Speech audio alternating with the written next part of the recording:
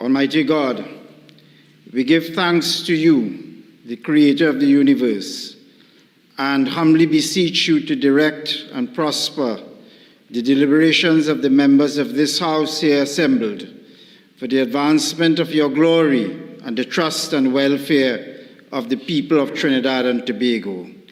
Grant that peace and happiness, truth and justice may be established amongst us for all generations.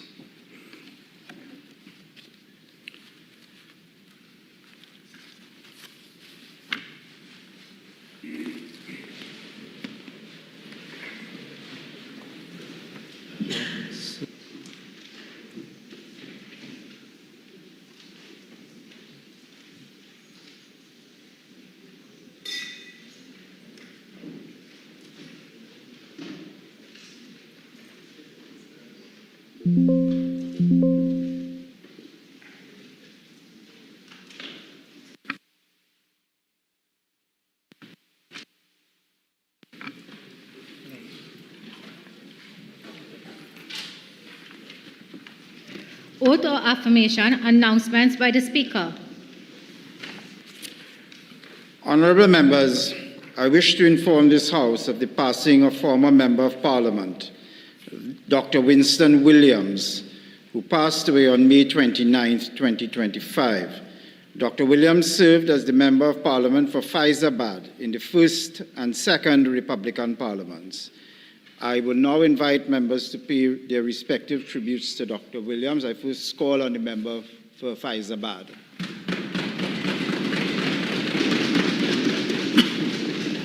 Thank you, Mr. Speaker. Mr. Speaker, it is with profound respect that I rise to convey, on behalf of the Government of Trinidad and Tobago and the Republic of Trinidad and Tobago, our heartfelt condolences on the passing of Dr. Winston Williams, a former Member of Parliament for the constituency of Faizabad, a dedicated medical doctor and a devoted servant of the people. Dr. Williams served in the first and second Republican Parliaments from 1976 to 1986. His decade-long representation of the people of Faizabad was marked by a deep commitment to improving the lives of his constituents and fostering a sense of community and progress. Dr. Williams was known for his compassionate approach to healthcare, ensuring that every individual received the care and attention they deserved, regardless of their circumstances. His medical practice was not just a profession, but a God-given calling, one that he pursued with unwavering dedication and empathy.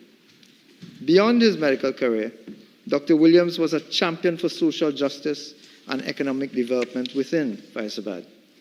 He worked tirelessly to implement policies that would create opportunities for education, employment, and infrastructural improvements in the region.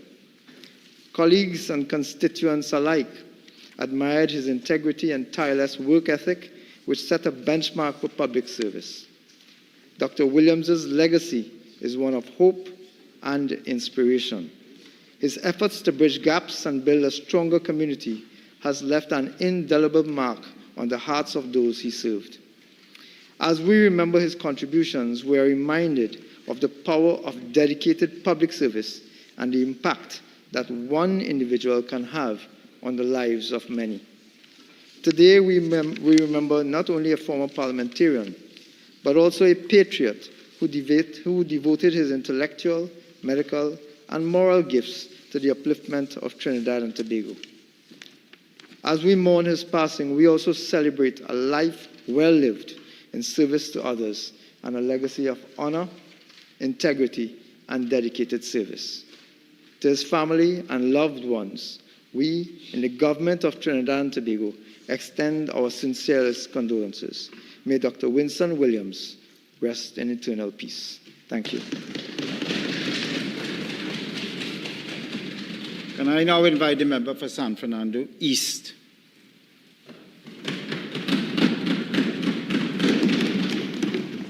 Thank you, Mr. Speaker, for the opportunity to express condolences to the family and friends of Dr. Winston Williams.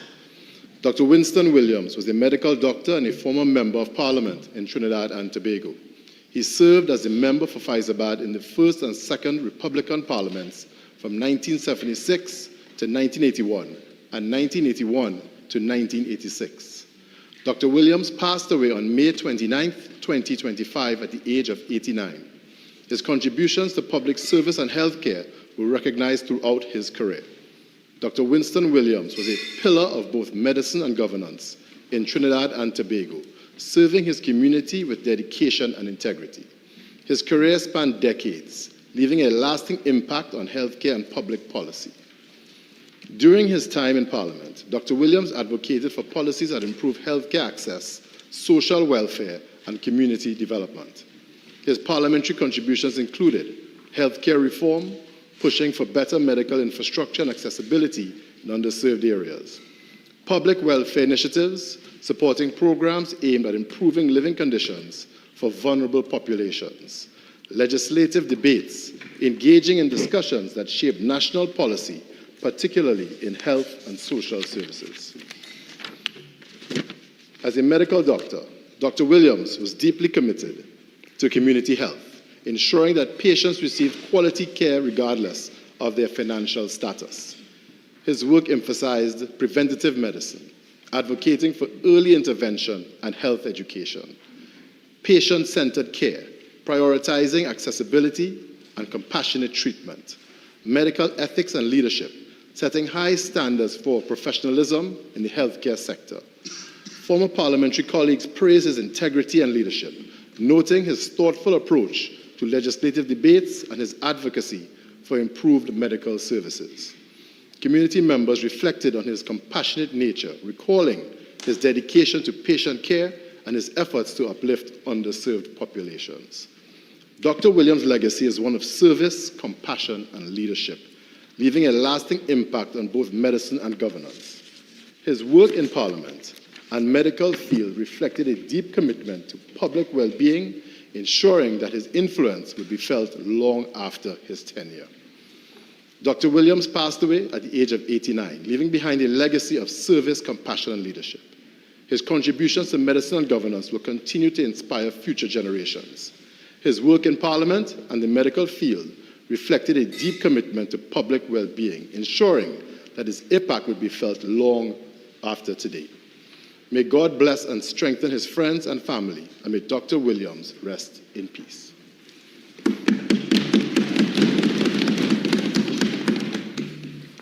Honorable members, I too should like to offer my tributes to the life, service, and dedication of the late Dr. Winston Williams. Dr. Williams, if you'll allow me to call him that, entered political life in the 1970s, answering both a humbling but significant call to represent the Faizabad constituency in southern Trinidad.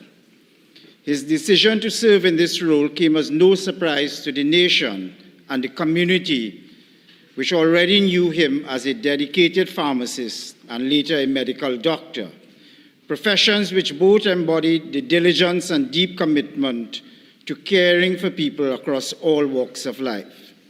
During his time in the first and second Republican Parliament, Dr. Williams was involved in crafting and debating significant legislation which had far-reaching impacts, including the Pharmacy Board Amendment Bill.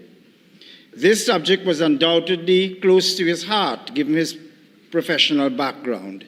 He also served on committees including the rationalization of the sugar industry. The work of this committee was aimed at the modernization and diversification of the sugar industry. During his contribution at the stage of the adoption of the report, Dr. Williams noted that whilst mechanization meant redundancy and job loss, his primary concern was for the people who were subject to such job loss.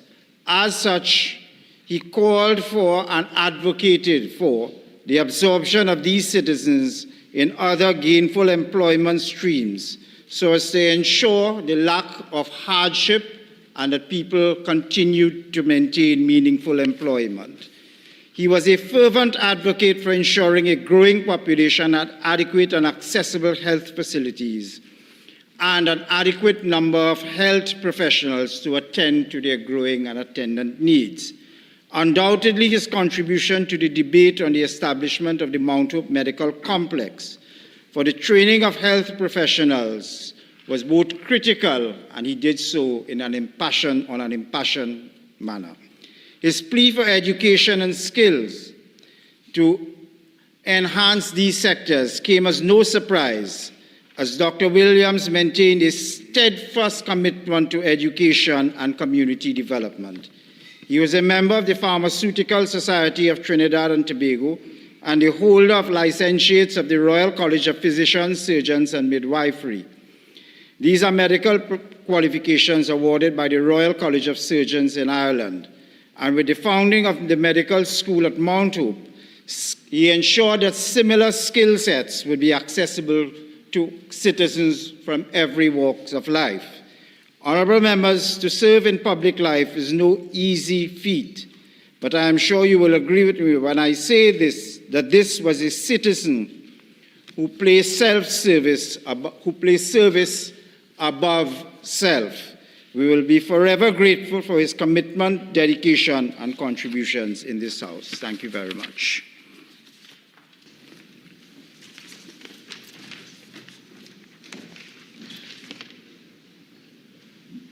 I neglected to add, and I apologize. May his soul rest in peace. Honourable members, I have also directed the Clerk of the House to convey our condolences in writing to the family of the late Dr. Williams. And may I invite all of you all to stand for a minute's silence.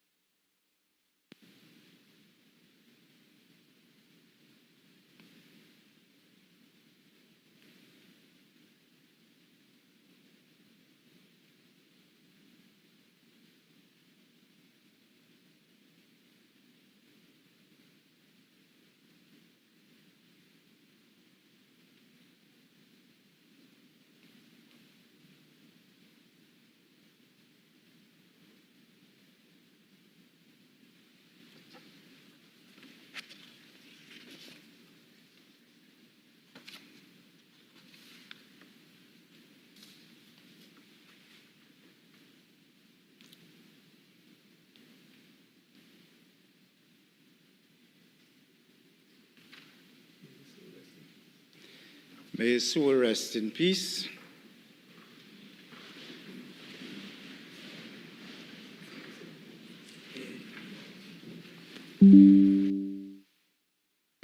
Bills brought from the Senate, petitions, papers.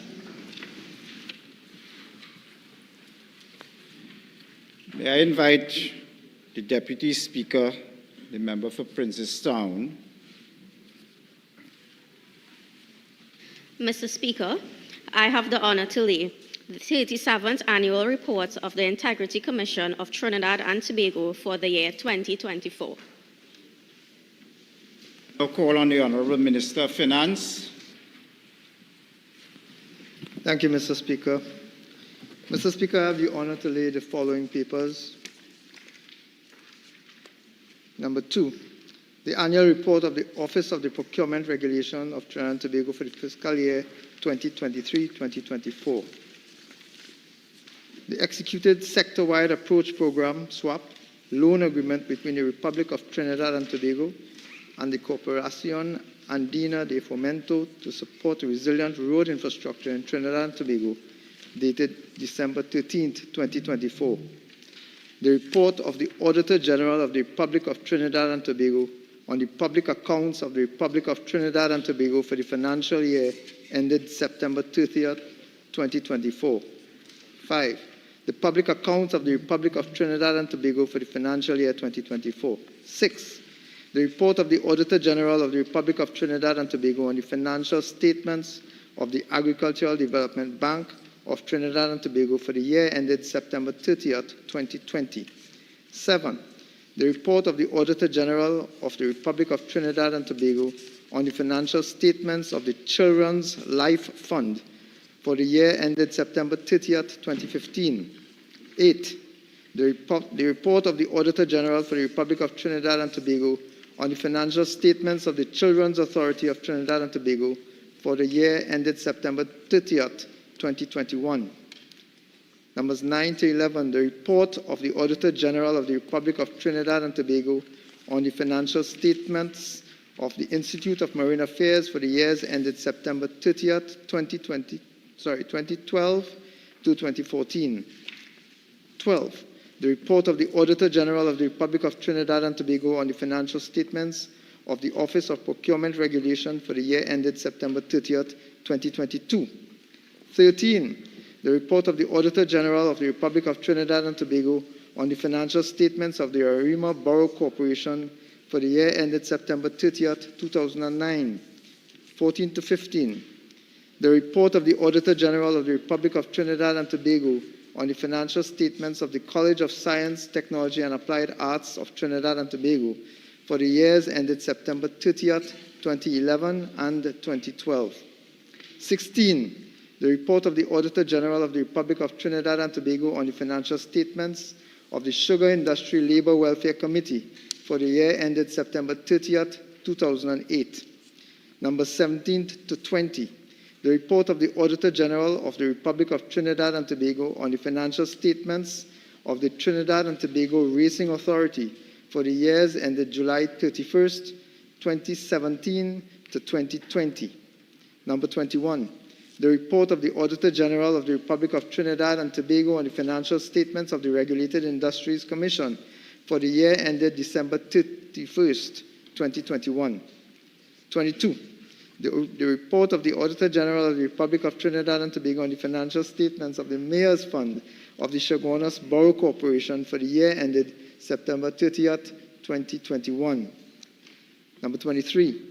The audited financial statements of the Water and Sewage Authority for the year ended September 30th, 2023. 24. The annual report and report of the Auditor General of the Republic of Trinidad and Tobago on the financial statements of the Heritage and Stabilization Fund of the Republic of Trinidad and Tobago for the year ended September 30th, 2024. 25. The audited consolidated financial statements of Trinidad and Tobago Bureau of Standards and its subsidiary for the year ended September 30th, 2024. Numbers 26 to 28.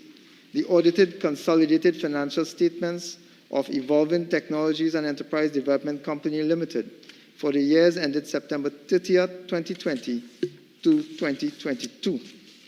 Number 29. The audited financial statements of the Youth Training and Employment Partnership Program, YTEP Limited, for the year ended September 30th, 2022. Number 30. The audited financial statements of Export-Import Bank of Trinidad and Tobago Limited for the year ended December 31st, 2023. 31. The audited consolidated financial statements of the National Gas Company of Trinidad and Tobago Limited for the financial year ended December 31st, 2022. Number 32.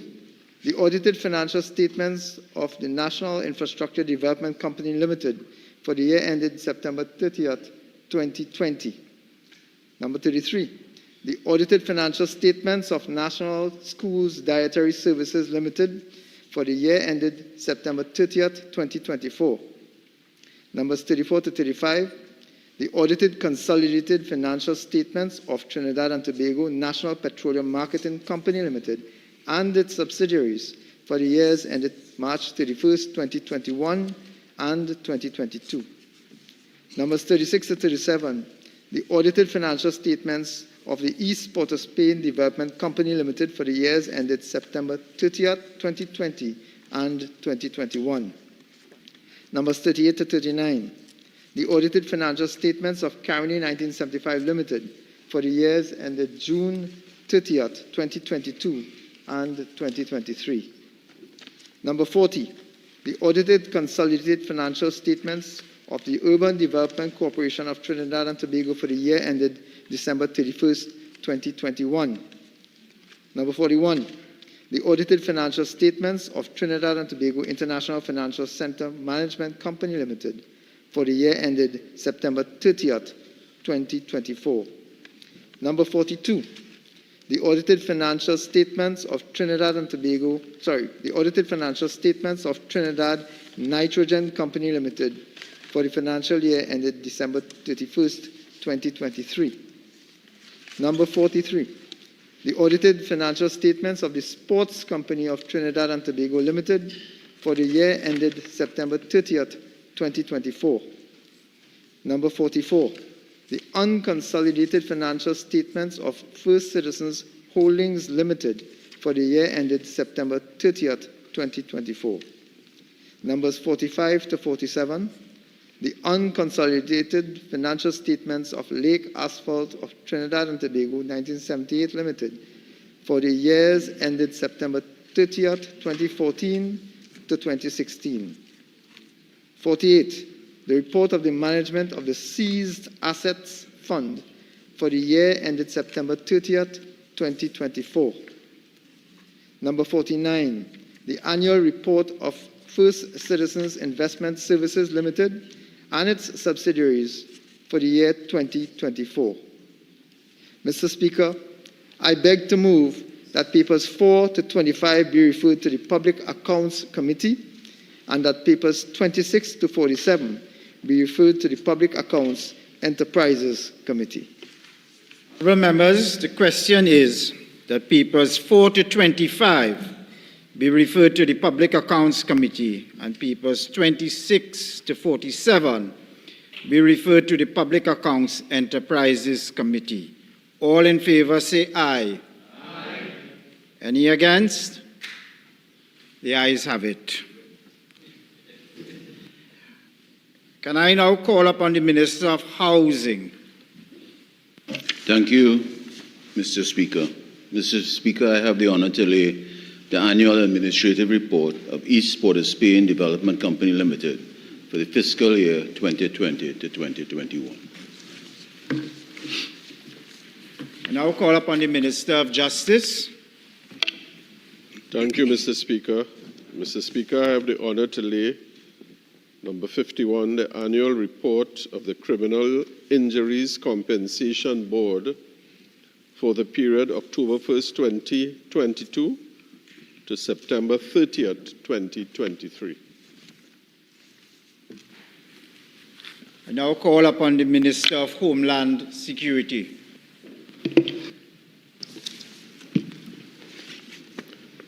Thank you, Mr. Speaker. I have the opportunity to lay the appointment of the Commissioner of Police and the Deputy Commissioner of Police, and also the notification of the President with respect to the notification of Mr. Wayne Meister, appointment to act in the office of the Deputy Commissioner of Police.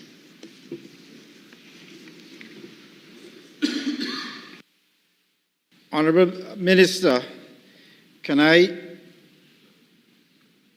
respectfully inquire of you whether you can have recourse? You indicated to the House that you wish to lay the appointment. Can I respectfully ask if it is the appointment or the notification you wish to refer to? Sorry again. Yeah. Mr. Speaker, I apologize. The notification of Her Excellency, the President, with respect to the nomination of Mr. Alistair Govero, appointment to the office of Commissioner of Police. Thank you very much. Can I now call upon the Leader of the House? Thank you, Mr. Speaker. Mr. Speaker, I have the honour to lay on the table the following papers as listed on the order paper in the names of the Minister of Tertiary Education and Skills Training, Minister of Public Administration and Artificial Intelligence, Minister of Public Utilities, and Minister of Trade, Investment and Tourism. Mr. Speaker, item 54 to 55, the annual administrative reports of the Trinidad and Tobago Solid Waste Management Company Limited for fiscal years 2018 and 2019.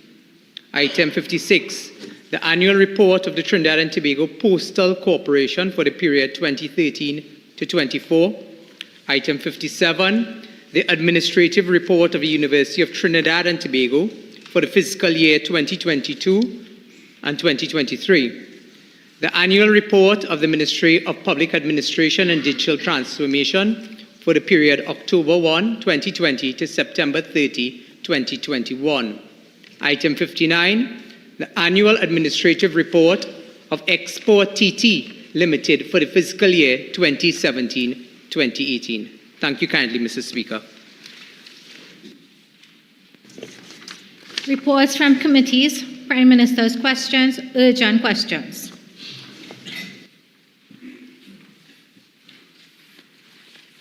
Can I call on from the member for Aruka Lopino? Thank you very much, Mr. Speaker.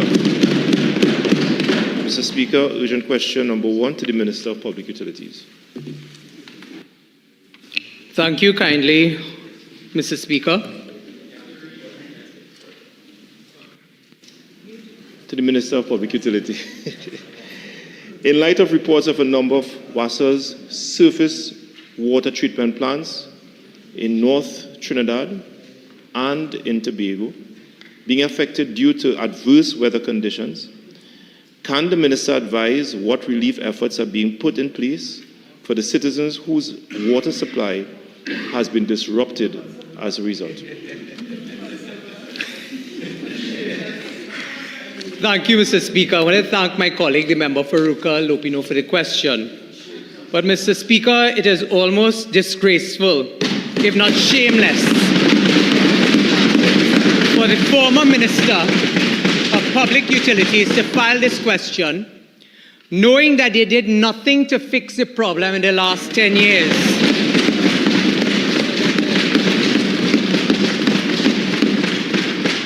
Having said that, Mr. Speaker, I want to tell the honourable member what the member for Siparia under her leadership, because they told us, leave Siparia right here. And we are leaving Siparia right here. I want to tell you under the leadership of the member for Siparia what WASA has been doing to alleviate that challenge. Mr. Speaker, right now, attendants are on standby at each one of the plants. Some of the debris has been removed, and I can indicate to the national population that the following plants were restored over the last 12 hours. That is in Cora, LNN, Akono, La Pastors, and Guanapo. Mr. Deputy Speaker, the WASA Evolution Team plans to install, Mr. Speaker, the WASA Evolution Team plans to install deflector plates and band screens to mitigate the problems and allow the plants to operate under adverse conditions. As I indicated, Mr. Speaker, before, this was not done in the last 10 years, and the reason the people of Trinidad and Tobago suffered in the past 48 hours was because of the inaction for 10 years of our friends opposite.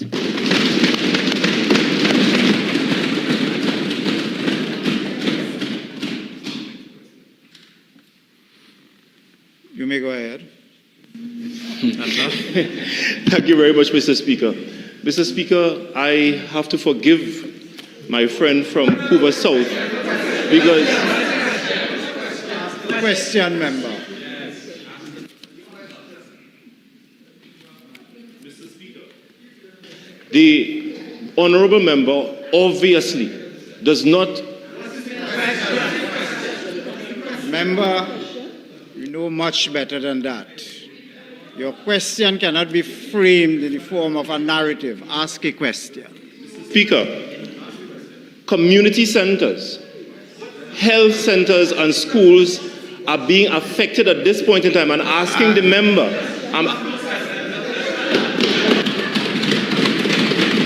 Member, the standing order is clear, explicit, plain and pellucid. You must know, surely, that you cannot frame a supplementary question in the form of a narrative, in the form of an argument. Ask a short, crisp, and concise question. Thank you, Mr. Speaker, for your guidance. Mr. Speaker, I'm asking the member, what is being done at this point in time to ensure that we have continuity in public service institutions like schools and hospitals in these affected communities? He has not indicated and clarified whether or not these institutions are provided with a supply of water. Can I just say that there is no reference to schools, hospitals, and community centers in the primary question. The rules are clear. When you ask a primary question and you are allowed to ask a supplementary question, the supplementary question must relate to the primary question.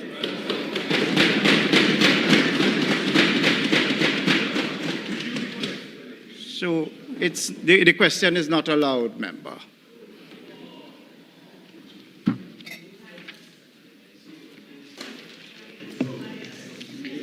Questions on notice. Request for leave to move the adjournment of the House on definite matters of urgent public importance. Statements by ministers. I now call on the Leader of the House. Mr. Speaker, pursuant to Standing Order 126, and with your leave, there has been agreement to allow the Honourable Prime Minister to speak until the conclusion of her statement. Honourable members, I am informed that there has been agreement between the Leader of the House and the Chief Whip to allow the Prime Minister to speak until the conclusion of her statement. Thank you. Madam Prime Minister. Thank you.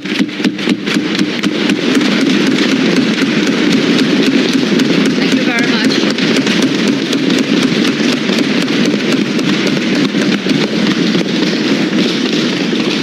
Mr. Speaker, earlier in this sitting, the Honourable Minister of Finance, pursuant to Section 25(3) of the Exchequer and Audit Act, laid the report of the Auditor General on the public accounts of the Republic of Trinidad and Tobago for fiscal 2024. I would like to address some of the issues arising out of this report, Mr. Speaker. Report of the Auditor General, Public Accounts, and Financial Year 2024. Mr. Speaker, I've been authorized by Cabinet to make this statement, and what I'm about to disclose today will trigger perhaps in some minds, some hearts, vexation, some disbelief, some outrage in right-thinking citizens.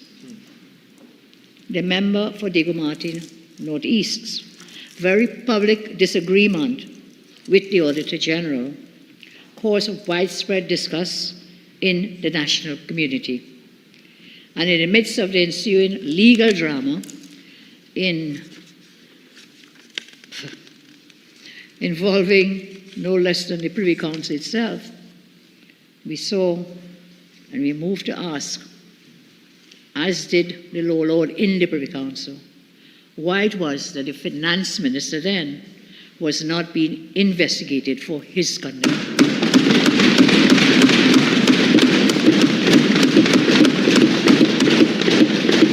The conduct of this one individual whose legendary arrogance underscored a decade-long ego trip as our country's finance minister has left us with some reputational damage to our public finance management.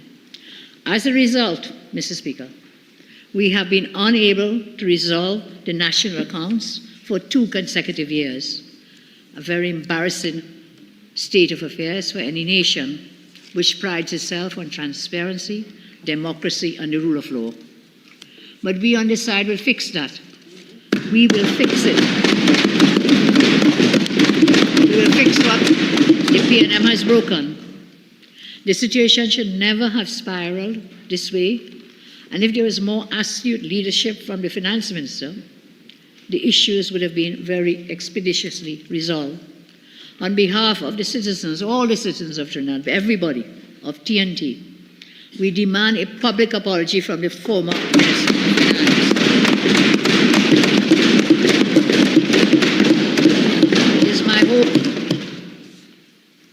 that the PNM's devastating loss at the polls has made the then Minister, today the MP for Diego Martin Northeast, humbler and more penitent.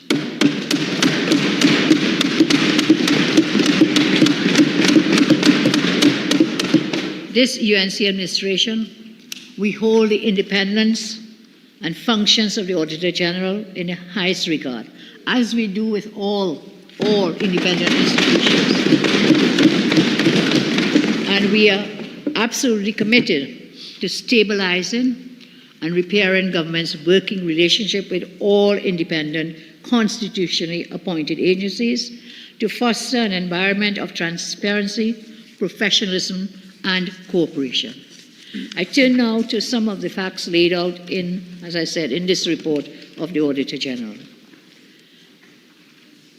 The Minister of Finance, by extension the nation, for the second consecutive year, the Auditor General has not expressed an audit opinion on the public accounts of our Republic. As with last year's report, the Auditor General did not express an opinion. Rather, instead, proffered a disclaimer of opinion.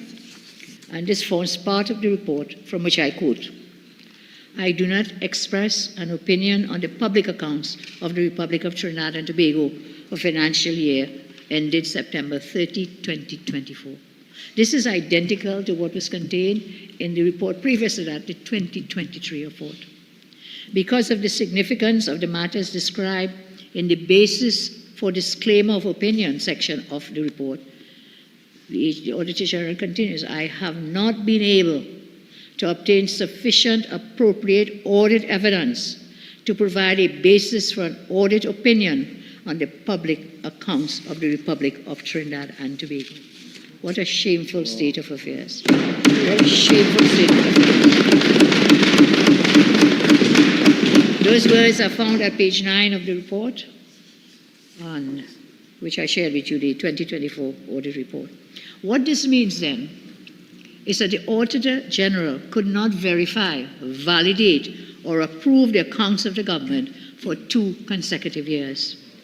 In the basis for disclaimer opinion, the Auditor General gives several very troubling reasons why she was led to put in such a disclaimer. One such example was the Auditor General's inability to examine the electronic check clearance system and Go Anywhere platform managed by the Central Bank of Trinidad and Tobago. I want to quote from page 10 of this report, the Auditor General's report, and I quote, "The Permanent Secretary, Ministry of Finance, gave authorization for the examination of the electronic check clearance system and the Go Anywhere platform managed by the Central Bank of Trinidad and Tobago related to government's transactions, and despite that, Auditor General could not be given access to these. Despite the scope of the examination being confined to government-issued checks, the Central Bank further restricted the scope, which frustrated the entire examination process." What did you have to hide? Why did you restrict the Auditor General from doing her job? What was the cover-up? We still don't know where the $2.3 billion from the previous year went. We still don't know. And this is not your money, this was taxpayers' money. People of Trinidad and Tobago. Approval by the Central Bank to conduct the examination was not given, hence the examination was not conducted. The restriction imposed by the Central Bank obstructed the ability to gain assurance on the reliability of data from the electronic check clearance system and the Go Anywhere platform since its implementation. Consequently, the completeness, the reliability, the integrity, the validity and accuracy of the public accounts of the Republic of Trinidad and Tobago could not be ascertained. I say, what a shameless state of affairs. Shameless. Other impediments cited by the Auditor General include prior period errors could not be verified. issues regarding the statement of loans or credits guaranteed by the state, questions related to the statement of public debt, omissions relating to the statement of off-balance sheet financing, inability of staff at the Auditor General's Department to gain the relevant access to the Ministry of Education, and supporting documents were not provided to verify payments. As a result, sample expenditure of $1.5 billion could not be verified. $1.5 billion of taxpayers' money could not be verified. I'm not saying this. This is contained in the report of the Auditor General.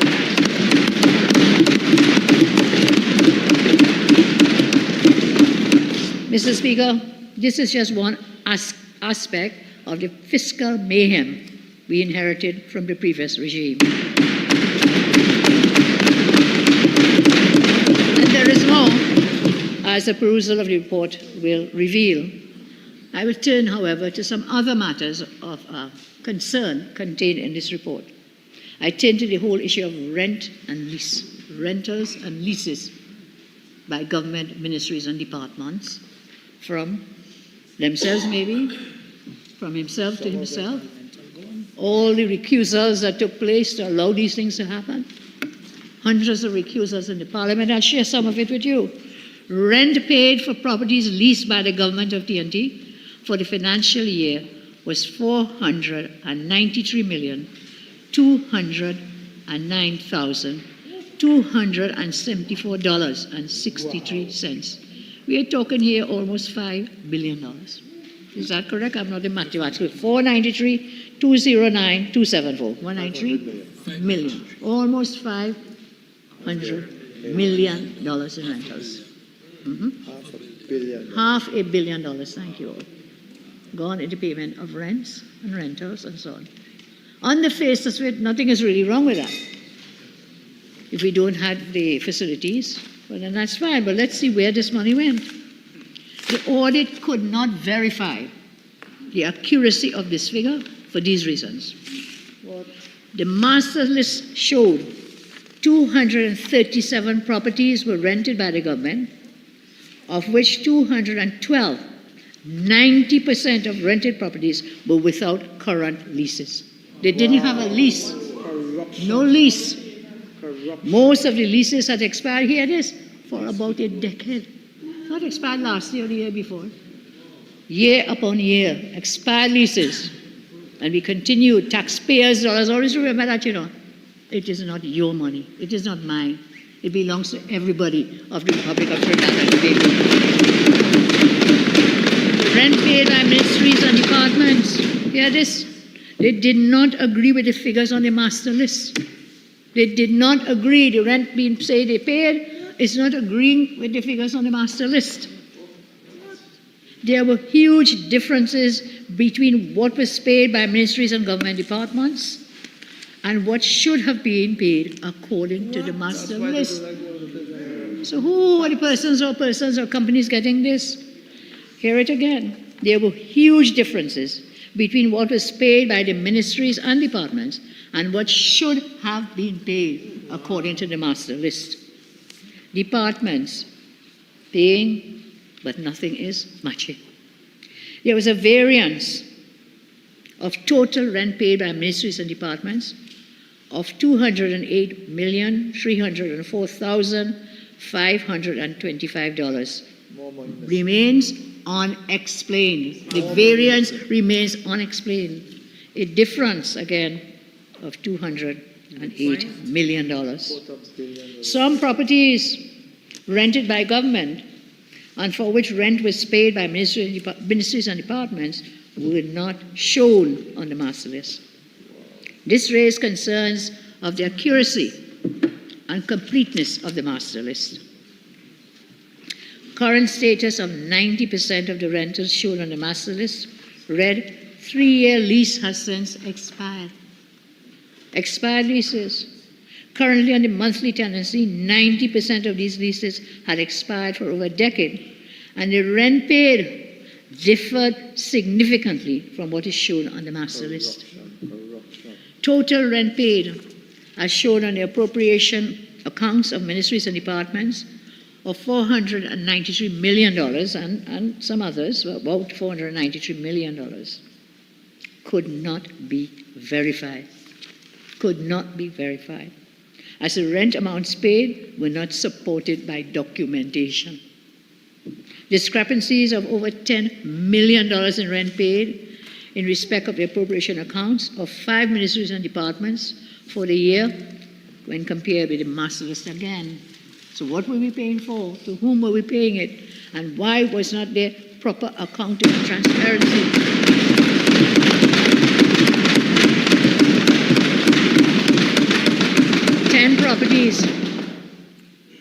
10 properties occupied by governments, departments, ministries without leases were more than $5 million a year in rent paid.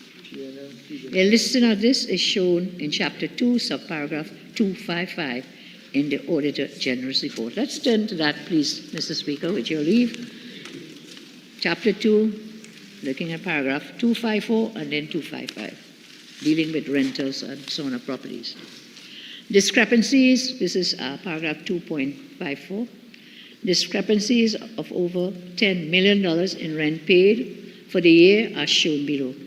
Judiciary, rent paid, appropriation account, $30+ million. Rent on the master list, 8.9, about 8.9 million. Ministry of Finance, rent paid, appropriation account, $38.6 million. Rent on the master list, $13.7 million. What is ghost rentals? What was happening? So in the appropriation accounts, well, we have ghost accounts, I'm coming to that in a minute. We have appropriation accounts, and then the money is actually paid. They don't match. The discrepancies, the variance there. Ministry of Health, rent paid, appropriation account, $49.3 million. Rent on the master list, $1.4 million. How could have ever been these vast discrepancies happening there? Ministry of Foreign and CARICOM Affairs, on the appropriation account, $13.1 million. Rent paid on the master list, $2.4. Trinidad and Tobago Police Service, rent on the appropriation account, $31.9 million. But on the master list, only $459,000. Wow. Corruption. Let's share some more with you. Out of paragraph 2.55 in chapter 2, page 47 of the report, location of property without current leases where more than $5 million a year in rent was paid. Ministry of Planning and Development, CSO, number 47, Frederick Street, Port of Spain, $13 million, no lease. Ministry of Social Development and Family Services, 39 to 43 St. Vincent Street, Port of Spain, about $9.8 million paid. Coming down to Ministry of Public Utilities, number 1, Alexandra Street. I think we all know where that is. Our renter, no longer in the house. Number 1, Alexandra Street. Rejected by the people. Rent paid, $8.1 million. Again, leases expired. No lease, no current leases. Personnel Department, number 3, Alexandra Street. I think we all know where that our rental went to. Number 1, Alexandra, and number 3, Alexandra. Sitting in a cabinet and recusing himself. Revolving door policy, in and out. And brought back as a senator. And brought back as a senator. Brought back as a senator. Shame, shame. Ride the backs of the people of the country. Number 3, Alexandra Street. $7.7 million paid, no lease. Ministry of Trade and Industry, Independence Square, $7.6 million, no lease. Service commissions, 59 to 61 Cipriani Boulevard, $6.9 million in rent. Ministry of Finance, Valuation Division, Estate Trace Barataria, $6.9 million. I wonder if the MP for Barataria has an idea of where this building is. Because I'll come back to it in a minute. I'll come back and you tell me what is happening there. I'll be very grateful. Ministry of Finance, Valuation Division, as I said, no lease, 6.9 million. Ministry of Housing, well, that's what I'm hoping Barchai will tell us. And is it occupied? Yes, there was a recusal for that as well. A cabinet of recusals. Ministry of Trade and Industry, Independence Square, 7.6 million. Service Commissions, 5961 Cipriani Boulevard, $6.9 million. I said the Valuation Division, I am repeating some of these, I'm sorry, but back down to Estate Trace Barataria. Ministry of Housing, 44 to 46 South Key, Port of Spain. I wonder if the former ministers in housing know to whom this belongs. Here we are paying over $6 million, no lease. Office of the Attorney General and Legal Affairs, 134 Henry Street, $5.8 million, no lease. Ministry of Labor, 5254 Duke Street, Port of Spain, $5.1 million. I turn now to page 48, because it continues. Paragraph 2.56. The master list provided by the Ministry of Public Admin showed that two companies were paid over $15 million per year for 3 properties, each rented by government without any current lease. And here what? Without any cabinet approval. No lease and no cabinet approval.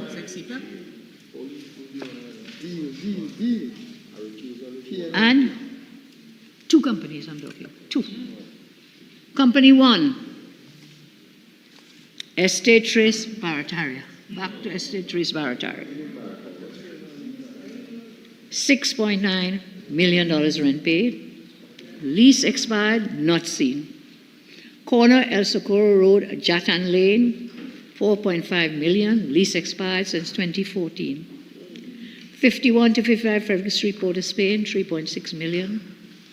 July 1, 2018, the lease expired. So here we have one company with these 3 locations being rented for over $15 million. Company 2, remember I told you at the start from the report, 2 companies paid over $15 million per year. Rented by government, no current lease or cabinet approval. Company 2, number 1, Alexandra Street, Port of Spain. Location, over $8 million. The lease expired since July 2019. Corner Agra and Patna Street, St. James. Rent over $4.8 million. Lease expired and no cabinet approval. April 30, 2017. 45A to C, St. Vincent Street. $2.1 million paid. July 31st, lease expired and no cabinet approval. So we have 2 companies, each getting over $15 million each, making it to about $30 million being paid. Leases expired and no cabinet approval. There were 10 properties occupied where current leases were more than $5 million, and the listing is in, as I said, Chapter 2, paragraphs 254, 255, 256. The master list provided by the Ministry of Public Admin showed that 2 companies were paid over $15 million, and I just listed the properties for you. Rented by government, no cabinet approval, and no current leases. It was a free-for-all. It was a feeding frenzy of epic proportions at the expense of taxpayers of our country. Facilitated by whom? The PNM government of Trinidad and Tobago.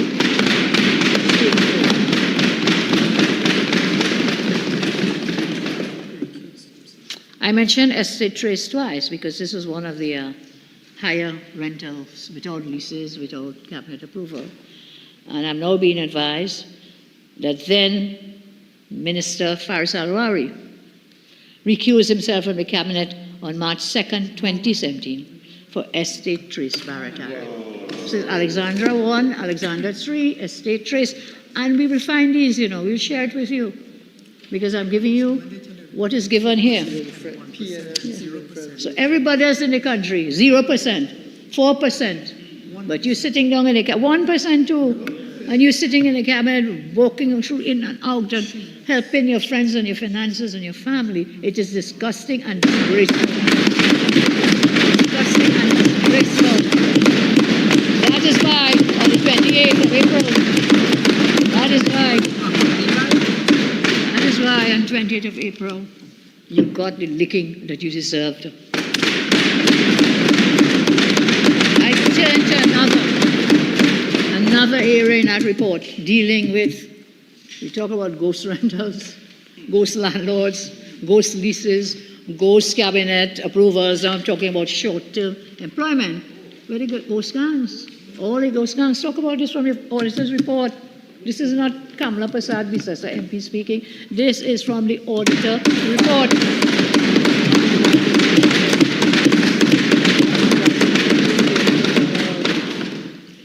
The auditor tells us in her report, short-term employment is defined as, in the estimates of expenditure, as short-term or revolving employment in specific government departments and agencies where each employee's term does not exceed 6 months. That is the definition. Does not exceed what? 6 months. Keep that in your minds, please, as we continue this. For the year 2024, fiscal 24, $350 million, $11,116.54 was spent on what? Short-term employment. That is over $350 million. To whom did these short-term contracts go to? And that is why I must give credit to the PSA. Give credit to the PSA.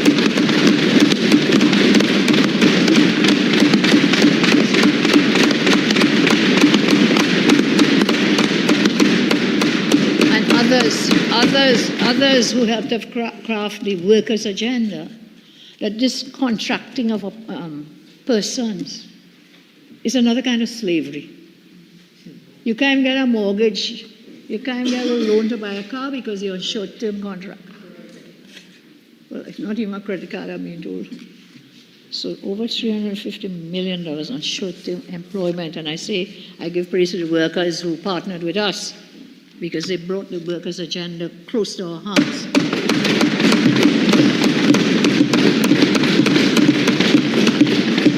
And in this fiscal year, it represented an increase from the previous year's expenditure. So they increased the short-term contract money this year. Why? It was an election year. Let's be real. Let's be real. An election year, hiring persons for 3 months. 3 months to do what? Electioneering, but it didn't help you. It still did not help you. The auditor's report tells us the 8 ministries and departments spending over $15 million under this vote of short-term employment is set out in paragraph 255 in the report of the Auditor General. 8 ministries and departments. As they follow from last year's audit report, a memo was sent to the Chief Personnel Officer on a policy directive which governs recruitment of persons under short-term employment. The response from the CPO, auditor tells us, advised that the CPO is not the employer for persons engaged on short-term in the public service. The authority to employ persons in short-term administrative arrangements resides with accounting officers across government, ministries, departments, agencies. So the CPO washed their hands out of this. And you know why? Because we know why. This is what they were doing. Short-term contracts keep you on a string. So you have to do their bidding because you want the contract to get renewed for the next short term. Keep you in a form of perpetual slavery. That is what has been going on.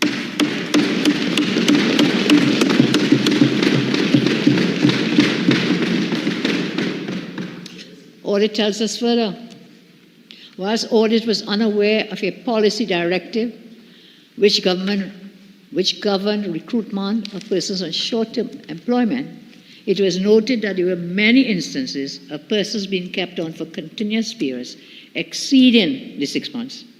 This is contrary, the auditor tells us, to good industrial relations practices and exposes the government to liability. There was no accountability and no attempt to put any measures in place to provide accountability, procedures, or transparency. This was a classic case of jobs for the boys and girls. Again, who is paying for it? All the taxpayers of Trinidad and Antigua. All, everybody. Taxpayers' expense.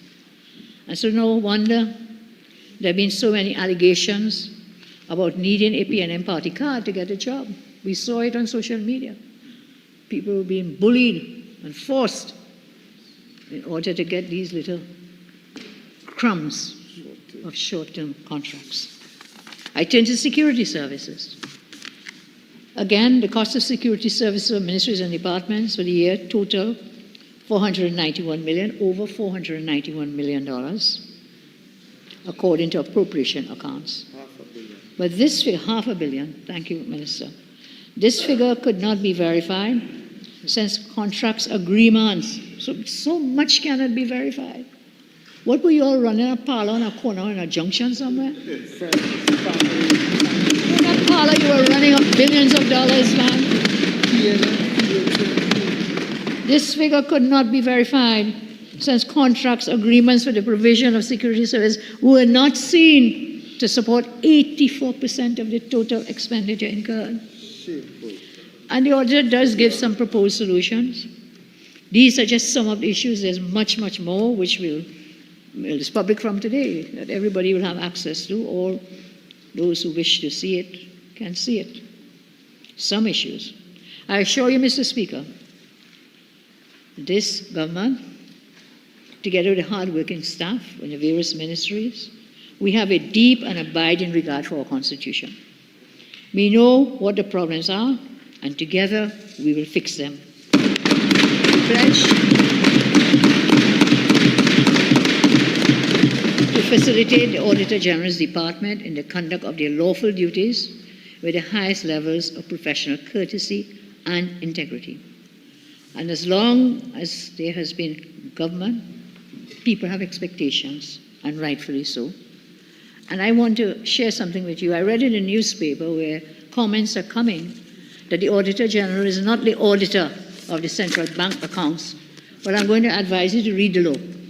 And I'm going to instruct the Minister of Finance to use the law so that the Auditor General, who is not able to do the accounts and the auditing for 2024 fiscal, that auditor can do so now because the minister has the power under the law. And this is, so don't threaten us.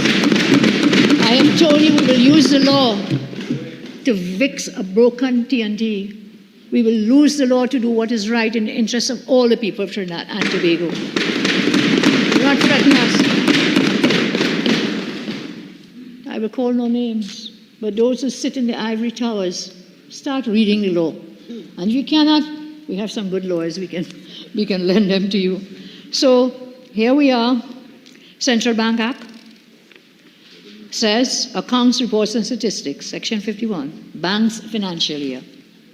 The financial year of the bank shall coincide with the financial year of the government.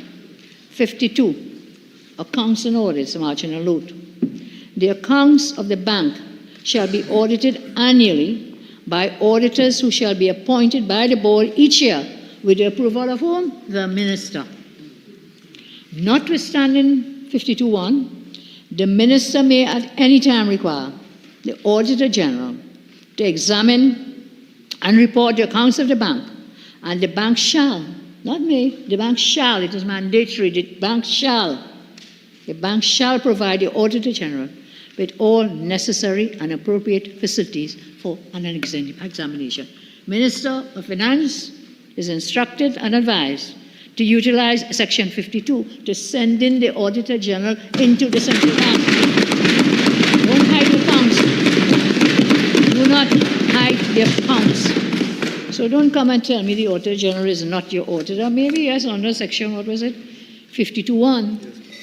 And even then when you hired, even when you said the Auditor General is not your auditor, is it that you hired another auditor, but you can only have done so with the concurrence of whom? The Minister of Finance. Who was it then, Minister of Finance? Which firm did they take instead of utilizing the services of the constitutionally appointed office of the Auditor General? Let's find that out. Whom did you hire? And where are those audited accounts? Who were the auditors? And with this government, everything was friend, family, and financiers, you know. So we might find another recusal in the cabinet to find out who recused and why they recused and which firm was hired. So, Minister of Finance, you have your job. Here is it. 52. Send in the Auditor General. Let's find out where the money of the people of Trinidad and Tobago is in. Let's find out how it was spent. Let's find out how it was spent. As I close, our commitment to accountability is not only about adhering to laws and regulation. It is also about expanding a culture that is receptive to oversight. And in this regard, my ministers, myself, members of our government, we are leading from the front. Leading from the front. Each week, we make ourselves available for the postcard presser. Different ones sometimes. I think they really missed me yesterday. I saw somebody crying and saying, oh, the Prime Minister didn't go to the postcard presser yesterday. What did it mean? I was still in cabinet. We were still in cabinet. But out of courtesy, we sent 3 ministers to give accounting. But I guess they felt they were missing me. I think they were missing me. I commend our 3 ministers out there. Minister Khadija Amin, Minister John, Minister Saddam Hussein. Brilliant job. And you will see our ministers always coming to account. So we move on. Each week then, we offer ministers, MPs, members, public scrutiny at the postcard conferences, accounting to the nation and answering questions. And as it is with government policy, so it is with public finance. In no uncertain terms, we have made it clear that there will be no secrecy when it comes to the management of taxpayers' money. On April 28, 2025, the citizens of our great nation voted overwhelmingly for positive change, and our landslide victory ensured that we can now put an end to the private deals and confidential payouts using public finances.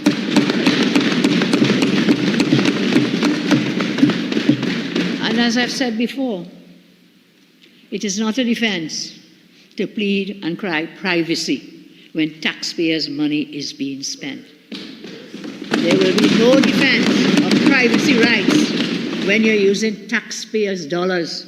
So wherever it is, we will find you. We will expose you. And we'll let the people of Trinidad and Tobago see where their money is going, how it's going. We will be accountable. So I'm putting everyone on notice. It will not be business as usual under our administration. Over the past decade, under this PNM regime, certain officials have been laboring under the mistaken assumption that they own the Treasury and they do not have to account for what they have been doing with the nation's patrimony. I say again, unlike the PNM, we on this side understand it is not our money. This is the people's money. And giving an account of how we have been managing their funds is not an option, it is mandatory. Learning from past mistakes is critical to having remedial efforts. As we move forward, we must ensure that the fiscal wrongdoings and all those things fiscally of the past 9 years are not repeated. Diego Martin, Northeast, decade-long tenure as finance minister, with the greatest respect I say, is a masterclass in mistakes.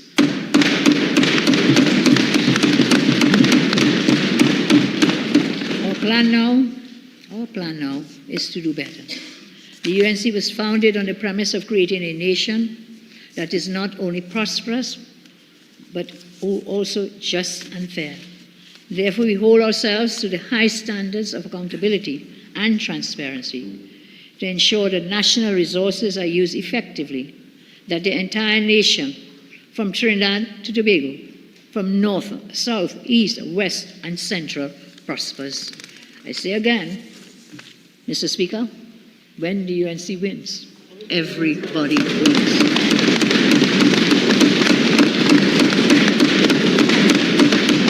So, as I close, Mr. Speaker, it is time for people of this nation to win back confidence in their public officials, and we will do all that is humanly possible by being accountable to them.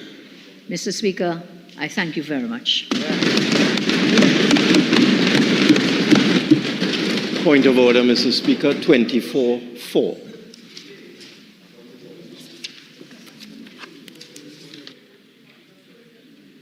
One question will be permitted pursuant to 24-4, and I don't think I need to remind the experienced members of this House the very narrow parameters of a question pursuant to 24-4. Speaker, regarding the statement made by the Honourable Prime Minister, in particular references to property rentals, is the Honourable Prime Minister aware that many of the rentals that are of concern to the Honourable Prime Minister were commenced by the UNC government in the period 2010 to 2015, including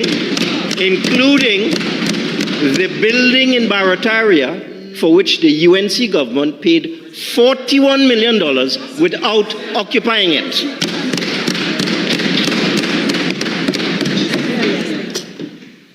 That is why I referred to the very narrow, and for the benefit of members of the public who are looking on, so that this does not appear to be a perfunctory exercise of power. The standing order says that the question shall not exceed 15 seconds, which you've offended, but that is proportionate.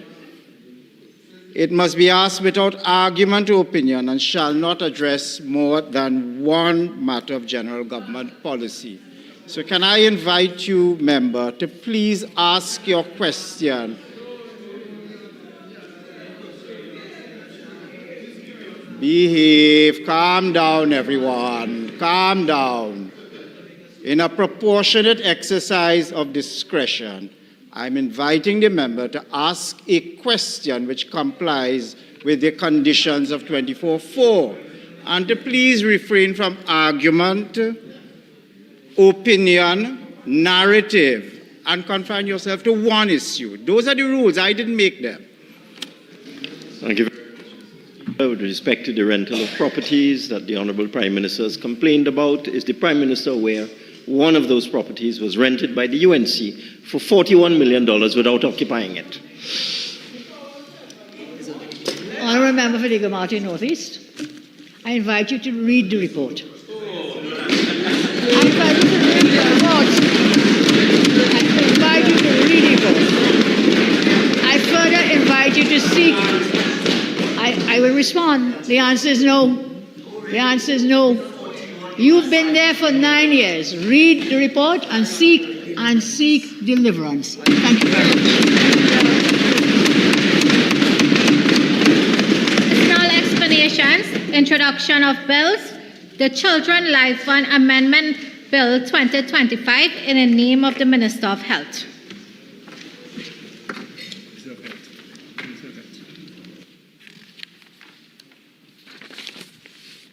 Now call upon the Minister of Health.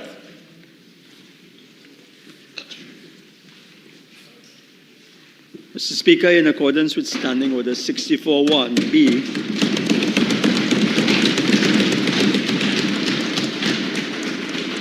I beg to move that the next stage of the Children's Life Fund Amendment Bill 2025 be taken later in the proceedings. Honourable members, the question is that the next stage of the Children's Life Fund Amendment Bill 2025 be taken later in the proceedings. All in favour say aye. Aye. Any against?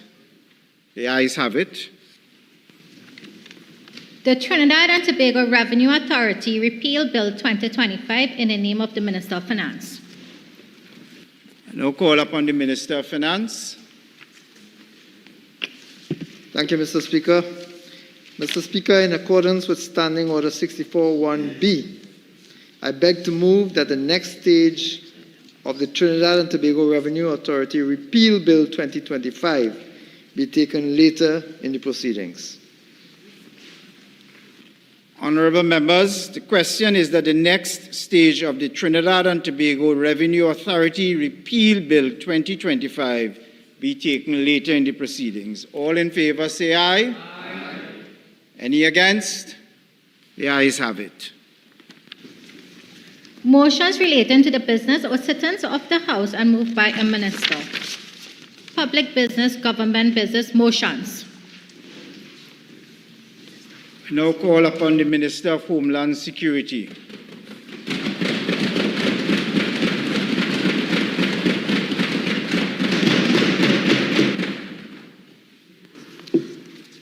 Speaker, I beg to move the following motion standing in my name.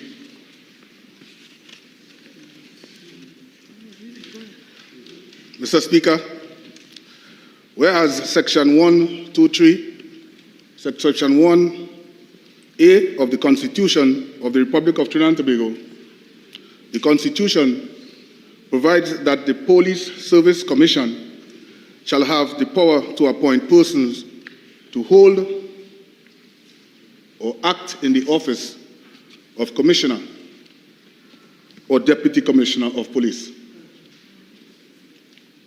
And whereas Section 123(3) of the Constitution provides that the Police Service Commission shall submit to the President a list of names nominated for the appointment to the office of Commissioner or Deputy Commissioner of Police. And whereas Section 123, subsection 4 of the Constitution provides that the President shall issue a notification in respect of each person nominated under Section 3, subsection 3, and the notification shall be subject to affirmative resolution of the House of Representatives. And whereas the Police Service Commission have submitted to the President the name Mr. Alistair Govero for appointment to the office of Commissioner of Police. And whereas the President has, on the 9th day of May 2025, issued a notification in respect of the nomination. And whereas it is expedient to approve the notification, be it resolved that the notification of the President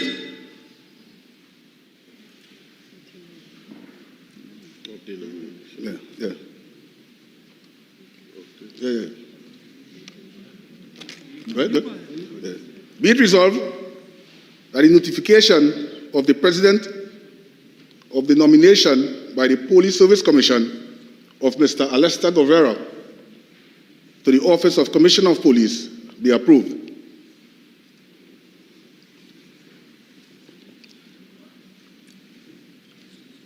I beg to move. Member, before you beg to move the motion, can I inquire as to whether you have a contribution in the motion? Which Yes, you may sir. proceed to do so now if you do. Yes, sir. Thank you. Yeah. Thank you. Mr. Speaker. Mr. Speaker, Mr. Alistair Govero is a leader in law enforcement and security in Trinidad and Tobago. He has a wealth of knowledge and is a proven track record in law enforcement. Mr. Govero has a master in business administration, leadership, entrepreneurial skills, and innovation from the Agle Ruskin University. His dissertation was Disruptive Confluence, a critical analysis of structural design in Trinidad and Tobago Police Service. Further, he has training from the University of Cambridge in evidence-based policing. also had training at Atal Lokjak Graduate School of Business in Environmental Criminology and Crime Analysis, and also from the Cipriani College of Labor, Cooperative Studies in Security Administration and Management.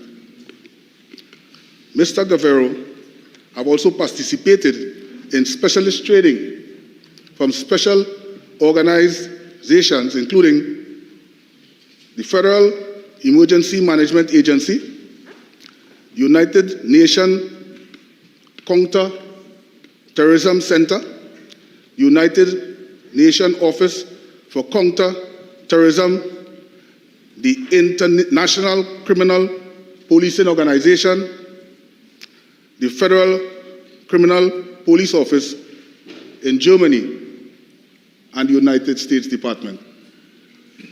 Mr. Guerrero has 27 years service in the Trinidad and Tobago Police Service. Having joined the TTPS, Trinidad and Tobago Police Service, in 1998 as a police constable in the Special Branch, he moved up the rank to Corporal, Sergeant, Inspector, Assistant Superintendent, and currently Superintendent of Police. Although he spent most of his career in the Special Branch, he have experience in intelligence gathering, analysis, supervision and maintenance of staff, surveillance training of officers in various areas, including intelligence gathering and covert operations, discipline, and the maintenance of resources, including human, vehicles, and specialized equipment. Mr. Guerrero have served on several key national and international law enforcement committees, including Cabinet-appointed expert committee on the national power outage, threat risk assessment in the energy sector. Also on the Ministerial Committee of the Forensic Science Center, International Security and Recruitment Vulnerabilities. Committees of the National Counter-Terrorism Policy. Also the Trinidad and Tobago Joint Task Force on Counter-Terrorism. Also, the Trinidad and Tobago Joint Task Force on Human Trafficking. The Trinidad and Tobago Intelligence and Covert Operations Committee. The Law Enforcement Agency Committee.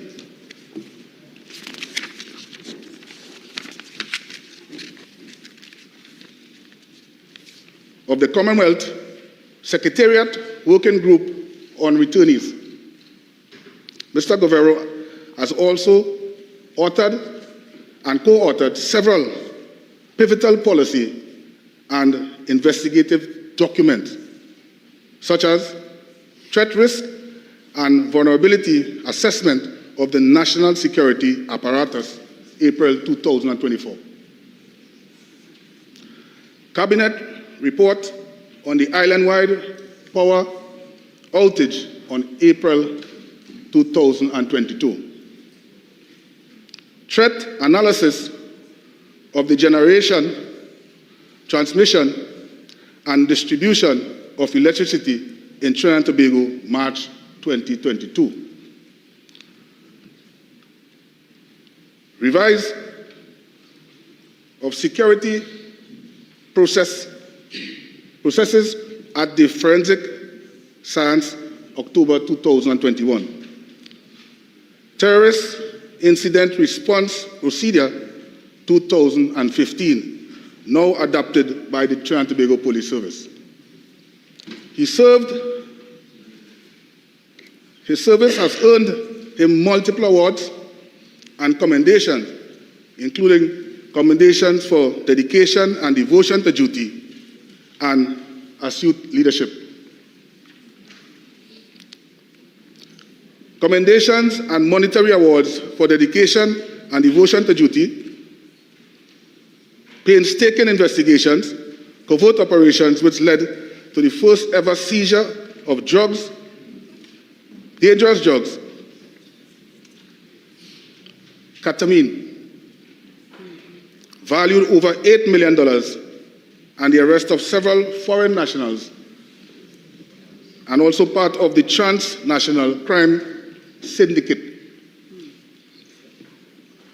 Commendations for special projects commissioned by the Ministry of National Security, which led to the seizure of large quantities of contraband at the maximum security prison and the arrest of several persons relating to prison smuggling, as well as the recommendation of standing operating procedures and successful execution of policies, objectives which has reduced the aforementioned act. Awards of high commendations for outstanding work in discovering and dismantling contraband smuggling in southwestern peninsula and the southern coastline.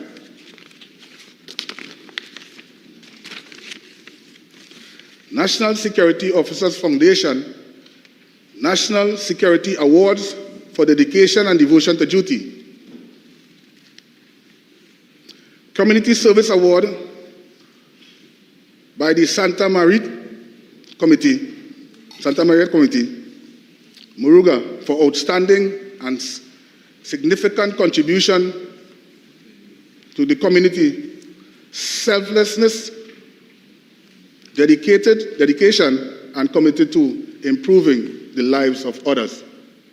TTPS Special Branch Outstanding Officers Award for dedication, commitment, and loyalty to covert operations which led to the discovery and dismantling of illegal firearms armory in the Southern Division.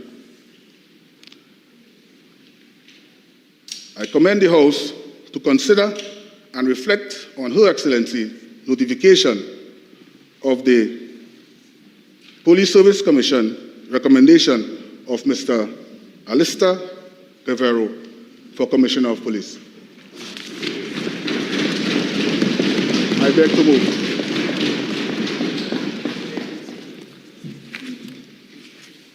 Honourable members, I shall now propose the question for debate. Be it resolved that the notification of the President of the nomination by the Police Service Commission of Mr. Alistair Guerrero to the office of Commissioner of Police be approved. Honourable Member for Ruka Lopino.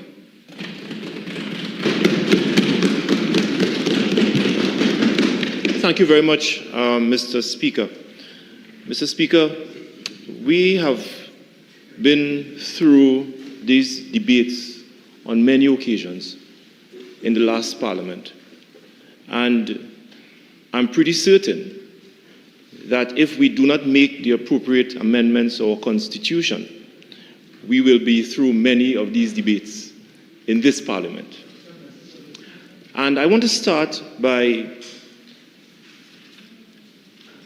asking the government that we take this opportunity as we debate this motion to examine the aspects of our Constitution as it relates to the appointment of a commissioner and deputy commissioner of police, because I've heard the Honourable Prime Minister made some statements in national media, if it was captured accurately, that perhaps the government may be open to certain constitutional amendments to make the appointment of a commissioner and deputy commissioner more in alignment with what we may believe, Mr. Speaker, to be seamless, one that can ensure that the police service operates seamlessly Mr. Speaker, without interruption. Standing Order 48-1. we are dealing with a notification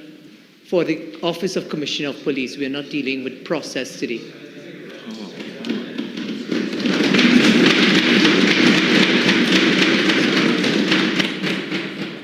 I myself was wondering about the relevance. The motion, if I could read it back, it says, be it resolved that the notification of the President be approved. So I will ask members on both sides, all those willing to contribute and intending to contribute, please confine your observations and your contributions to the question which is before the House. What may or may not the notional underlying notions of resolving the law or amending the law perhaps is for another debate or another forum. As of now, there is one core question before the House, and perhaps we should confine ourselves to the core question which is before the House. Just framing my contribution in this debate on this matter that is before us. Mr. Speaker, Mr. Alistair Guevara, who is a senior superintendent of police in the special branch, is a career police officer. As the member for St. Joseph and the Minister of Homeland, Tunapuna, and the Minister of Homeland Security would have indicated, 27 years service in the Trinidad and Tobago Police Service, in the special branch.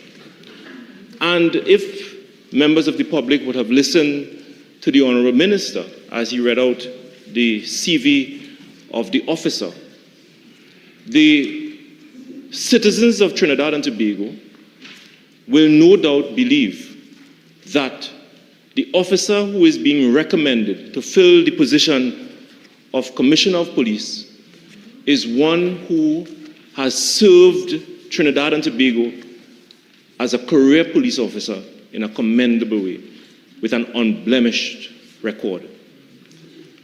Mr. Speaker, as you are aware, that this process ensures continuity and stability in the management of the Trinidad and Tobago Police Service. And therefore, the opposition will have absolutely no objection to the recommendation by Her Excellency the President to allow Mr. Guevara to fill the position of Commissioner of Police. I did not get from the member who spoke before me whether it is the intention of the government to approve the notification, but I wish to state at this point in time, Mr. Speaker, that the opposition has absolutely no objection in the recommendation by Her Excellency the President. I do not wish to be repetitious, Mr.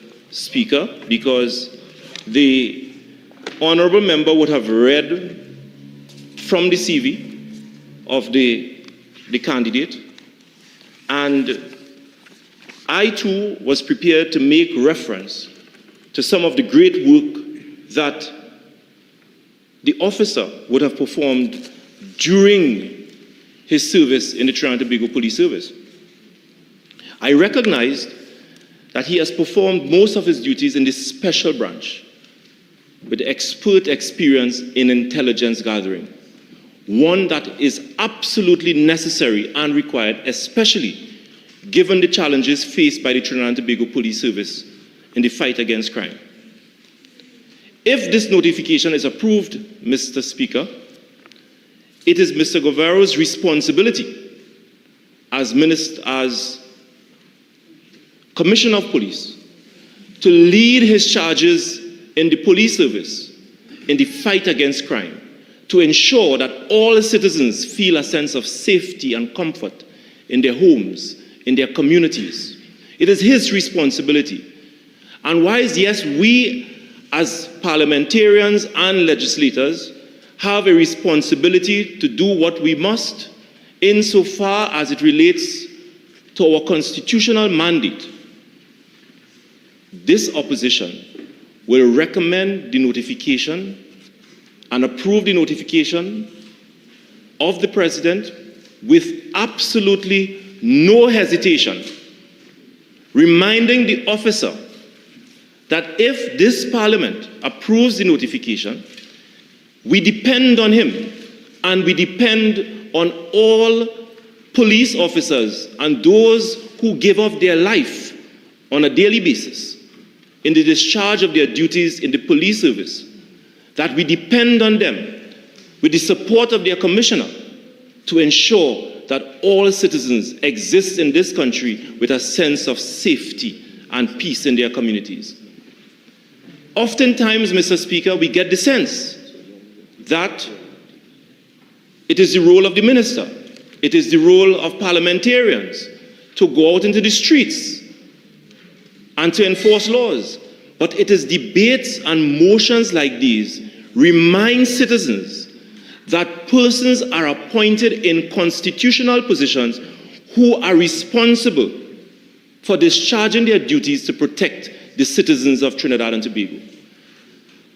Mr. Guevara, Mr. Speaker, during my career as a parliamentarian, I have had the opportunity to speak to him on 2 or 3 occasions. And I can say, in the discharge of my constitutional duties, yes, in the discharge of, don't disturb me, in the discharge of my constitutional duties. And I must say, Mr. Speaker, that I find him to be very professional in the discharge of his duties. And therefore, yes, very professional. And therefore, I believe that he is a worthy candidate to fill the position of Commissioner of Police in the Trinidad and Tobago Police Service. And I will also take the opportunity to let him know that we expect him to continue to discharge his duties professionally and independently, especially when you have so many people occupying high offices in Trinidad and Tobago who are subject to the law. And therefore, we depend on a duly constituted and appointed Commissioner of Police to go in there, manage the Trinidad and Tobago Police Service in the way that we expect him to guard and protect the Constitution, and to lead law enforcement in such a way that we, the citizens, can feel a sense of safety and comfort. We examine his CV, Mr. Speaker. I have seen, and the opposition has seen, absolutely nothing that can point to any concern that we may have, that we can use this floor of Parliament to express those concerns. He is a career law enforcement official spending over 27 years, most of those years, in the special branch of the Trinidad and Tobago Police Service. And I expect that with his experience in the special branch, that he will lead the effort for the Trinidad and Tobago Police Service to work with all of its counterparts, agencies in the region and internationally to ensure that we fight crime. Because crime cannot be only fought on local soils, but it can only be done successfully when we coordinate our resources and our intelligence gathering capacity with other law enforcement agencies in the region and internationally.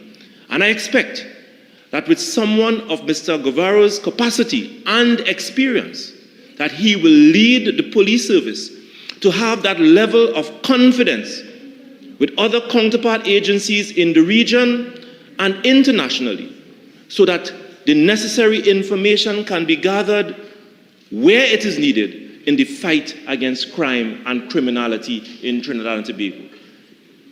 He's a good candidate, and the opposition has absolutely no objection to the recommendations of the President. Thank you, Mr. Speaker.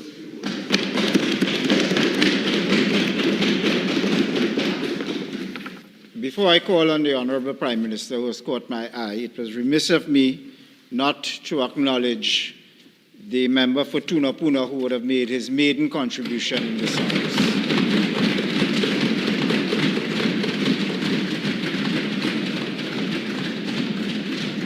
perhaps the ease with which he made his contribution lulled me to think he was perhaps more experienced than that this was his first time. So I contribute that.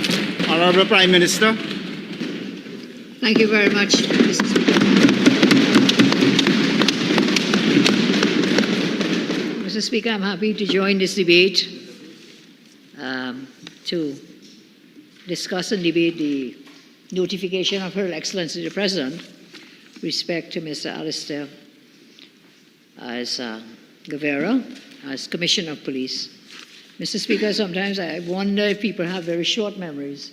Because when I listen to it, I remember, oh, it was very nice and kind and smiling from Maruka Lopino. I wonder he forgot he was there in that government for 5 years.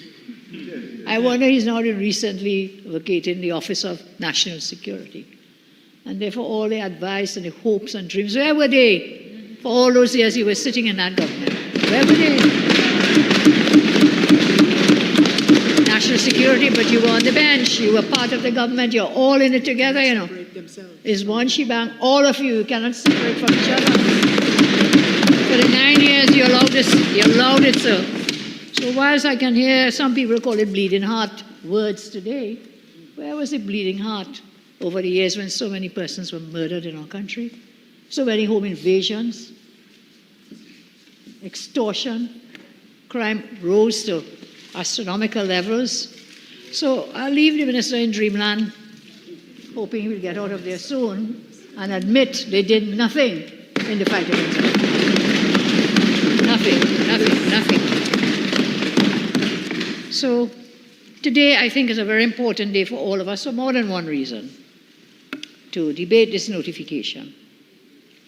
The appointment here that we are discussing marks a very significant day for everybody in our republic. Because why? Crime affects every single person, everybody.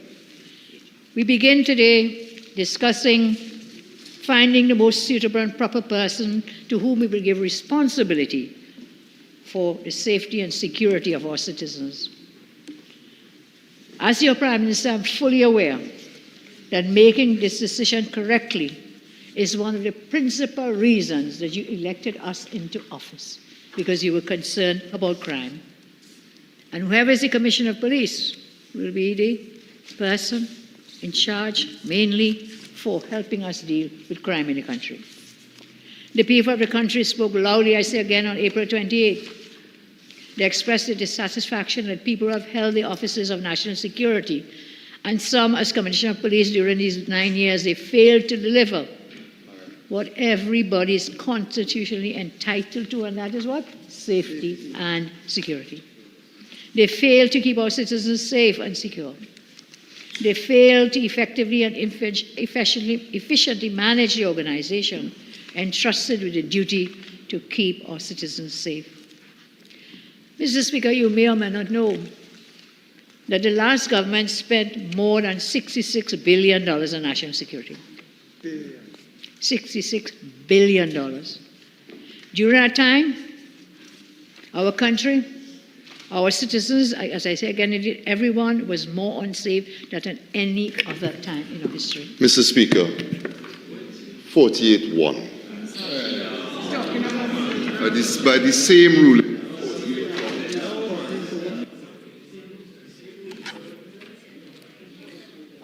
Which aspect of 48-1 are you on, member? Mr. Speaker, the same aspect that you raised with the Chief Whip, relevance. If you look at 48.1, it's a compendious standing order. Identify which part of the standing order it is offending. If you tell me that, then perhaps... Mr. Speaker, the standing order refers to relevance. Exactly. So you're only on the basis of relevance.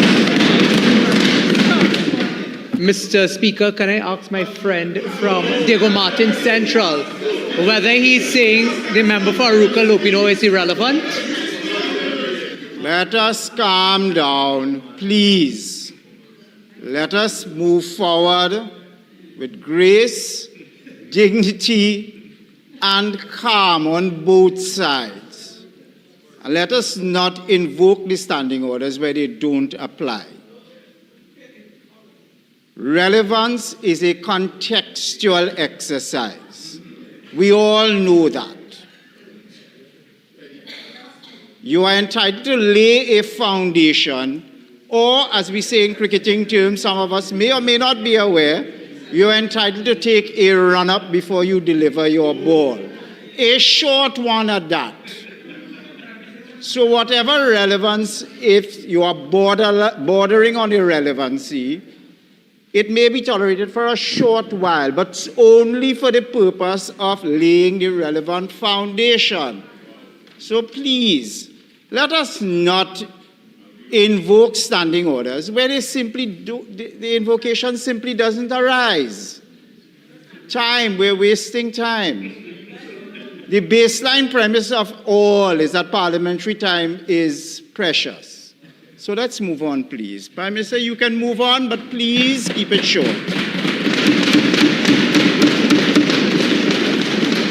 Thank you again, Mr. Speaker. And if you cannot see why this is relevant, that is why you are now sitting on that side and we on this side. You cannot come and tell me it is irrelevant to talk about how much money was spent. In a context where we are now at an all-time high with crime, in a context where we are now attempting to seek the best person to deal with the crime. So it wasn't just about money. It wasn't just about the $66 billion you spent and failed to address the crime. So I'll take your guidance, Mr. Speaker.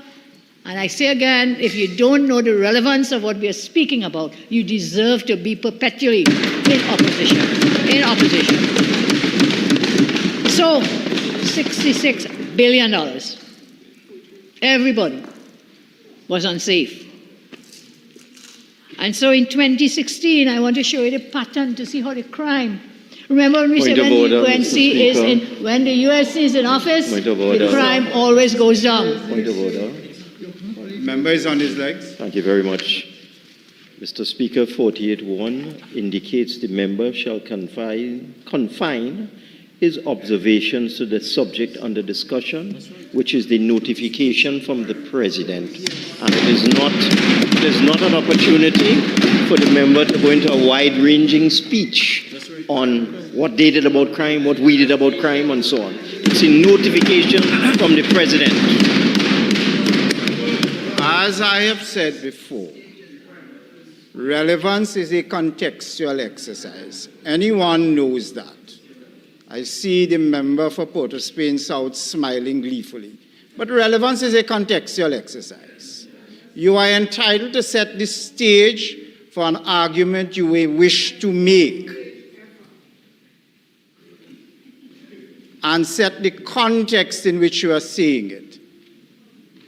The member has set out the context as to why the expenditure is relevant.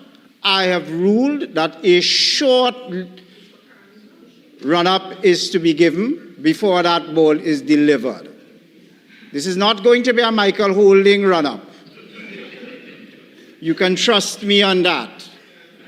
As graceful as it may sound and look, it is not going to be a Michael Holding run-up.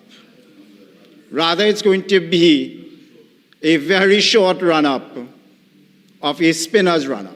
Okay? So the leeway afforded is a very short leeway. So I'm afraid that the over-reliance on, and perhaps sometimes sterile reliance on relevance may seem to be misplaced and or misguided in this instance. So again, let us continue briefly on that point. Thank you very much, Mr. Speaker. So, we are here to consider Mr. Alistair Guevara, whether we should agree to the notification to appoint him as the Commissioner of Police. But it's very important that we understand that the skills and the techniques that are to be utilized to keep us safe and secure, to keep our citizens safe and secure, it's not just about money, because the last government spent all the money, $66 billion. And you know what happened? I tell you, Mr. Speaker, when the UNC is in government, the crime always goes down. When the PNM is in government, the crime always goes up. Remember Point that. of order, Mr. Speaker. And so our duty order, is to bring crime down. And that is why we are before. This can't go on for the whole evening. You had your turn for 10 years and you failed. Come on, let's give up the bill.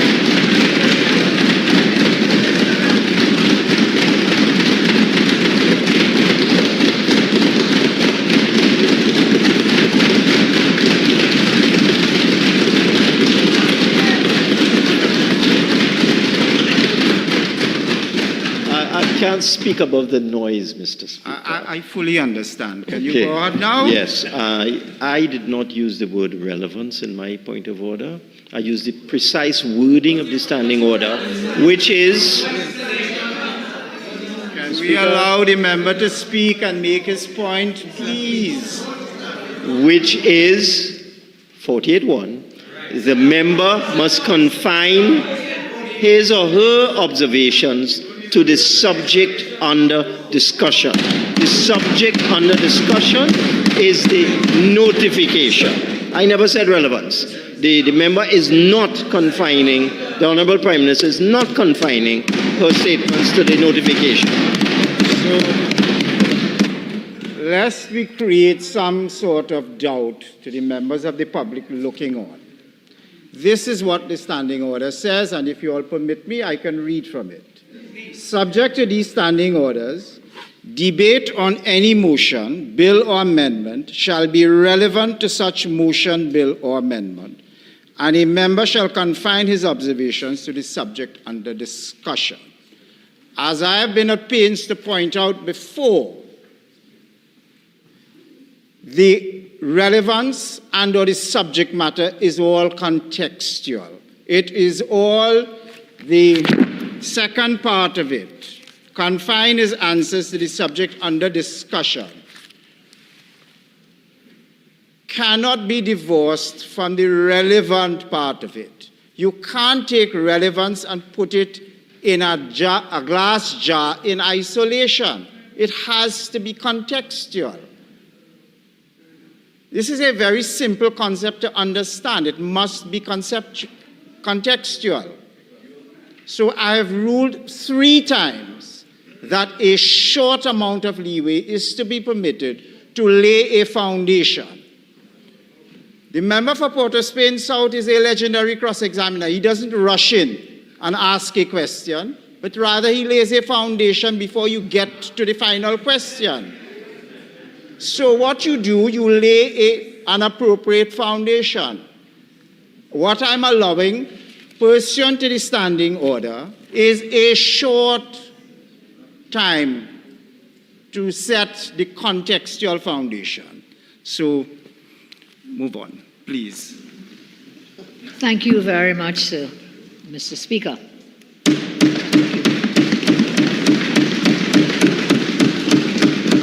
So here we are, dealing with this notification from Her Excellency. And I'm saying unless we put the right person in the right place, we will continue to fail as they failed for the last 9 years. In the last 9 years, their Prime Minister, their second Prime Minister, their Minister of National Security, all of them, they transformed our country from a paradise into a country where people were turned into victims. 9 years, parents lived in fear all over this country, Mr. Speaker. Mr. Speaker, Here it is. Mr. Speaker, on a point of order, I have not 48.1, spoken for it is a 5 minutes. Michael Holding run-up.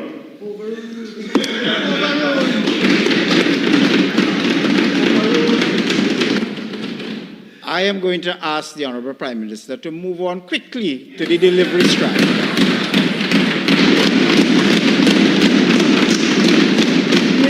You know, I am guided by the ruling of the Honourable Speaker.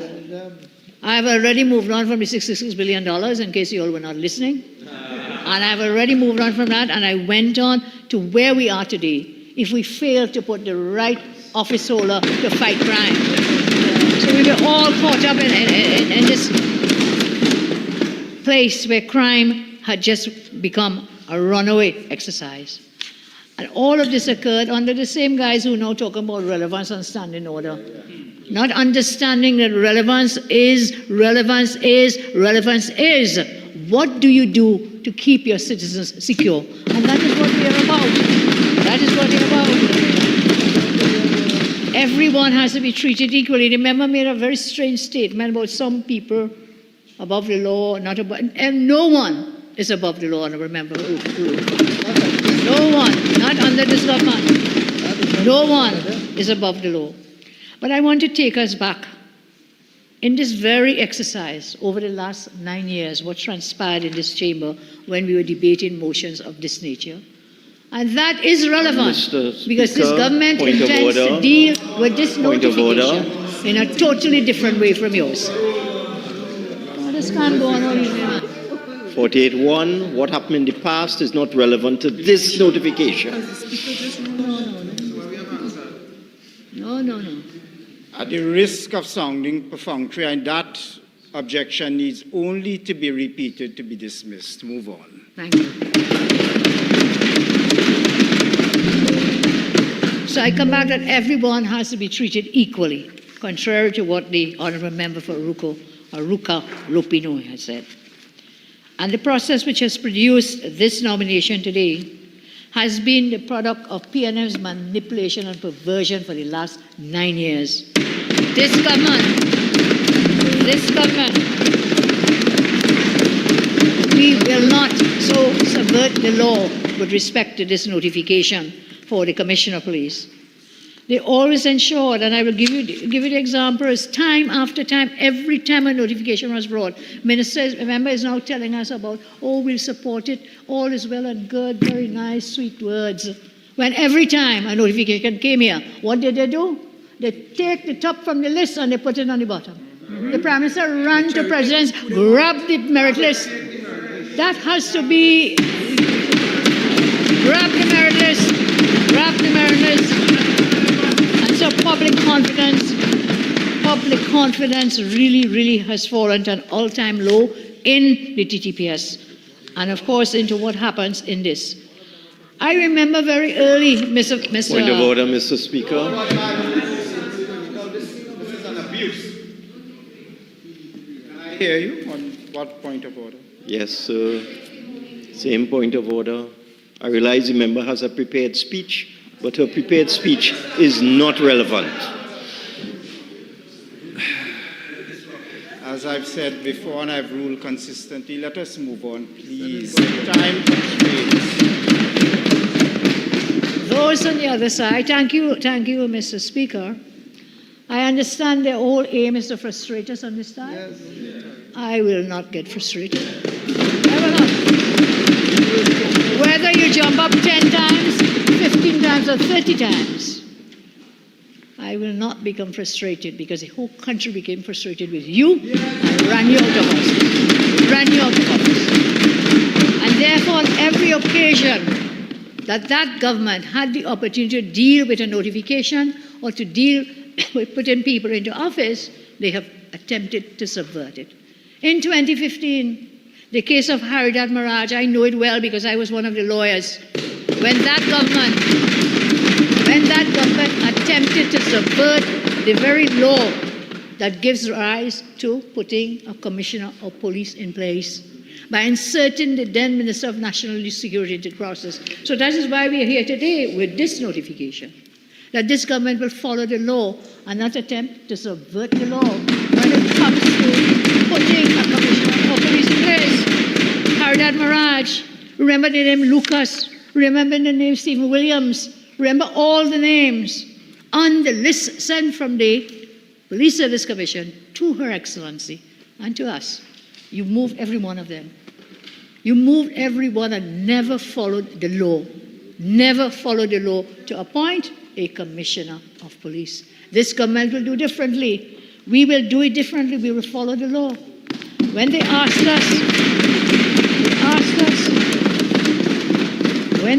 us, in public asked me, what will you do? I say, when we get the notification, what will we do? We will follow the law. And that is what we will do today.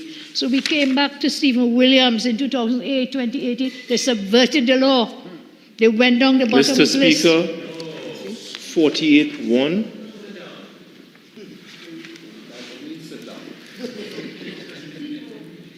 Honorable Prime Minister, can I, for the sake of moving on, ask you just to skip over that, because we've made that point and it's in the record. Can I just ask you to move on from that, please?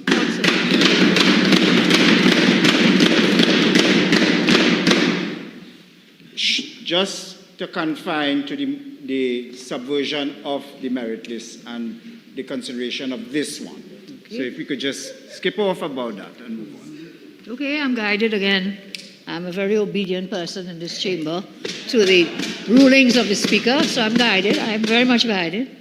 But I again say, the situation we are in this country because of crime has been every single time that government has subverted the process that we are now attempting to follow and to put a commission in place.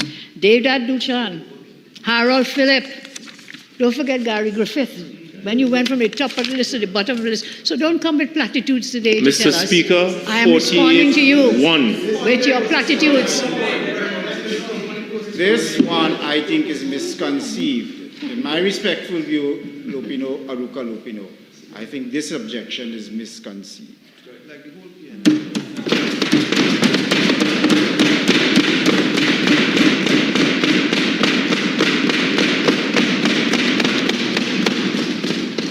So I thank you again, sir, Honourable Speaker.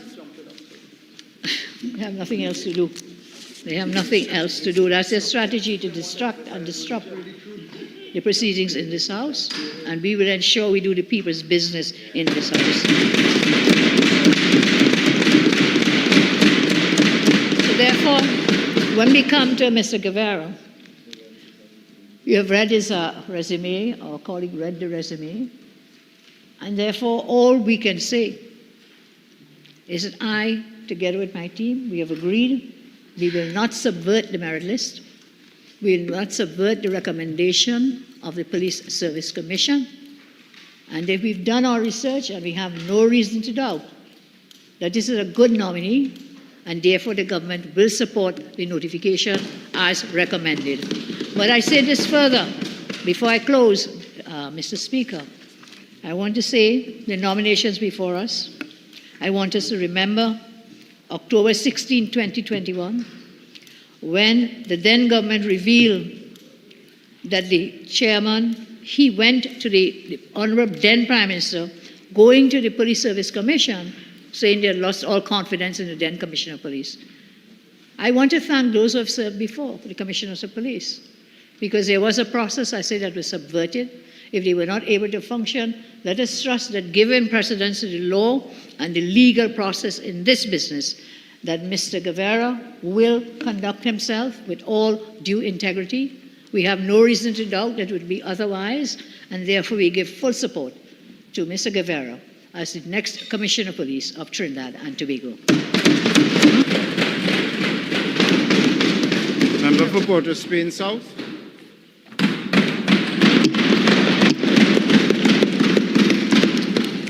Thank you, Mr. Speaker. Mr. Speaker, in response to the submission from the Honourable Prime Minister and member from Siparia, we put on record that once the court ruled in the matter of Maraj and the Attorney General on the 14th of October 2021, that the process being followed then, as we understood it, for the appointment of acting commissioners were not in accordance with the law. The then government, now this opposition, acted in accordance forthwith with the court's pronouncement and thereafter followed that procedure as outlined by the court to the letter.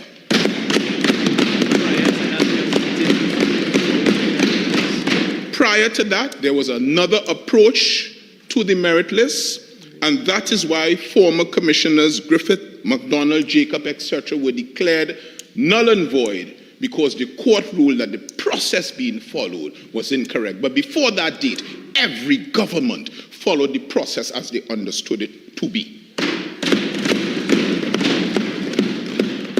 Mr. Speaker, coming to the motion and the notification of the President, I am heartened that you have ruled that it must be viewed in a context, because this appointment must be understood within the framework from which it emerged. And we wish to put on record the reason why this side is supporting the notification for the appointment of Mr. Alistair Guerrero.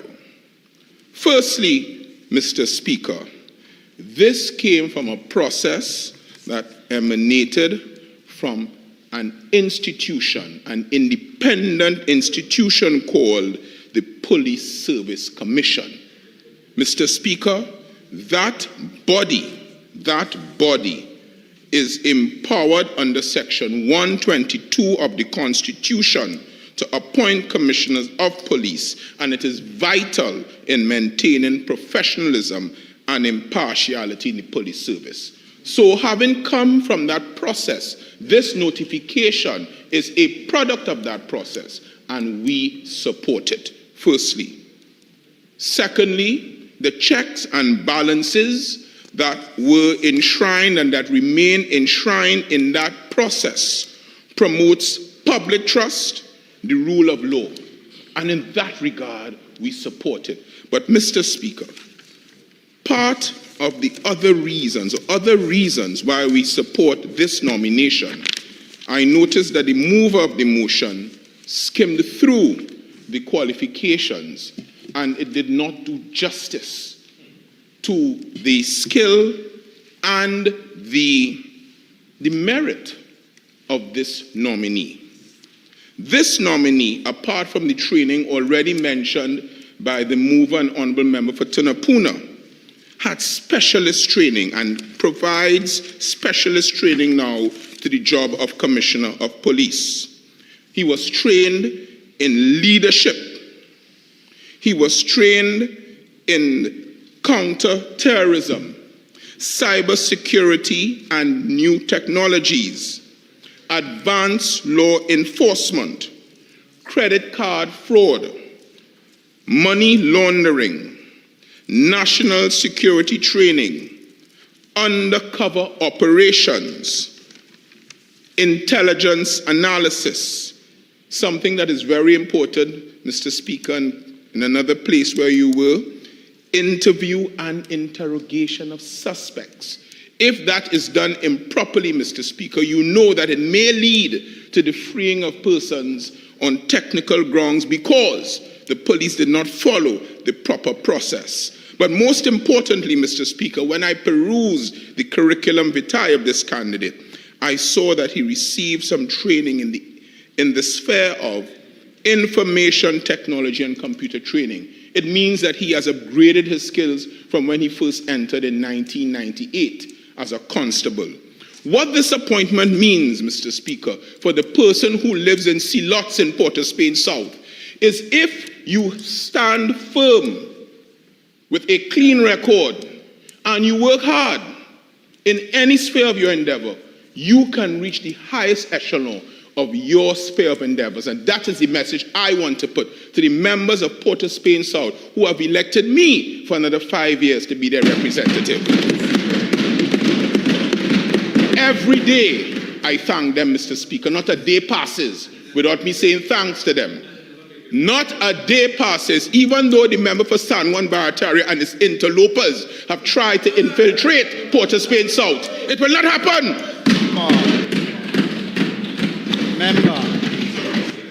Member. Mr. Speaker.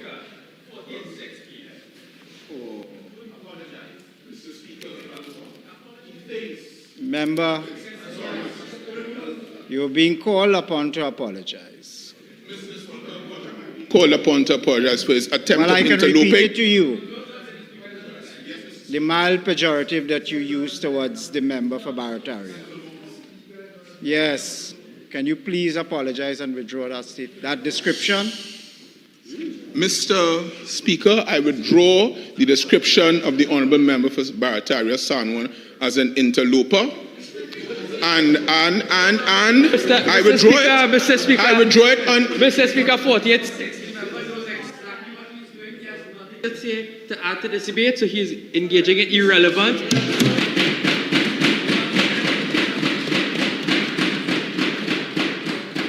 Right. So, member for Port of Spain South, can we resume your apology and your withdrawal of the statement? Referral to the honourable member for Barataria and Samoa as an interloper, and I will use more parliamentary language. And I will ask him kindly to stay out of Port of Spain South business. Now, Mr.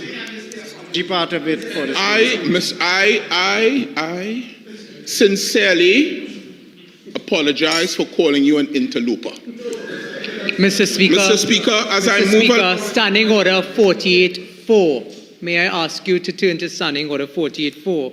The member cannot repeat in the apology the offensive language that he's used.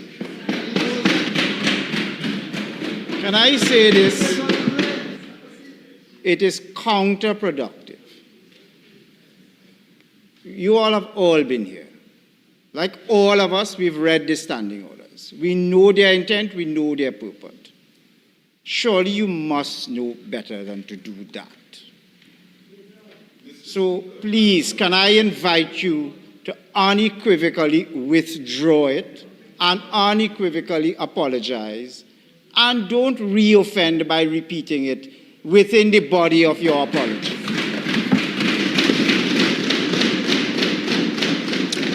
Mr. Speaker, I unequivocally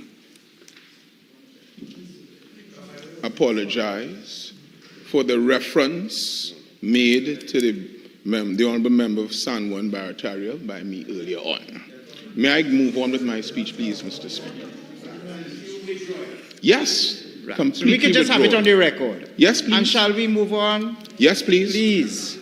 So, Mr. Speaker, most importantly, as I was adding, he was trained in information technology and computer training and received intelligence analysis training from the DEA's office. This is very important, Mr. Speaker, because he's having rose from the ranks of constable to senior superintendent.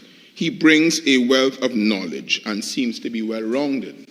But I go back to my main thesis, that his appointment represents the epitome of persons who work hard, work honestly, and I want to commend it to the constituents of Port of Spain South. That being said, Mr. Speaker, I have also understood and I have examined his appointment and how it may very well, how the notification and its effect may very well have a positive effect on the police service.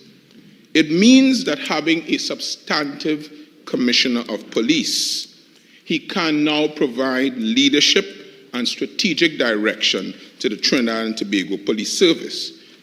The appointment of a substantive officer will also instill public trust and confidence in that office. There now being, based on this notification and its acceptance by the House, a substantive officer in the position.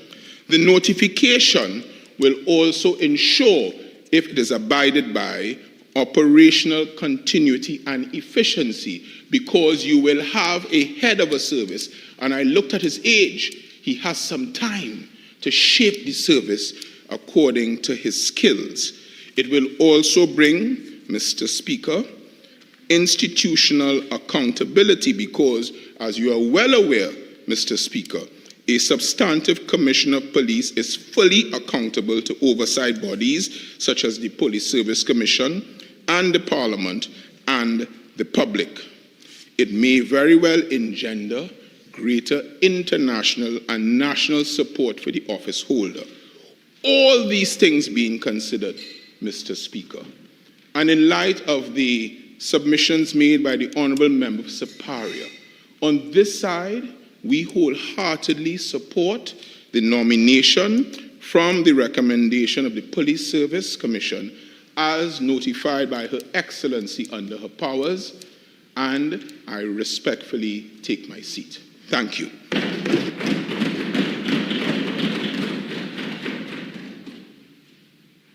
Honorable Attorney General.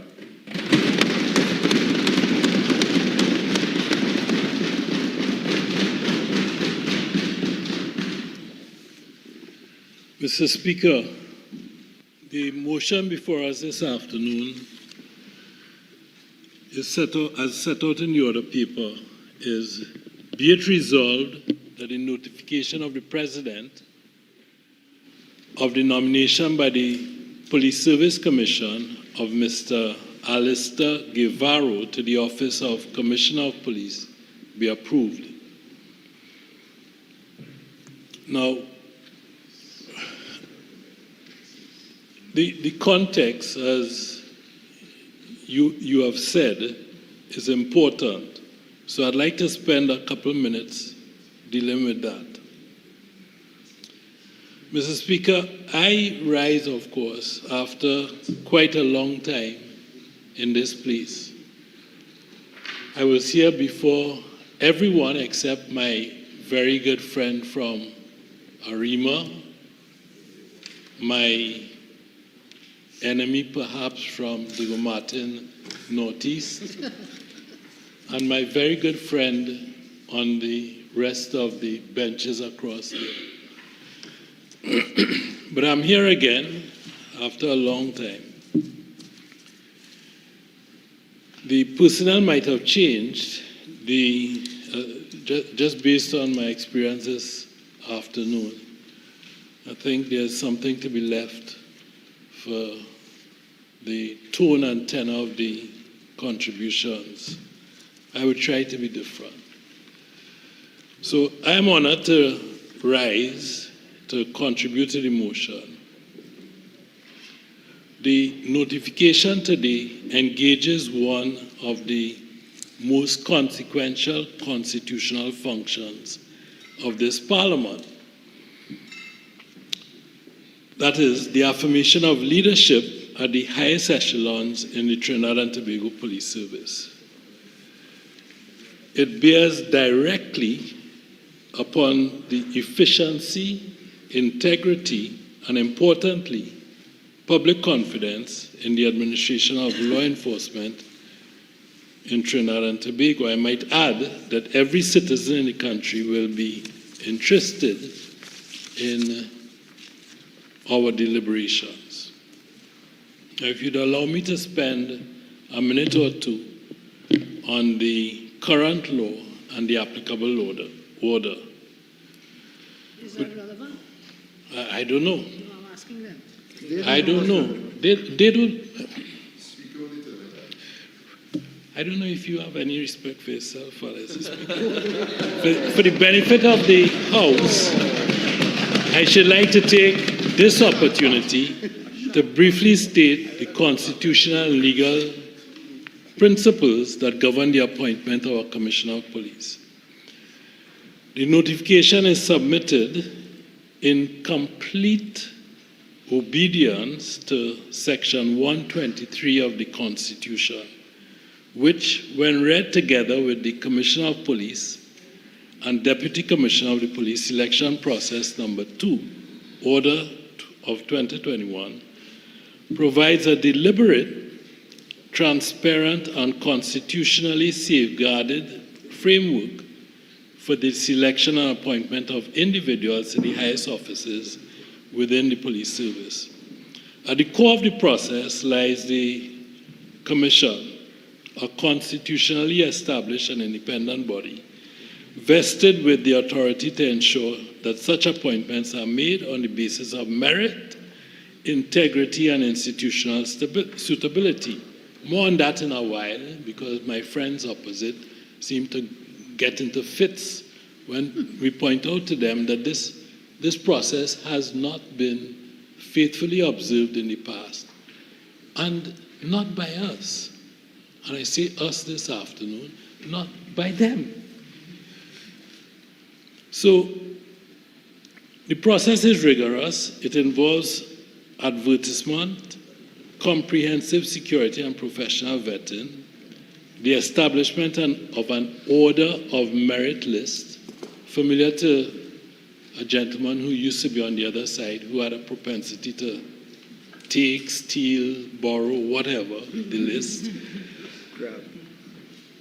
But seriously, the legal and constitutional validity of the framework was affirmed by the High Court, by Justice Kangaloo, in the matter Balgobin Maraj and the Attorney General of Trinidad and Tobago in 2021.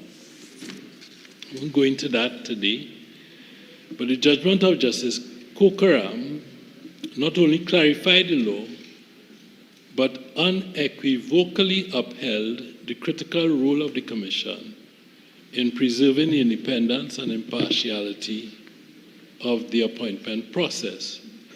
It is this very interpretation, rooted in respect for constitutional safeguards and the rule of law, that we on this side have steadfastly upheld, and my learned friends on the other side have found all manner of ways to subvert and throw out disrespect.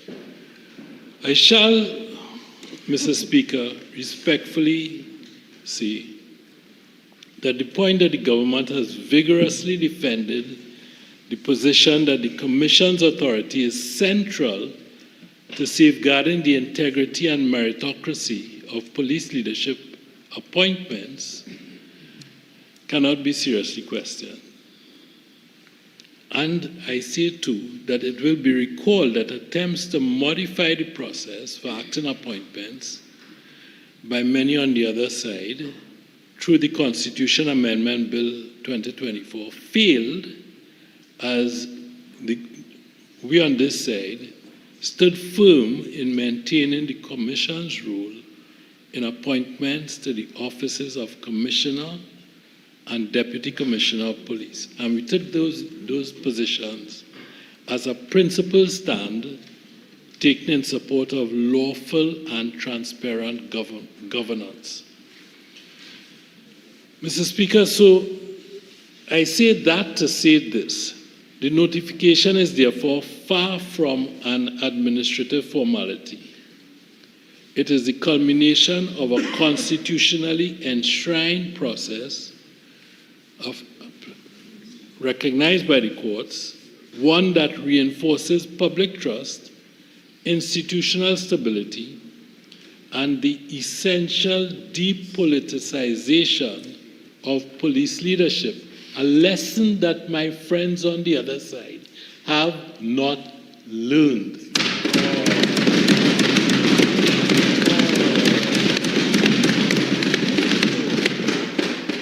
They should have learned before, because they were part of the drafting of these arrangements, to keep their grubby hands off the police service.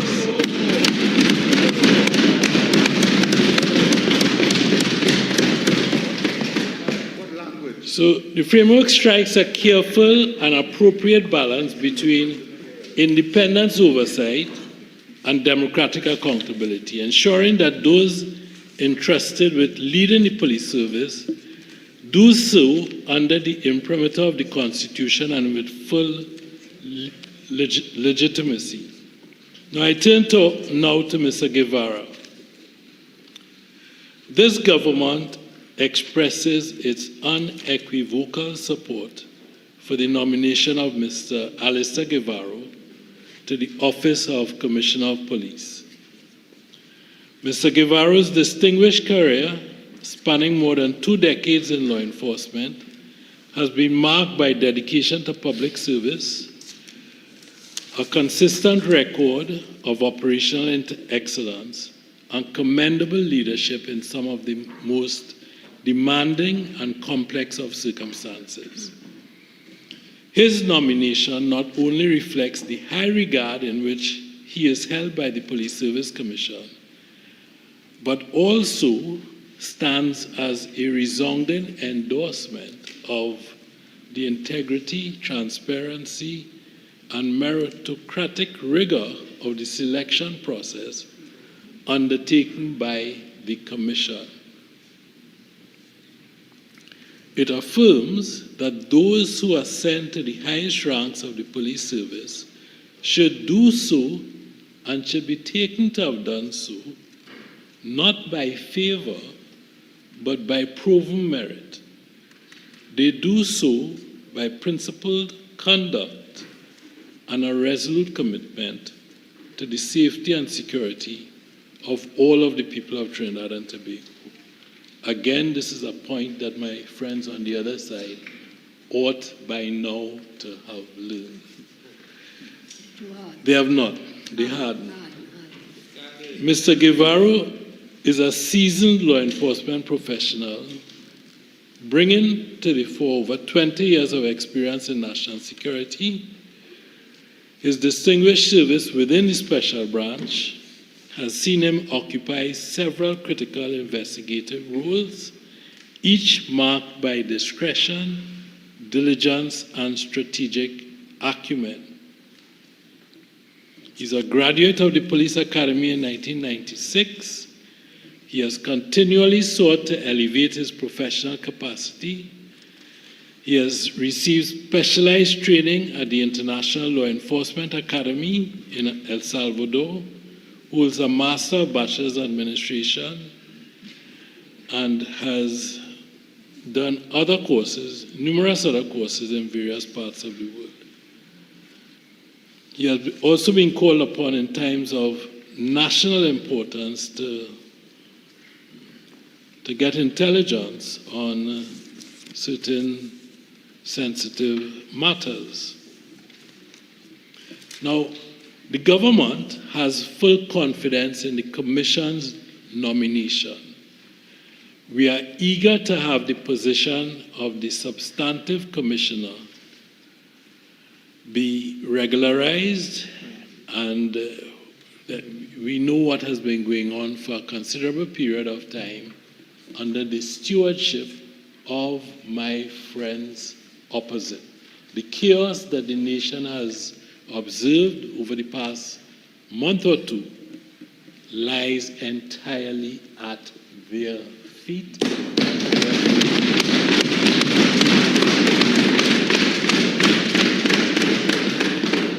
And so too does the anxiety of the citizens. It is an unequivocal truth that within recent years, the country has experienced a troubling upsurge in crime, with an increase in violent offenses. Those things have created widespread fear among citizens, placed immense pressure on the national security infrastructure. Our government, our new administration, has taken a resolute and unwavering stance in its commitment to reduce the high levels of violent crime in this country. And just for the record, we are also looking very seriously at something that my learned friends on the other side might be interested in: the investigation and prosecution of white-collar crime.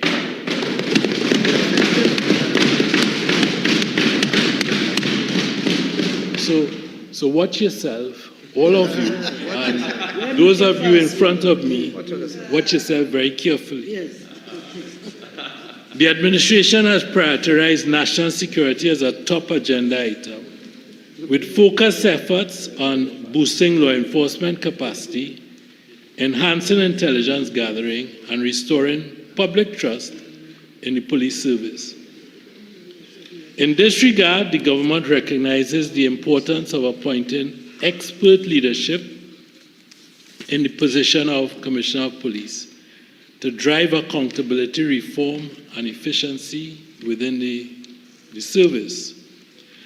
This renewed focus, we hope, signals the beginning of an improvement in restoring peace, ensuring justice, safeguarding the well-being of every citizen of this country, and returning us to a position where white-collar crime is punished. And I know that my friend from Aruca Lupino in another incantation would have spoken to me before he was infected by his other friends, seriously about white-collar crime. The role of Commissioner of Police is central to the architecture of crime fighting in Trinidad and Tobago. As the highest-ranking officer in the Trinidad and Tobago Police Service, the Commissioner is vested with the power to manage the police service, mandated to ensure the effective and efficient use of all available resources. That position is reinforced by Section 45 of the Police Service Act, which charges the police with preserving peace, detecting crime, all crime, and apprehending offenders, functions that fall squarely under the strategic and operational leadership of the Commissioner. The importance of having a substantive, not acting commissioner cannot be overstated. We take this opportunity to place on record our deep appreciation to and thanks for the efforts of Mr. Junior Benjamin, who was left to rescue the service from the debacle that you had taken it to. This country owes him a debt of gratitude. We ask this Honorable House, therefore, to support the motion and to uphold the nomination of the Police Service Commissioner of Mr. Guevara as this country's substantive Commissioner of Police. I beg to move.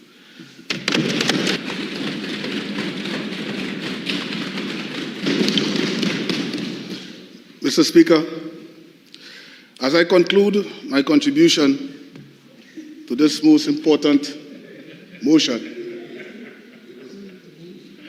No, don't study them. You go ahead. Don't study them. Don't worry about that. You go ahead. Come on. Come on. Member for Tunapuna, Minister of National Security, I now call upon you.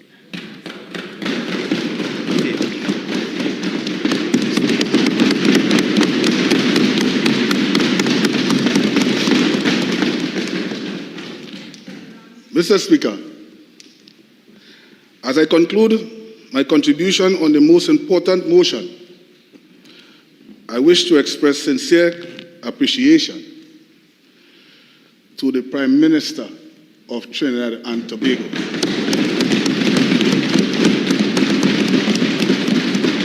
As she led this action from the front and confirmed a Commissioner of Police. By doing this, we know that it will restore confidence in the process of appointment of a Commissioner of Police.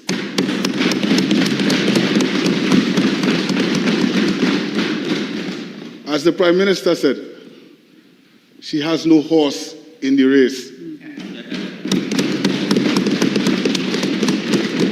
To all members of this Honourable House who have chosen to support the nomination of Mr. Alistair Govero to the post of Commissioner of Police, this should never be a political exercise, as was done in the past.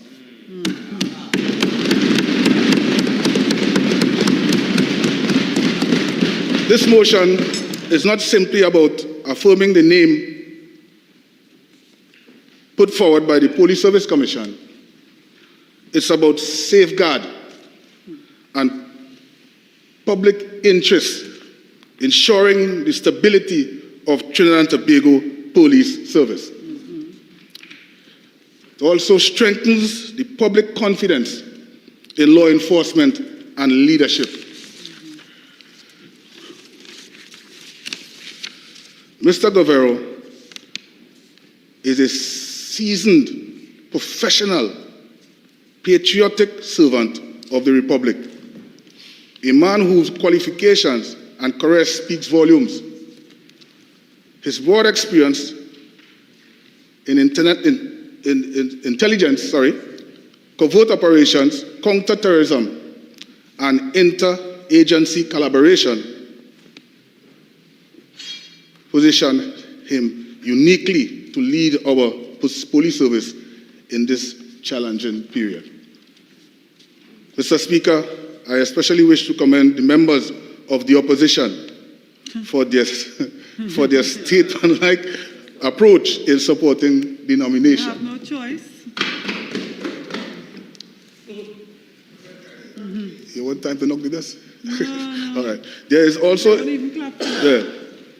this is also a first for everything we have just witnessed, the first. It is often said that the national security should not be a political football, and today the Parliament lived up to that ideal. In recent years, we have witnessed the difficulties that can arise when consensus breakdown of matters as critical as the appointment of a commissioner of police. It is therefore not lost on the public nor this government that the decision to support Mr. Guevara represents the maturing of our political culture, a movement where country comes before party. Them don't know about that. You don't study that. Let me say it again. Let me say it again. Let me say it again. A movement where country comes before party. Yes. You don't know about that. And stability triumph over division. This government is committed to restoring faith in our institutions. We have allowed the Independent Police Service Commission to do it without any interference. Am I to say that again? Yes, man. Say that again. Yeah. We have allowed the Independent Police Service Commission to do their work free from interference. And today we are seeking the result of that integrity and appointment based on merit, experience, and service. Mr. Speaker, let us take this moment as a signal to the public that the Parliament can work. When it comes to safety of our citizens and strength of our institutions and the protection of democracy, we must act as one. Let us give Mr. Guevara the full backing he deserves as he prepares to lead the organization critical to the well-being and safety of every citizen. Mr. Speaker, honorable members, as this House, as we continue to prioritize the safety and security of our nation, the government remains steadfast in its efforts in continuing and modernizing, strengthening the infrastructure within the Trinidad and Tobago Police Service. In this regard, the Trinidad and Tobago Police Service recently purchased and received 67 new police vehicles. These vehicles was added to existing fleet, which we'll be able to utilize throughout the country.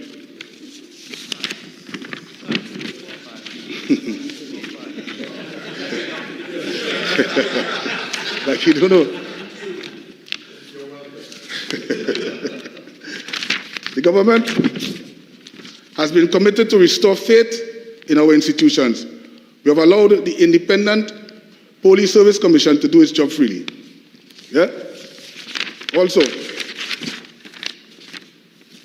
I'm also advised that several critical projects currently in progress. These include construction of the Matura and Manzanilla Police Station, the establishment of a coastal and riverine unit at the Caranage Police Station, and the development work on the Police Academy. In addition, work is undergoing at the St. Madeline's Police Station.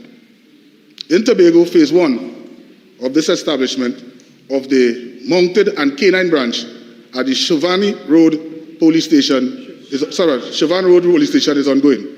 Furthermore, the establishment of the state-of-art Police Academy in Komoto,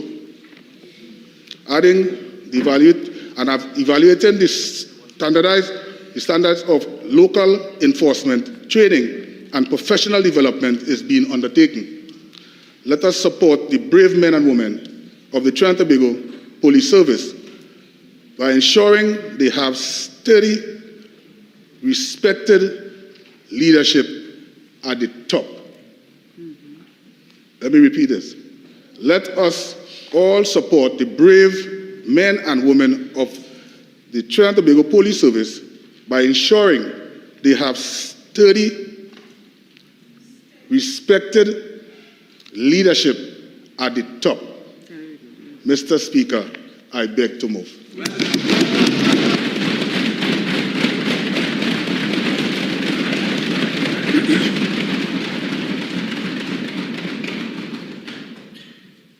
Honourable members, the question is, be it resolved that the notification of the President of the nomination by the Police Service Commission of Mr. Alistair Guevara to the Office of Commissioner of Police be approved. All in favour say aye.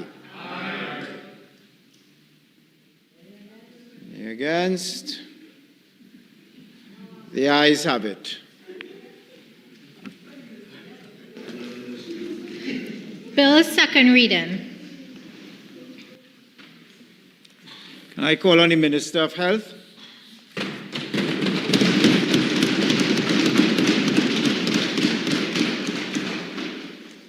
Mr. Speaker, I beg to move that the bill entitled An Act to Amend the Children's Life Fund Act, Chapter 2901, be now read a second time.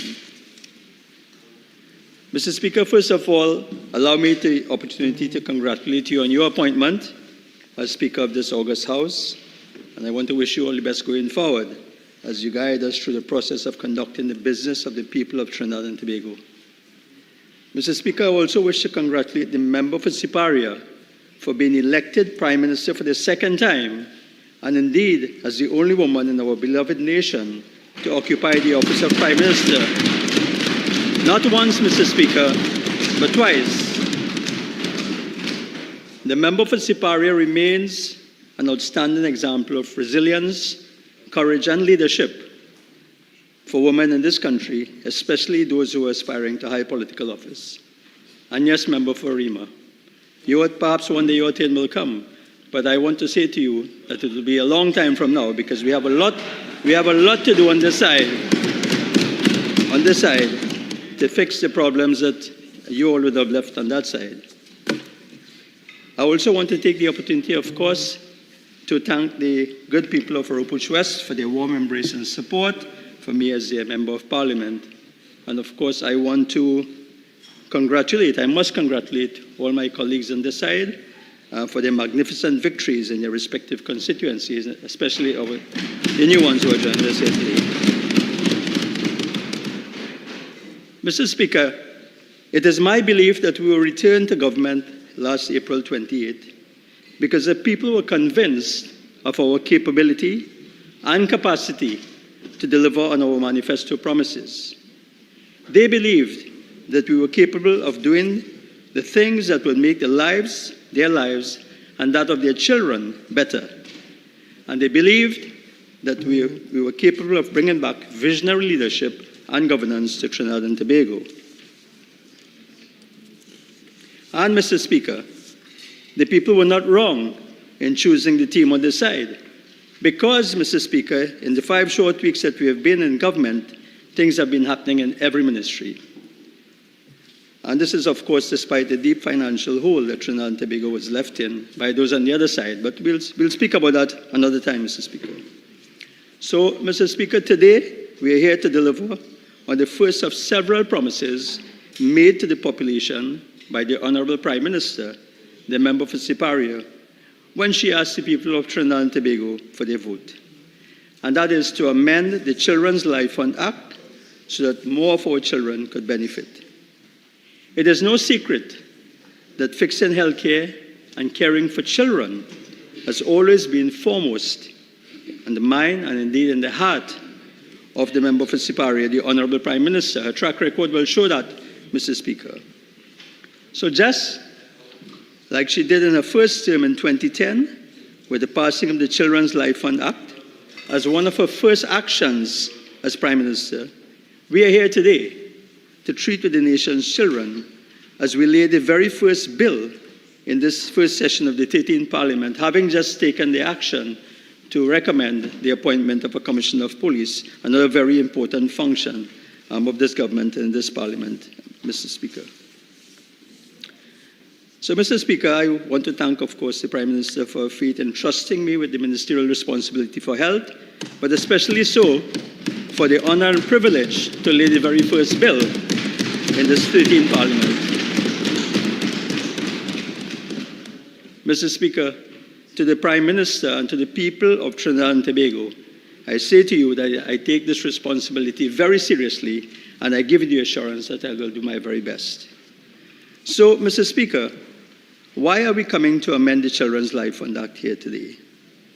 The Children's Life Fund Act 2010 was a historic and innovative legislative measure that gave hundreds of sick children another lease on life by creating a window for them to access highly specialized care from foreign experts at recognized institutions abroad when the required treatment was not available locally.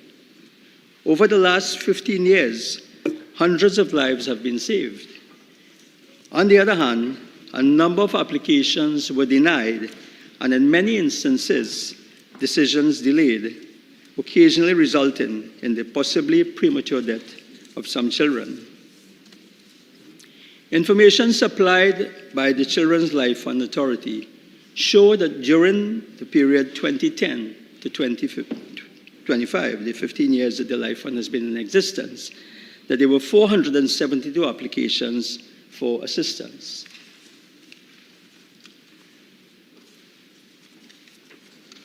Of these, and I refer here to this document from the Children's Life Fund, of these 472 applications, 392 applications were approved, with those children subsequently receiving treatment abroad in foreign medical institutions with good outcomes in the majority of cases. So the Children's Life Fund undoubtedly, Mr. Speaker, remains an important item in the state's arsenal when it comes to providing the best care for our sick children. But, Mr. Speaker, the issue here has been the declined applications. On the other hand, we have had some 80 declined applications during the same period, 2010 to 2025. When we requested the information from the Children's Life Fund, Mr. Speaker, several reasons were advanced by the Children's Life Fund Board, as per the information provided here by the CEO, and I reflect on the table which was supplied, looked at the figures which were available from 2015 to 2025. And the reasons given, various reasons, Mr. Speaker. One of the common reasons is not life-threatening. The other reason would be poor prognosis. Another reason was treatment was for investigations, which is not life-saving. Another reason was patient requests fell outside the ambits of the Children's Life Fund Authority. But when this is analyzed, Mr. Speaker, one of the commonest conditions for which the Life Fund application was declined would have been for the condition called beta thalassemia major, which is a blood condition. And I'm going to speak a little bit about that in a short while, Mr. Speaker. So we are saying here that there were several applications which were declined, and for several reasons, which the proposed changes are intended to address in these amendments. The other issue, of course, in addition to applications being declined, Mr. Speaker, would have been the issue of long waiting times for the approval of applications. A perusal of the waiting times from the inception of the fund in 2010, Mr. Speaker, showed that initially, because of the teething problems, you would have had, a long waiting time. But then we would have come down at the end of 2014. There would have been a decline in the waiting time. And we speak here, when we speak of waiting time, we're speaking of application to approval. We are speaking of approval to departure. And therefore, when you add those two, you get a total processing time. And this is from the time an application is made to when the person, when the child actually departs to have the treatment done. And that has come down to, so the approval to depart here is about 70 days. But, Mr. Speaker, this is still too long a time. And in many instances, that long wait can create a problem. So still, from 2014 to 2025, the figures we have, it is still somewhere around 85 days for departure. So that is something that needs to be addressed, Mr. Speaker, and it is the intention, of course, of these amendments to try to address that in some meaningful way. But the question here, Mr. Speaker, is what were the consequences of the long waiting times? And all of us here will be familiar with the numerous complaints, the numerous newspaper articles, Mr. Speaker. I don't intend to go into all of them, but just to reflect on the kind of pain and suffering that not only the children suffer, but of course the parents, Mr. Speaker. If you will allow me, Mr. Speaker, to quote from Trinidad Express, March 2nd, 2016, an article by Nikita Braxton. And I read, and this is regarding Baby Miracle loses battle to live. And here, the father, the baby's father, Kerwin Cross, says, believes that had there been a shorter waiting period, Miracle would have been alive today. She waited, and this is painful, she waited as long as she could. She would have gotten through if the system was faster and if it was more efficient. She couldn't wait so long. It's so sad. End of quote there, Mr. Speaker. But I just use that, as an example of why this government, would have taken the step to try to improve the efficiency, not only in terms of expanding the conditions available, but of course in trying to make the process faster. Because 6 children at that age, time is of the essence in terms of accessing and providing medical care, Mr. Speaker. And, the article goes on to say that funds, and I quote again, funds for such complicated surgeries are usually approved in a maximum period of 2 weeks. The surgery was so complex, it took too long for the Life Fund to respond. I was angry and hurting. This is Kerwin Cross, Baby Miracle's father, expressing his emotions. And, this is 2016. Again, in 2016, Newsday, Saturday, 18 June 2016, there's a sad case of a 1-year-old child, Naveen Hariprasad, who actually died while the state was seeking legal advice from the Ministry of the Attorney General on the question of the interpretation of the laws of the Children's Life Fund. So again, Mr. Speaker, it is in relation to some of these issues that we are here today to try and address and make the fund, the administration of the fund a bit tighter. I'll just give a few more quotations here. And this is 2017. This is the next year, Mr. Speaker, and this is obviously a pattern happening here. And this is the case, says that Children's Life Fund turns down a 5-year-old child. And this 5-year-old child, it's in the newspaper, I can call the name, 5-year-old Halima Mohammed, who is ailing with beta thalassemia major, a blood disorder, and who had been accepted by a hospital in India to undergo a bone marrow transplant. And a bone marrow transplant is actually the cure for children with beta thalassemia major, which is a blood disease, was denied funding by the Children's Life Fund.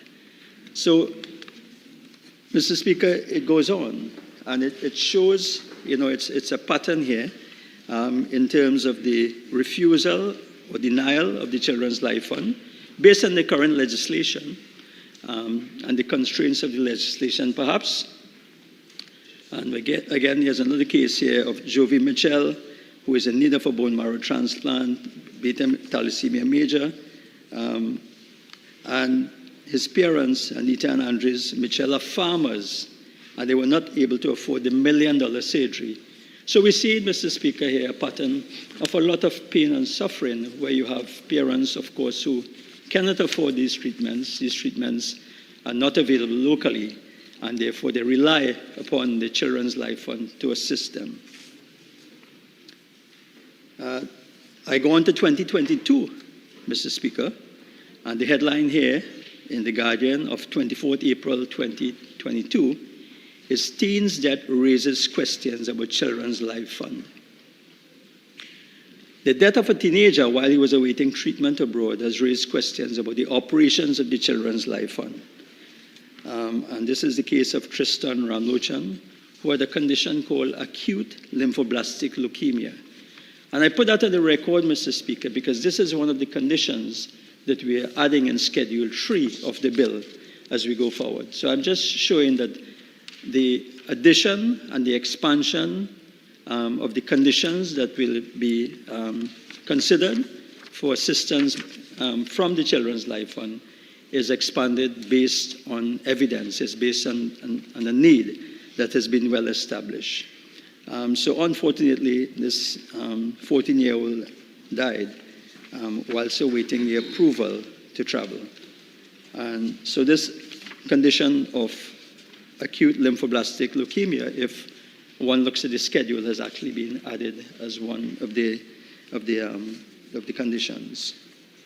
And the last quotation I will make and put in the record, of course, is one of Jovi Mitchell. And again, here is a condition of major blood disorder, beta thalassemia. And I speak of beta thalassemia because beta thalassemia is not a life-threatening condition. In many instances, it is not a life-threatening condition. And therefore, it would not have qualified under the current situation for assistance by the Children's Life Fund. But it is indeed a condition, which, carries a lot of morbidity, requires repeated blood transfusion, takes a lot of effort, and can affect the quality of life of the children.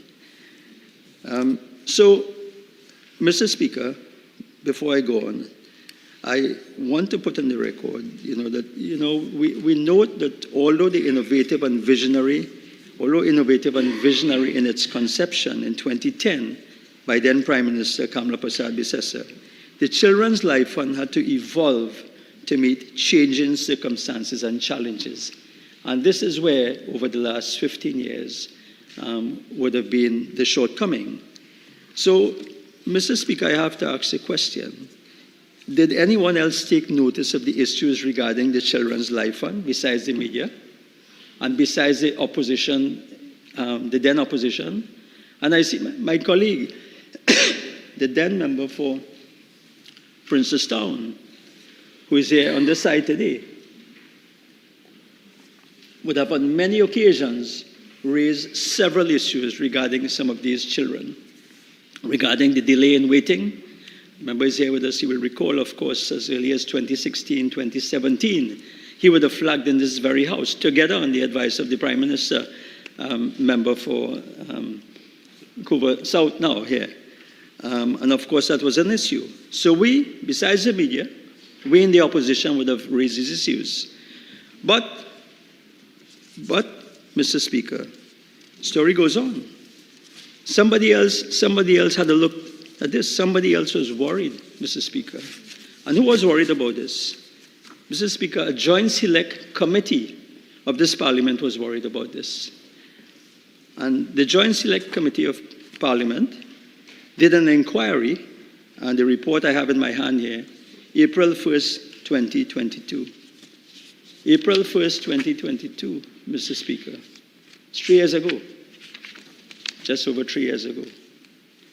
And this here is a report is a third report of the Joint Select Committee on Local Authorities, Service Commissions, and Statutory Authorities. And the recommendation, and this would have been submitted to the Ministry of Health, Mr. Speaker. Normally, the report of a Joint Select Committee is submitted to the Ministry for the ministerial response. And I have to quote from this, and I quote, "The CLFA, meaning the Children's Life Fund Authority, should develop a draft proposal to amend Act Number 12 of 2010 to accommodate a wider range of children in need of medical treatment."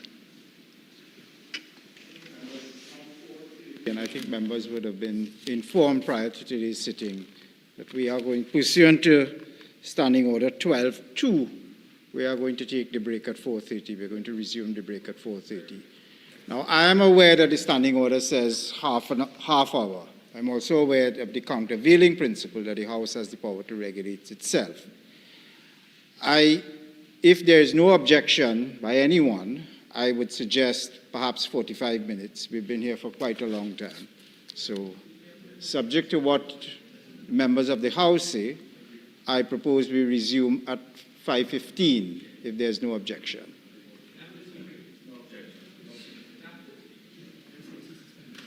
Well, the House until 5:15.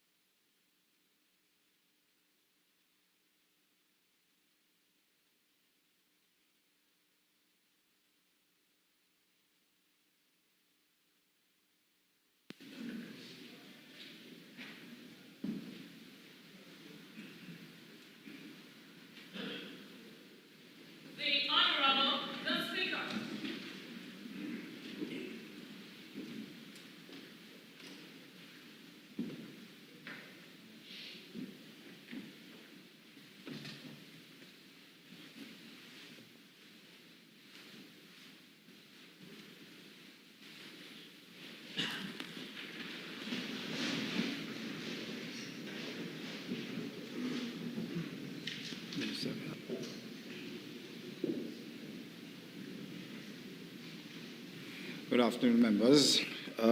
Again, welcome back. Can I ask the Minister of Health to resume? I think when we took the break, you had 26 minutes remaining, Minister.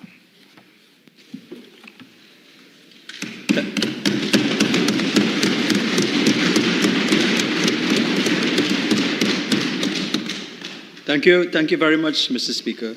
So, Mr. Speaker, before the break, I had alluded to a report of a Joint Select Committee of this Parliament, which was led in this Parliament in 2022. And I was about to read from that report.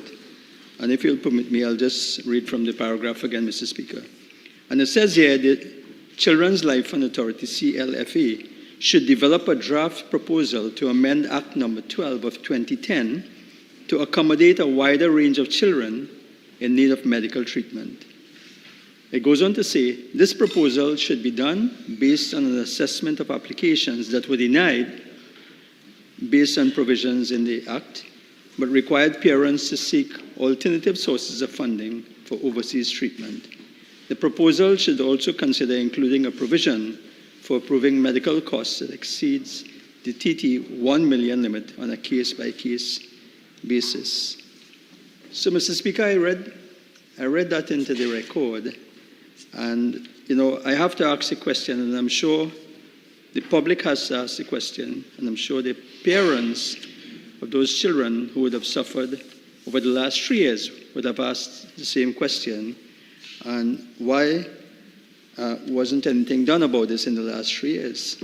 So, Mr. Speaker, what did the previous government do about this, Mr. Speaker? This has been here for the last 3 years to action. But I will answer that question for those on the other side, Mr. Speaker, and the answer is nothing. So some of the recommendations, are there, and that is part of the reason, of course, that we are here, to look at the very recommendations and to action some of these recommendations. So, Mr. Speaker, we are here today to make these amendments so that many of those children who were denied care in the past will now benefit. And this is not only to save their lives, but also to extend the lives of others and to improve their quality of life. So, Mr. Speaker, I will move on now to the proposed amendments in this bill. And if we can look at the first amendment, which is to make the case for life extended diseases. So Clause 3 of the bill speaks to amending, and we are going to speak about life-limiting illness instead of life-threatening illnesses. So this will allow many of those cases that were denied in the past to now be facilitated and considered by the Children's Life Fund Authority. The term, so this is section 4.2b, which is the section that creates the change, but so the term life-limiting illness, as understood by the WHO, the World Health Organization, refers to a condition that can be reasonably expected to shorten a person's life, often with significant impact on their quality of life. It is not just about the time remaining, but also the degree to which the illnesses affect daily functioning and well-being. So in that regard, in terms of expanding the conditions in the schedule, I had the opportunity to do some consultation and to engage some pediatric subspecialists. Those are qualified pediatric baby doctors, so to speak, but who have an interest in subspecialty training. So some of those conditions that you would see in the schedule members would have come from an eminent panel of both local and foreign specialists, Mr. Speaker. And I just want to put on the record, I think it's important to recognize and to commend those who have contributed to this, to these amendments to the new schedule. So I want to put on the record and thank Dr. Kevin Dindial, who is a pediatric hematologist, oncologist, Dr. Leonardo Akan, a pediatric endocrinologist, Dr. Barbara Rampasad, a pediatric surgeon, Dr. Ronald Ramrup, a pediatric cardiologist, Dr. Vanita Shukla, a pediatric neurologist, Dr. Nicole Solomon, a pediatric nephrologist. These are all pediatric subspecialists who work at the Eric Williams Medical Sciences Complex, and they're pediatricians in different areas, neurology, cardiology, oncology, and so on. And I say this simply because it reflects the input in terms of the conditions we've added to the schedule. So I think that's important. And of course, it's also important to recognize Dr. Sherman Soman, the pediatric gastroenterologist, and Dr. Melanie Kirby, who is the hematology lead at the Hospital for Sick Kids in Canada, which is a well-known, internationally recognized facility for treating with sick children. So just to give members the assurance that this list, was compiled based on some very expert input. So, Mr. Speaker, this is regarding the change for changing the term from life-threatening to life-limiting illness.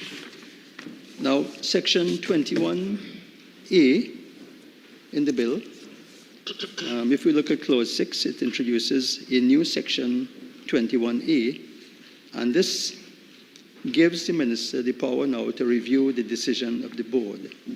And so it says here 21A, where the board rejects an application for a grant under this act, The Chief Executive Officer shall, within 3 days thereof, submit the decision of the board together with its reasons and also supporting documents to the Minister for his review. And the Minister may, after reviewing the decision of the board, affirm, annul, or vary that decision, and the Minister shall notify the board of his decision within 7 days. So why is there a need, why was it necessary to introduce this new section? So what it does here, it gives the Minister the power to review the rejected applications, not necessarily to change the outcome of the decision, Mr. Speaker, but to ensure, that there is some oversight when citizens feel aggrieved. It also allows the Minister and the Ministry to monitor the decline cases so as to expand the schedule if and when necessary, as more and more diseases become treatable and may be amenable to assistance from the Children's Life Fund. See, Mr. Speaker, what is the current situation when an application is declined? Well, at this time, when an application is rejected, the applicant will go to the media or the Minister, who at this time has no power to intervene, and the applicant either ends up going to court. By that time, it's too late, Mr. Speaker. And of course, that can cost money and take time, and it is not in the best interest of the child. So this is why this amendment is very, very important, Mr. Speaker. So if we look at section 21B, which is clause 6 again, and this is the second amendment here, 21B, and it says it gives the Minister the power to grant approval in exceptional circumstances. Why is this necessary? So there are many cases, and you have to understand the Act as it is currently constituted really limits the board in terms of what they can do and what they can't do. So some of the denials in the past would not necessarily have been the fault of the board. They were constrained. And therefore, as a responsible government, as a government that cares about the needs of children and the health of children, we are looking at a way to allow the Minister and to allow the government, to treat with some of these cases, in a more humane and favorable way. So it says here, 21B, notwithstanding any other provision of this Act, the Minister may, in urgent or exceptional circumstances, consider and treat with an application for a grant if the Minister is satisfied, and there are two conditions, that the board is unable to meet for any reason or otherwise perform its functions in a timely manner, or action is required in the public interest in furtherance of the purposes of this Act. So why is this necessary? Sometimes the thing about children who are ill and who are sick is that sometimes decisions need to be made very quickly, very urgently. Sometimes something may come up on a weekend, on a Saturday or Sunday. It may take a little time although there are provisions in the Act for the board to meet on an emergency basis, this can still take some time. It requires a quorum and so on. So this allows the Minister the ability and the power, to review a case, to look at a case, in a very timely manner. And of course, it goes on to say that where the Minister acts pursuant to subsection 1, he shall notify the board, or where the board is not constituted the Chief Executive Officer. So it takes care of a situation perhaps where a board may not have been constituted in the absence of a board and so on. So those are the two amendments that are in the bill before us, Mr. Speaker.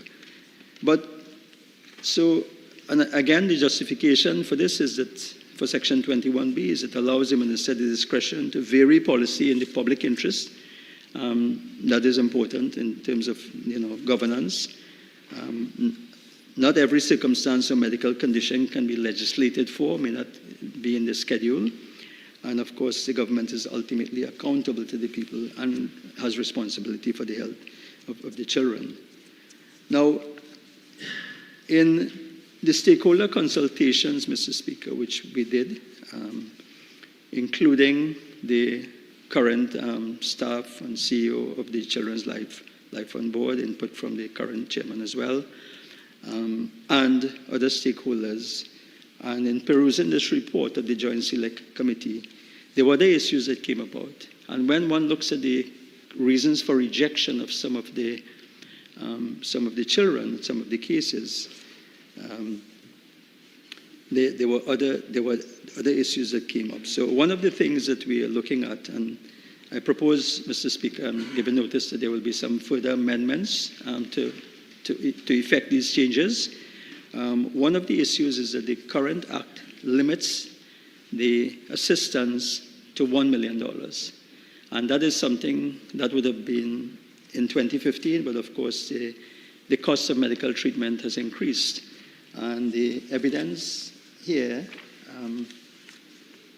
that I will have in front of me would show that between the period 20, and this again is information from the Children's Life Fund Authority, that over the 5-year period, 2020 to fiscal 2025 to date, there were 5 cases where the costs would have exceeded $1 million, and therefore the Children's Life Fund Authority would have been constrained.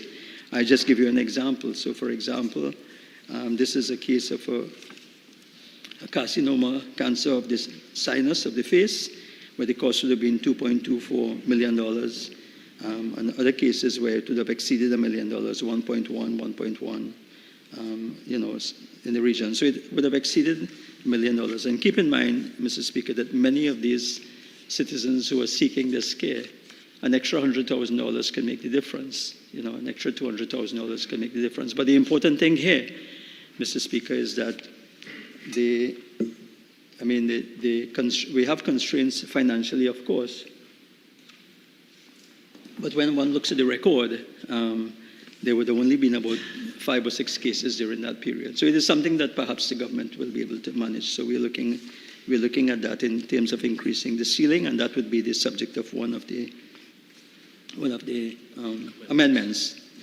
The other issue that came about, Mr. Speaker, and I think this is a very important issue, because in fact it's very interesting that the board actually refused this suggestion, and the suggestion was made in one case for a foreign specialist to actually come to Trinidad and Tobago, to come to this country and provide the expertise using the public facilities that are available in Trinidad.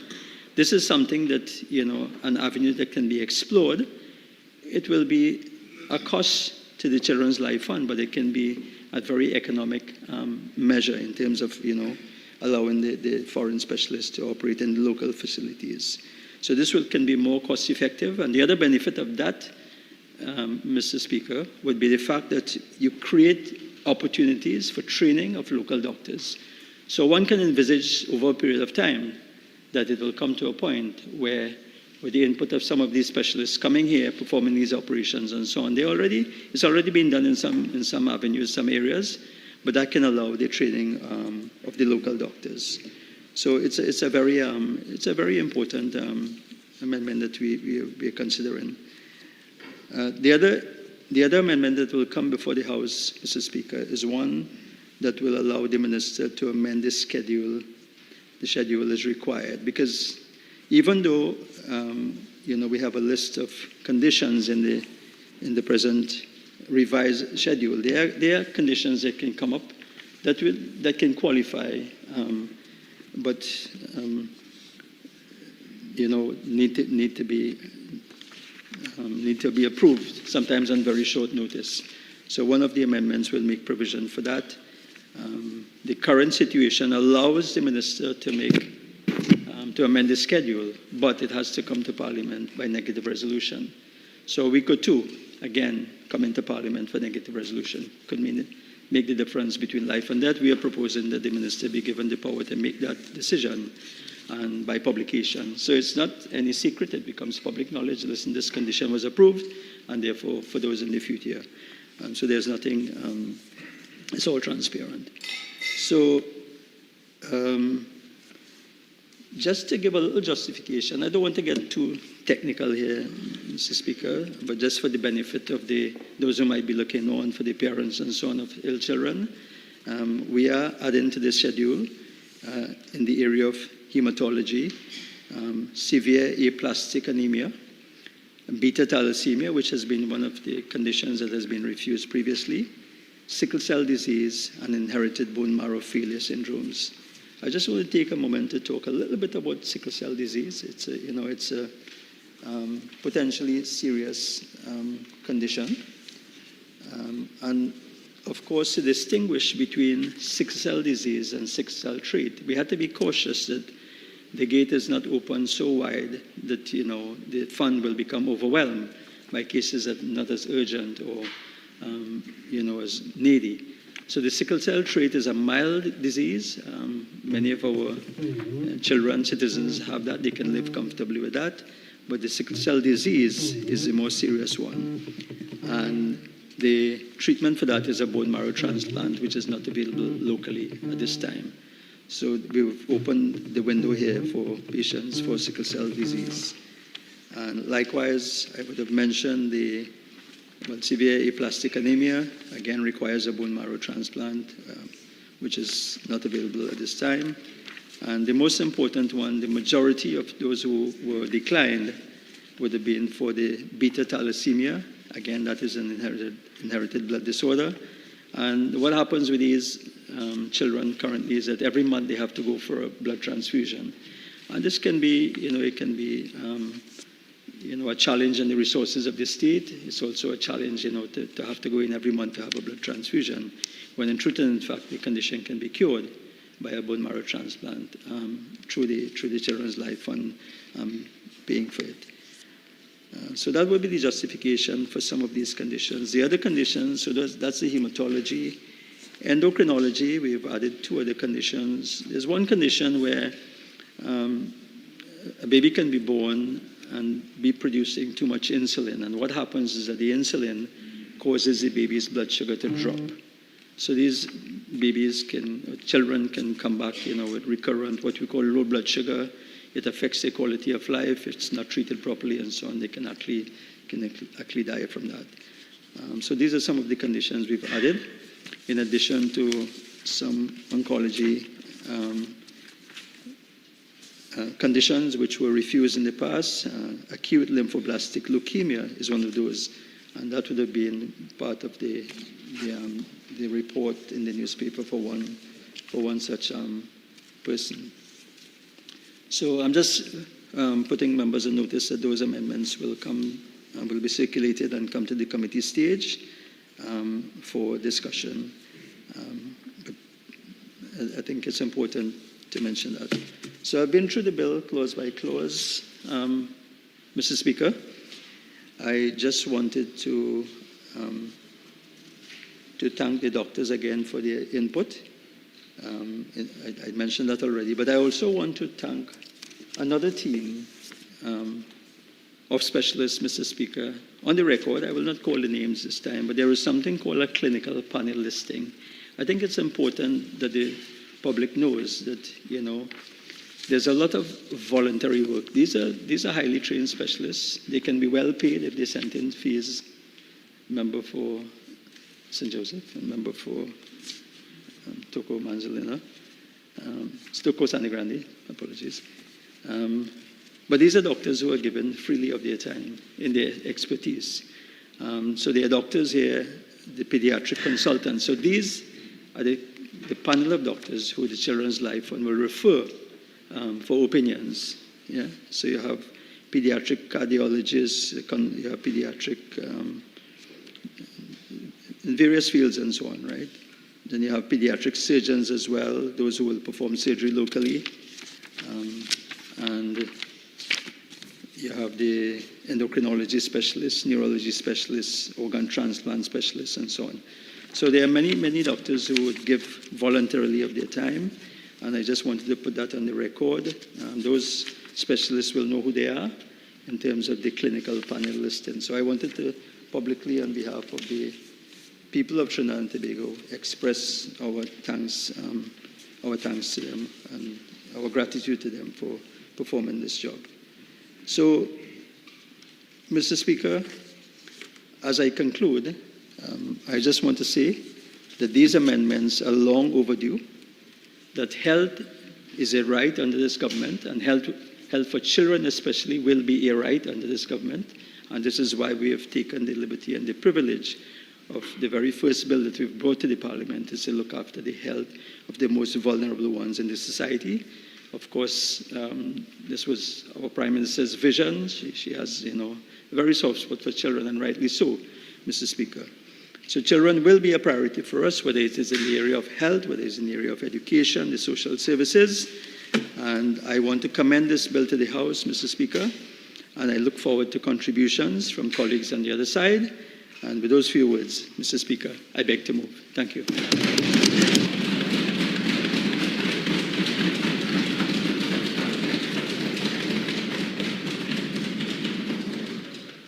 Member for Port of Spain North, St. Anne's West.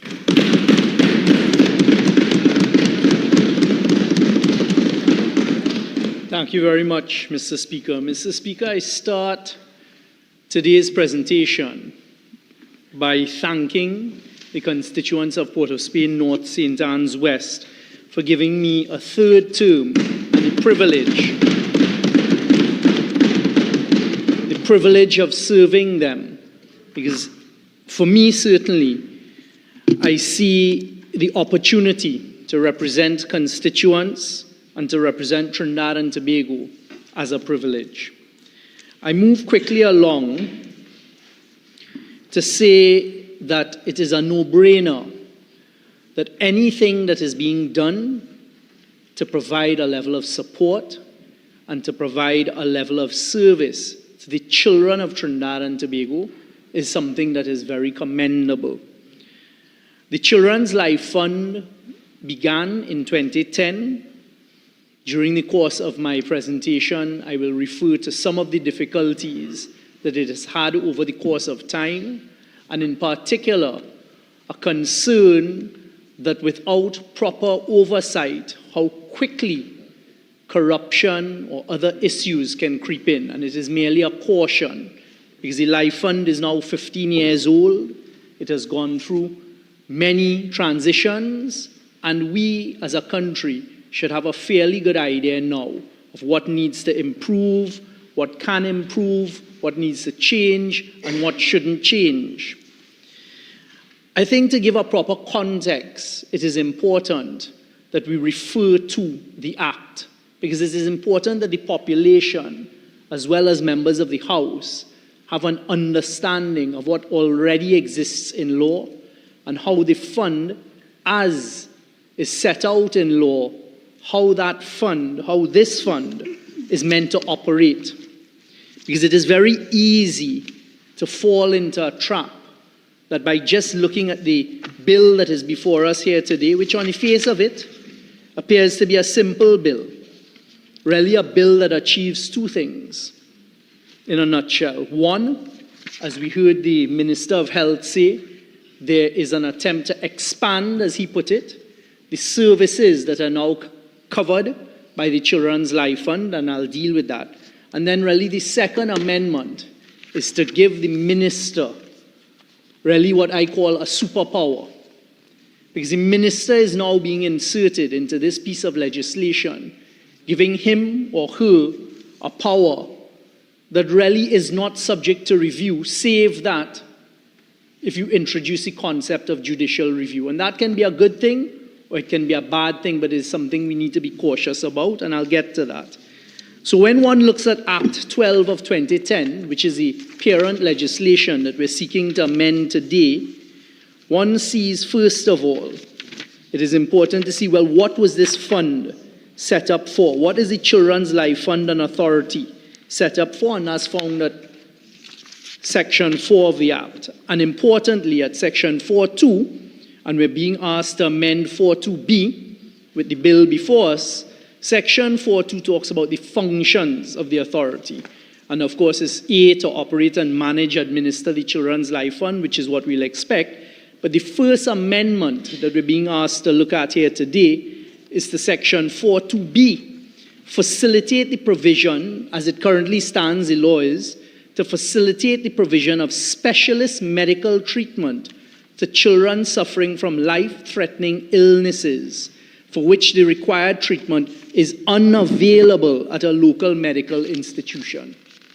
And what we're being asked to consider here today, and what is being suggested by the government, is, as I heard him say, the minister say, to expand from life-threatening illnesses, to delete that, and to replace it with this concept of life-limiting illnesses listed in Schedule 3.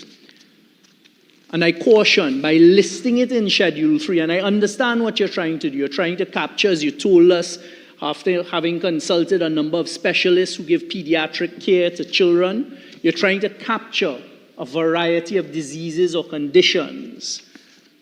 But you're limiting it, is the first submission, and I urge us to be cautious. Because by saying that it is listed in Schedule 3, what you've now done is you've tied the hands of the Children's Life Fund, that any sickness, any illness, any condition that, God forbid, any one of the children in this country has fallen subject to that is not captured in Schedule 3, immediately excludes them from the fund. So we must be cautious about going down that road. I understand what you're trying to achieve, because I assume your policy is by saying or leaving it as life-threatening illnesses.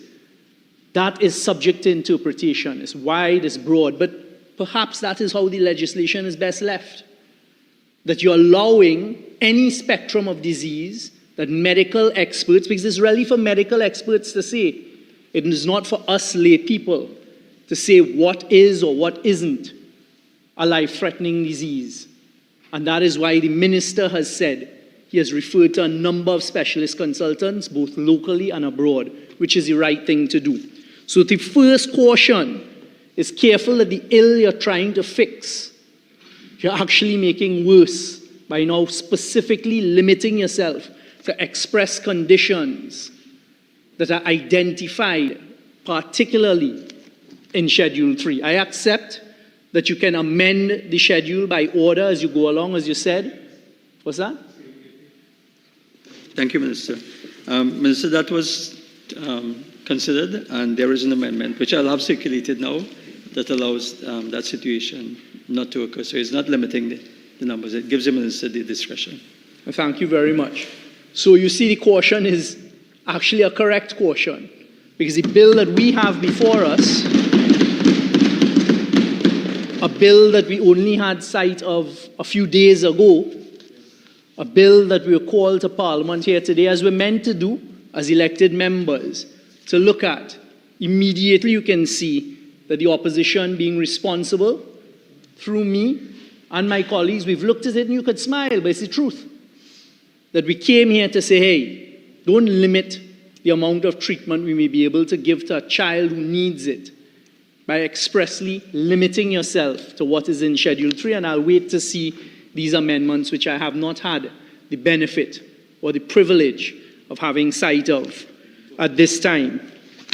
I've just heard mentioned a short while ago. So that is the first issue. The second, when you go through the Act as it is, and I offer caution on, and that the population should understand how this is meant to apply, is we go immediately to Section 9, what the board of the Children's Life Fund, the functions of the board, what the board does. And you see that the board authorizes payment of medical and related expenses of beneficiaries. What I should point out, just before I move on to that, is as the Act currently is, where we say life-threatening illnesses, that was not defined in the legislation. So maybe when we see the proposed amendment, it may be some sort of broader definition, some sort of scope that really gives the Life Fund the opportunity to provide service. And I also would like to add at this stage what is pointed out as the second part of that 4.2b, which is the treatment must be unavailable at local medical institutions. So I don't want the population to think, because I heard the Minister of Health say, and he referred to a particular instance. For example, a child that needs blood transfusions, I think you said on a monthly basis or weekly basis, is very expensive. But pause, certainly no amendment being made here today captures that, because that treatment is locally available. So to be able to access the Life Fund, there are a number of requirements, and we'll get to the eligibility. But one of them is, and one of the main ones is, why this was created, is that you must not be able to access the medical treatment locally. And that makes the point that I'm about to go on to now. What this amendment is seeking to do here, Mr. Speaker, it is to give the broadest possible powers to a minister in a piece of legislation, certainly that I have ever seen. I use the word superpower, not in a pejorative way, but it is literally that.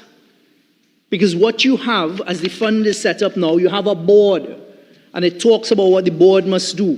The board, at D, 9D says, must establish procedures for applying the Children's Life Fund, determining the eligibility for the payment or reimbursement of medical expenses for beneficiaries and processing claim disputes. It goes on to say at E that the board will set and administer rules for qualification of beneficiaries in accordance with prescribed policies established by the government. And then we'll get to the next amendment being suggested at F. What that is doing, Mr. Speaker, and to the population, it is setting out legislatively that the board is in charge of the administration of this fund, that the board will set the procedures, that the board will determine how this fund is accessed in accordance with the parameters of the law. And interestingly, when you go to section 14, which is a specific section that talks about the minister's powers as they currently exist under the legislation, it says the minister may give the board in writing general directions in respect of the performance of its functions. And then it goes on at 14.2. The minister may give the board in writing specific directions in respect of its functions in relation to any matter which the minister considers to be in the public interest. Mr. Speaker, that is very, very broad language. That is language that sets the existing legislation apart from the legislation we've looked at in the last 10 years. And it's sort of ironic, it didn't pass me. I wouldn't use the word hypocritical, but it's ironic that for the past 10 years, once any piece of legislation came to this House that mentioned giving a minister a power to sneeze, there was objection by those on the other side. But here, and this is where I caution the population, the first piece of legislation that we come to this House to debate in this new sitting is legislation that is giving a minister a power with absolutely no review on it as per the legislation. Superpower, as I call it. So you're basically giving a minister a power to override the board. And what is interesting about this legislation is the board must have a medical practitioner who's a senior public officer nominated by the minister. And then it also has other persons who may be doctors, but it goes on. It's not left up to the board to determine these things. The legislation actually sets up a body called the Life Unit. And it is the Life Unit that is charged with the responsibility of considering cases put before it. And that's found at section 17. There is hereby established a Life Unit which shall provide the case management services of the authority in respect of applications for grants for medical treatment under this Act. So that is the expert body, because it says the Life Unit shall comprise of a manager and administrative officer, but medical volunteers. And when you look at the Act, it is the Life Unit that is given the responsibility, the duty, as the legislation says, at sections 18, to undertake clinical and financial assessment of applications.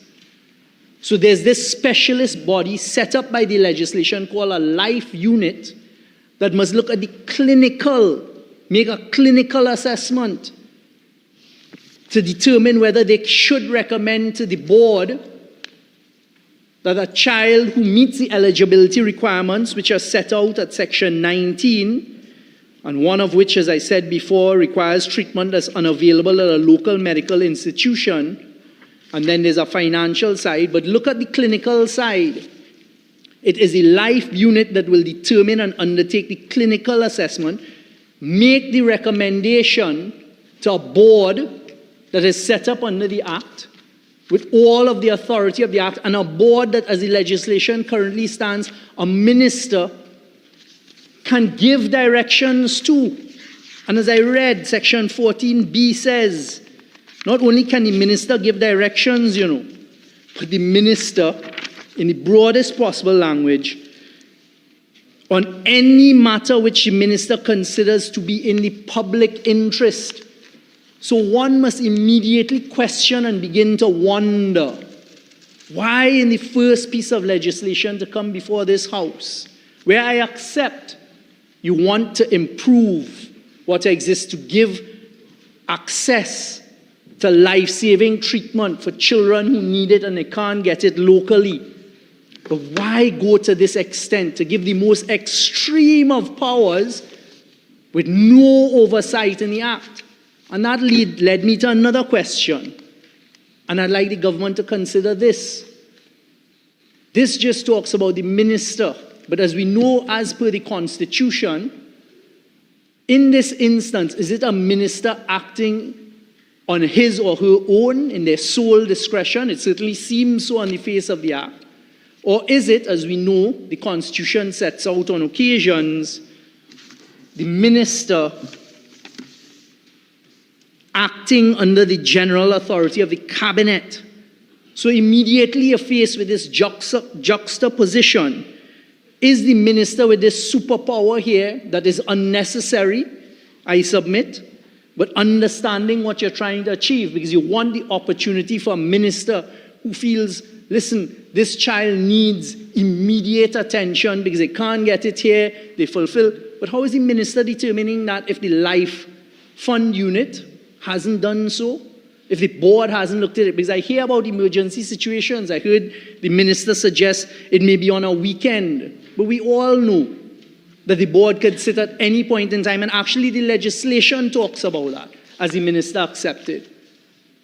So one begins to question, why go to this extent with the most extreme powers? And the question I'm asking now, is it a minister acting on his or her sole discretion? Or is it a minister who, by the definition, is understood to be acting on the powers of cabinet? Is it then, in that instance, because it's then you're saying is not an individual determining, is it that you're going to tie cabinet up with these decisions? Can cabinet make these types of decisions? And the next point, Mr. Speaker, as we all know, never make legislation on the basis of the individual who may hold the office at the time. So right now we have a minister of health who's a doctor. I don't think he specializes in pediatrics. I could be wrong, but he is a medically qualified doctor. What if that changes tomorrow? What if that changes and the member for Barataria Sawa finds himself there? And he is now found in a position with an emergency situation. Is he to ignore the advice of this body set up by the legislation for obvious good reasons? This body that is set up called the Life Unit with the experts, and is a person who has no medical training, no medical experience, no expertise at all with the dilemma, the disease, or whatever it is that they're being faced with at the time, the child. That minister in his sole discretion now is being given this superpower that they can override anything and they can just say, yes, go ahead, go off and get access to the fund. And these are some of the cautions that I am concerned about, and I'm sure the population will be concerned about. Because you see, in trying to better things and in trying to give access, which is an admirable policy, we must be very, very careful that you're not making it worse than it is. So you have, as it is currently put before us, and maybe they will scramble now to add some more amendments that they say will come to us in committee stage that we haven't seen.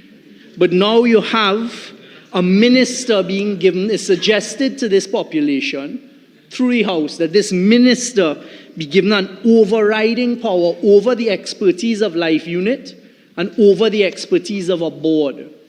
And you talk about review and accountability, but there is nothing suggested in the amendment that is put before us in its current form, which is an amendment found at Clause 6 of the bill to insert Section 21A, where the board rejects an application for a grant All right, under guys, this so, Act. I mean, The it Chief is flooded, Executive flooded Officer really. shall, within 3 days thereof, submit the decision of the When board it together with rains its in reasons and Trinidad, all everything supporting stops documents and to the the earth minister for his breathes. review.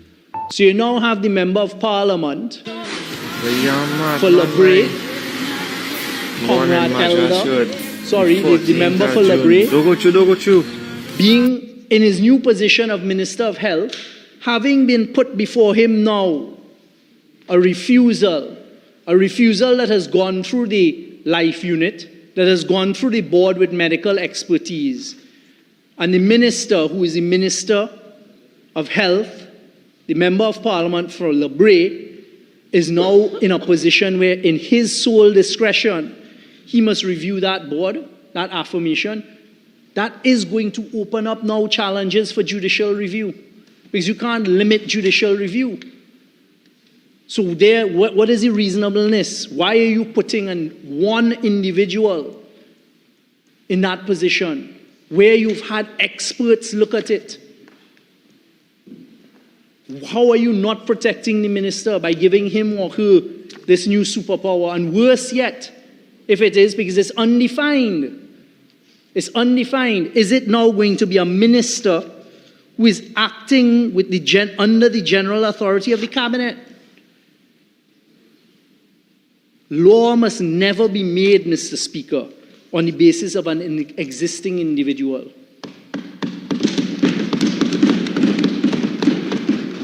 And even in the circumstances, if the Minister of Health is a medical doctor, these are very, very specialized areas. As we heard the Honourable Minister of Health refer to a couple of the life-limiting illnesses set out in Schedule 3.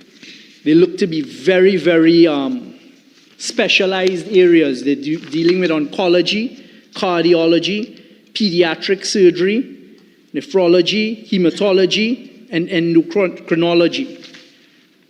But you're limiting it, and I wait to see the amendments you've referred to.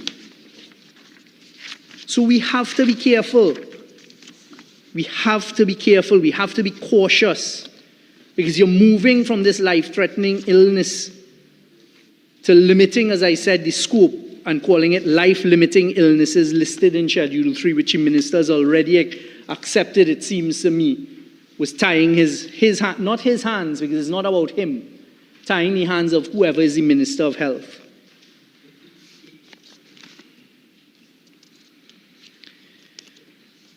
So these two, what appear to be simple suggested amendments to two areas, we immediately see are fraught with potential pitfalls. But egregious here is that you, in your first piece of legislation, decide to introduce this concept of an unreviewable minister with absolute discretion, absolute power to override experts and to take decisions. Because now when you look at 21B, as is suggested, the new clause 21B, notwithstanding any other provision of this Act, the minister may, in urgent or exceptional circumstances, consider and treat with an application for a grant if the minister is satisfied that A, the board is unable to meet for any reason or otherwise perform its functions in a timely manner. Pause. What could that possibly be? What situation could it possibly be that a responsible board, this is what they now send? But I can't read that when I'm on my legs. I have a little more courtesy to us next time. 21B, notwithstanding any other provision of this Act. Notwithstanding any other provision of this Act, Mr. Speaker, the minister may, in urgent or exceptional circumstances, consider and treat with an application for a grant if the minister is satisfied that the board is unable to meet for any reason or otherwise perform its functions, so the board that was selected, because I presume the government intends to select boards based on merit, boards based on expertise. I mean, it's a wide presumption. All right, guys. But so, I presume that is what it would happen, flooded, especially with the Children's really Life bad Fund. since Is it that a When minister? it rains in Trinidad, everything stopped. All right, guys. So. Can we allow the member to finish his contribution? He just has 5 minutes again. Flooding across the Caroni Plains, including Tranquil Road off the southern main road as the Caroni River and its tributaries So overtop. is it that the minister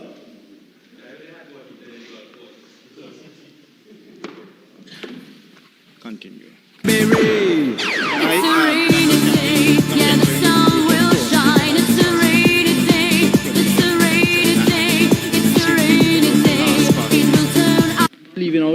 Thank you, Mr. Speaker, but I was going through it I see. word by word, and I hadn't reached the last sentence as yet. B comes after A, which is what I'll get to now. So the minister is satisfied that B. Flash flood Eastern Main Road, El Dorado. Sentence of E. Just so that we correct the public record. So the entire clause. So 21B. Flooding coal mine, Sangre Grande 545. 1A. So the first provision is the minister must be satisfied that the board is unable to meet for any reason or otherwise 12 of June 2025. perform its functions in a timely manner. So immediately we see the potential of a minister now having to go to court to defend as you that can see, in that's its strong current water particular. just Because the flowing. minister now will be required. Here is a quick news update for TNT.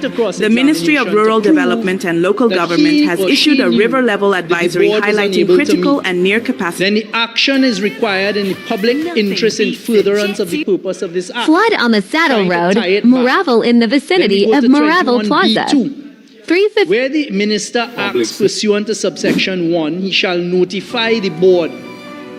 But what's the use of notifying the board? You've just said the board can't meet, the board and function is exceptional circumstances. The board gone, according to the member for Barracuda, what is called for, gone for a swim somewhere. So the minister now has to make a decision.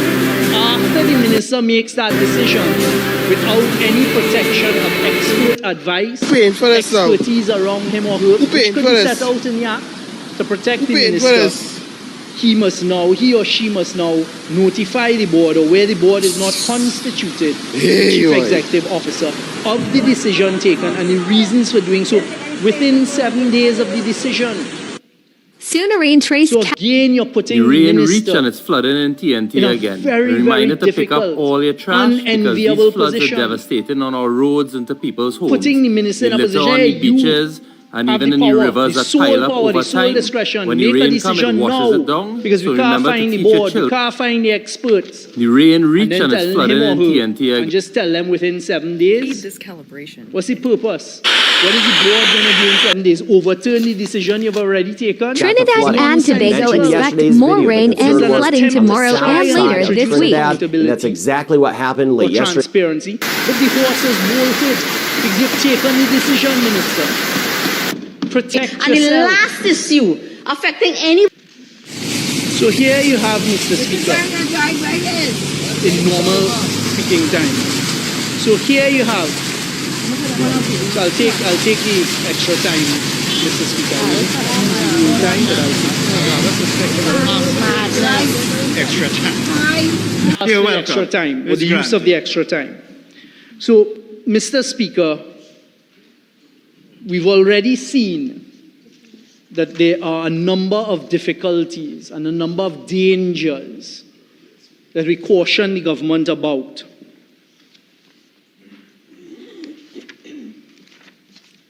With respect to the current proposed amendments.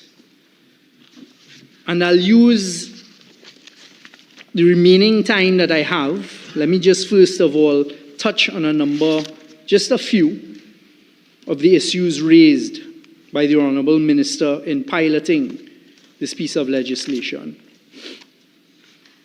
He said, the Minister said, the Honourable Minister said, quote, needs to be addressed these amendments will address that in some meaningful ways. When he was talking about the processing time, you said it was 70 days to 85 days, and the amendments as they currently are would somehow address those. The bill that we have before us, Minister, unfortunately does no such thing.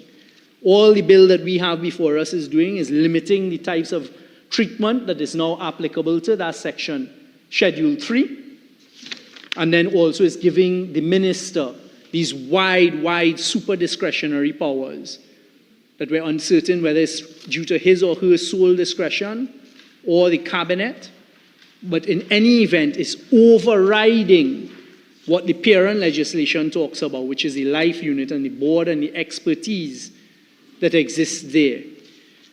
So certainly it may be in what has just been passed up, further amendments that are being proposed now, but it certainly is not captured in what is currently before us and what was provided to us 2 days ago. Then the minister went on to say, Mr. Speaker, the government is trying to improve efficiency by making the process faster, because that's a bit of the same point I was just making, that nothing in the current amendments in the bill before us actually does that. There's nothing to do in there that is improving efficiency.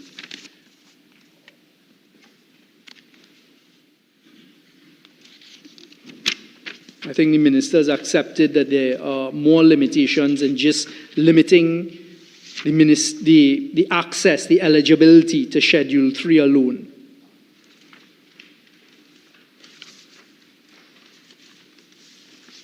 And I was just drawing as well attention to the eligibility clause, in particular when you spoke about blood transfusions and these types of things, to remind that as it currently is, one of the main eligibility conditions is that it must be treatment that you cannot get locally. And let's get on now to some of the caution I'd like to put. Because you see, this fund has run into serious difficulties before. And in fact, difficulties that led to criminal investigation and criminal charges.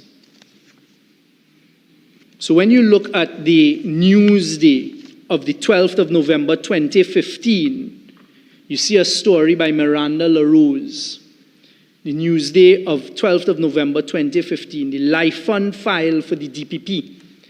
And that story talks about investigations into an alleged fraud at the Life Fund in which thousands of US dollars were literally embezzled.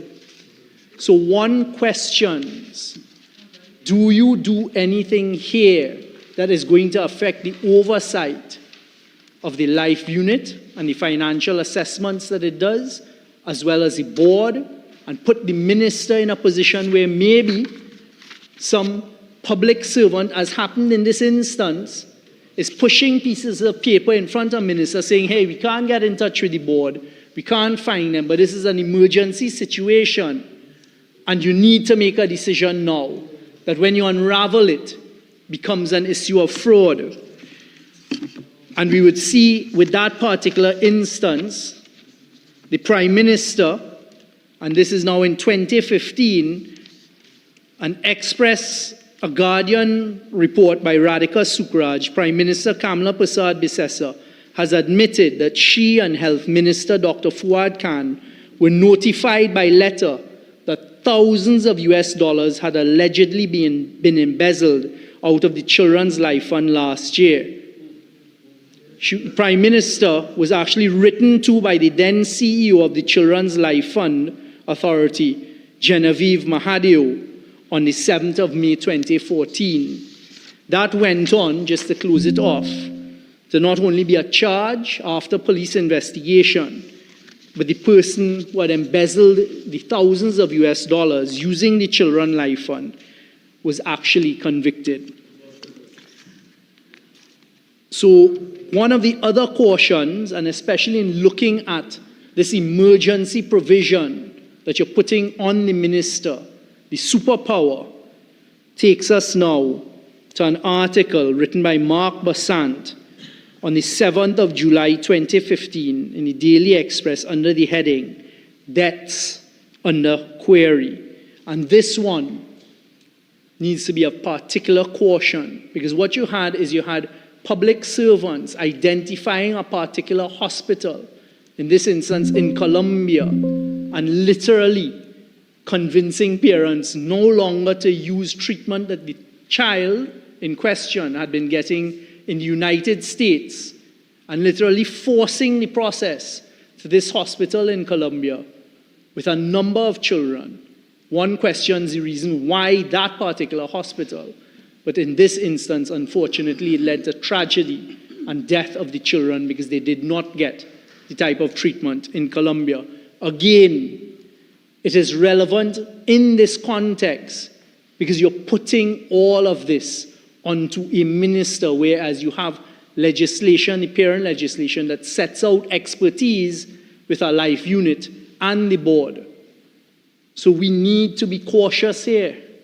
Don't put a minister in that type of position. Trying to make haste to do something which you think is good, but it turns out not only to be bad for the taxpayer, but in this instance, because as the legislation talks, it's life or death for a child. That's what you're talking about. And the legislation here is talking about those instances. Concerns were raised by local doctors about one of the Colombian medical institutions sanctioned by the Children's Life Fund Authority, where sick children would be sent for urgent medical treatment. The concerns surfaced this year following the deaths of at least 2 local children at the Colombian facility. And that is what happened in that instance. Unfortunately, all of these instances took period at a particular period of time. So I'm cautioning, in your haste to grant superpower, in your haste to open up in a much wider way, and I heard the minister say, because the legislation as it currently is also caps medical treatment at $1 million. I think I heard the minister say in his contribution, and again it may be in the papers that were just passed to us, a further amendment, but I heard the minister say that they would be looking at expanding it to allow treatment beyond $1 million. There must be justification for that type of instance and why you're going down that road, if in fact you are. So, Mr. Speaker, there's caution from us on this side. Whilst we think it is admirable and a good policy decision to have the Children's Life Fund, as we've seen just from a few examples, and there are many more, the past history, during a particular period in time, it was unfortunately caught up in fraud that led to criminal charges and a conviction, is caught up in a particular shuffle of people towards a foreign institution that led to death. And one must be very, very careful. And I question why in the first piece of legislation to come to this House in this new sitting, you're looking to introduce, is it a test? Is it a test to see how far you could push the envelope going forward with further legislation? But it is certainly not something that should be done in an instance like this, because not only does it expand powers on one person, but it also could potentially put that minister, he or she, in some serious problems. So, Mr. Speaker, I thank you for the opportunity to have made that contribution. South.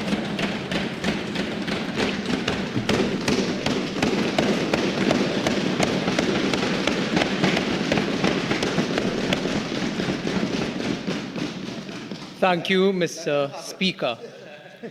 Mr. Speaker, for 10 years while I served as a member for Princestown, sitting on the other side of the House, I clamored for the amendment together with our Prime Minister, now then Leader of the Opposition, while children suffered and died at the hands of our colleagues who refused to amend the Children's Life Fund.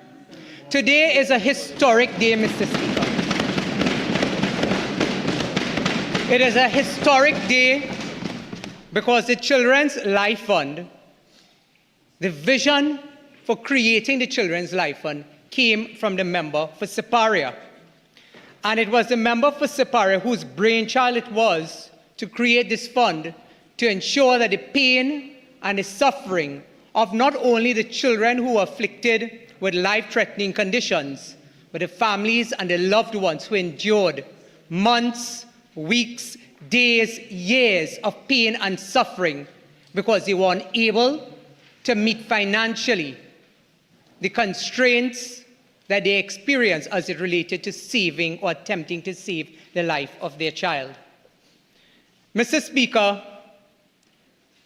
in the general election campaign of 2025, I recall fondly that the member for Siparia said something to me that has stayed with me from then to now. And what she said to me then was that, why do we do what we do? Why do we fight as hard as we fight? Why do we continue to give public service?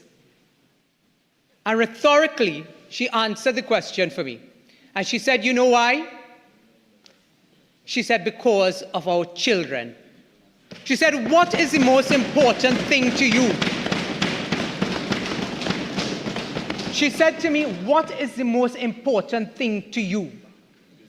Is it not your child? So I said, yes.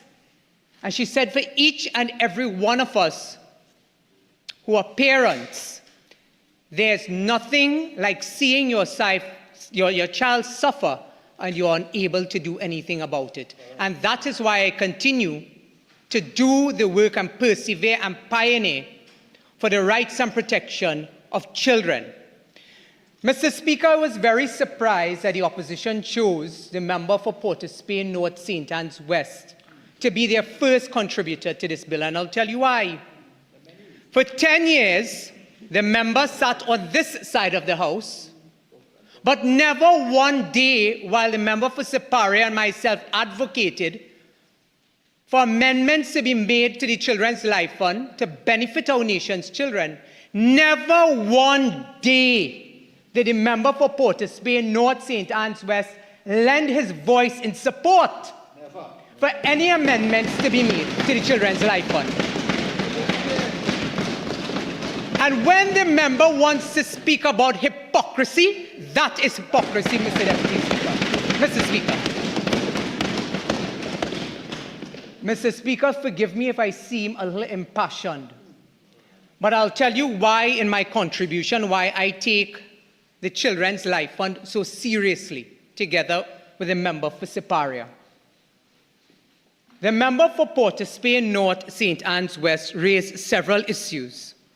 And while the member for the past 10 years could not find his voice because he suffered from PIP during that period, on the issue of the Children's Life Fund, there were other members who sat alongside the member for Port of Spain North St. Anne's West on this bench who are no longer here. And two of those former members were the member for St. Joseph, then Minister of Health, one Terence Yalsing, the other being the member for San Fernando West, then Mr. Faris Al-Rawi, who served as Attorney General for a significant period of the People's National Movement Administration between 2015 to 2025. But you see, Mr. Speaker, the then member for St. Joseph, who served as the Minister of Health during that period, I recall the day we were leaving for the last sitting in the House of Representatives prior to the last general election. And the then member for St. Joseph, like the emperor with our clothes, sat there with sanctimonious hypocrisy, telling the then and now the member for Urupuch West, then the member for Faizabad, what happened? You want to spend 5 more years in opposition? Mr. Speaker, if that is not poetic justice, that that member is no longer a member of this House, I don't know what is. And I will tell you why. Because that member too, the former member for St. Joseph, the former Minister of Health, who had the opportunity to say to Trinidad and Tobago that we were willing to work with our colleagues across the aisle. Because, Mr. Speaker, the amendments to the Children's Life Fund bill requires political will. That is what it requires. And today, the very first bill that comes to the House of Representatives under the member for Siparia, serving in her second term as the Prime Minister, the first and now the second female Prime Minister of this country, has signaled to the population very clearly what her priority is. And her priority has always been, from the time that she served as Attorney General in 1995 to Minister of Education in 98-99, then going into opposition, back as Prime Minister in 2010-2015, now once more in the seat of Prime Minister, has said to her government that the children of Trinidad and Tobago are our top priority. But you see, Mr. Speaker, while the member for Portisbay North St. Anne's West regaled us about how concerned the opposition are for children, the member sat 2 seats away from the Minister of Health in his own administration. And instead of adding his voice in support on several occasions when we raised that the Children's Life Fund needed specific review, support for additional amendments, not one word coming from the member from Portisbay North St. Anne's West, not one word. And the member raised a very interesting question. The member said, why are we giving the minister this superpower as he described it? I want to remind the member for Portisbay North St. Anne's West how we arrived at that situation and at that point. Because you see, Mr. Speaker, our colleagues, our friends opposite, they seem to suffer from selective hearing. And today they have been very selective, hoping that the population will forgive them in quick order. The population will not forget the millions and billions of dollars as identified today by the Prime Minister through the Auditor General's report, spent on frivolity, spent on white elephants, spent on the interests of friends, financiers, and family of the People's National Movement. And no colleague opposite can separate themselves from what occurred between 2015 to 2025. The member for Aruka Lopino cannot separate himself. The member for Arima certainly cannot separate herself. Because I want to remind Trinidad and Tobago that the member for Arima was part of that administration. And while she may be new, the honorable member that is, to the position of leader of the opposition, I too cannot recall one instance that when the member sat on this side of the House, that the member said, but this is for children, this is for our nation's children. Instead, the member for Arima, now the leader of the opposition, chose to toe the line of the member for Diego Martin West because it was politically expedient for the member to do so. And therefore, when colleagues stand on that side of the House to lecture us on moral and spiritual and ethical values, if you cannot have compassion for children, then God help us. God help us if they ever return to government. They have demonstrated, not by their word, they have demonstrated by their deed. 2015 to 2025, not one amendment to the Children's Life Fund in the span of almost 10 years. The member for Aruka Lopino, the member for Arima, the member for Diego Martin Northeast, the member for St. Anne's East who once wanted to school me about how to raise my own child. Today, for 10 years, she had nothing to say, the honorable member that is, about the welfare of the children of Trinidad and Tobago who suffered under their hands, many of which passed away not being able to receive the life-saving surgeries. The member for Portisbay North St. Anne's West was in the Attorney General's office for a significant period of time. The member for Portisbay South, they often leaned on advice in the area of law. The member for Tring City Maloney was once in this position as leader of government business, not once advancing a piece of legislation.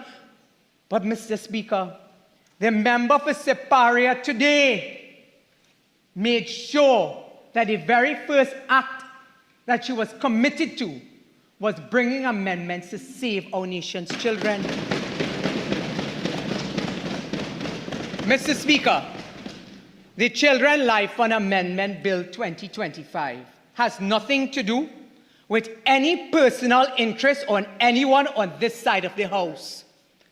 But in other incarnations, when our colleagues, our friends were here on this side of the House, there were things that you would hear very often, one of which was NCB Global Finance. You heard about that institution. You heard about the recusals from former members of the government, some serving in the highest positions. However, Mr. Speaker, because we are talking about expenditure for the Children's Life Fund. Okay. Thank you, BG. Is your objection on the ground of relevance? Yes. Okay. The way I see it is this. I think you need to lend context to what the member is saying. So I will allow him a very brief respite from it, but in the context of expenditure and expenditure alone. Thank you, Mr. Speaker. Mr. Speaker, we are speaking about the Children Life Fund Amendment Bill. There's the operational side. Our members will speak, and I will speak about the clauses in this bill. But there must be the context, as you have described, in terms of what is the priority of the state in terms of bringing this bill today, and the context in which we find ourselves with respect to the specific amendment. And that is why I can tell you that the commitment demonstrated by this government for our nation's children is very different from our colleagues opposite. Because while we are not advancing our own self-interest, I cannot say that colleagues on the other side did not do that when they were in our position. You know, Mr. Speaker, the member for Port of Spain, North St. Anne's West, got very jumpy where we spoke and made reference to NCB Global Finance. And as a side note, I want to indicate that every dealing with respect to NCB Global Finance is now being investigated. It is now being investigated, and the Honorable Attorney General will speak more to that, about persons who are more interested in filling the pockets of their friends, financiers, family, instead of looking after the interests of the most vulnerable in our nation's society. Mr. Speaker, the member for Port of Spain North, St. Anne's West, told us earlier about the superpowers, and the member spent a significant amount of time about the superpowers that we are seeking to give to the minister. And the member indicated that the government, the then opposition prior to April 28, 2025, made a lot of sound and fury about powers being given to ministers. But the member stopped short of putting that point into context. Because when it came to giving ministers of government superpowers to look into citizens' taxes through the BIR is when we had a problem by giving ministers superpowers. And I recall it was the member for Diego Martin Northeast who sought to give himself that superpower of being able to go to the BIR to get certain pieces of information. And that is what the then opposition, now government, rejected. We rejected that, Mr. Speaker, because again, it could not be that one was serving their own interests, whether it is political or otherwise. We had a problem with giving superpowers to ministers from the last administration as it relates to customs and excise. Again, who was the minister that brought bills to this House seeking to give the Minister of Finance, who was a line minister, the power to do certain things in customs and excise that was really outside the remit of saving lives compared to what we are trying to do with my colleague for from Urupuch West and other colleagues from time to time who will find themselves as the Minister of Health.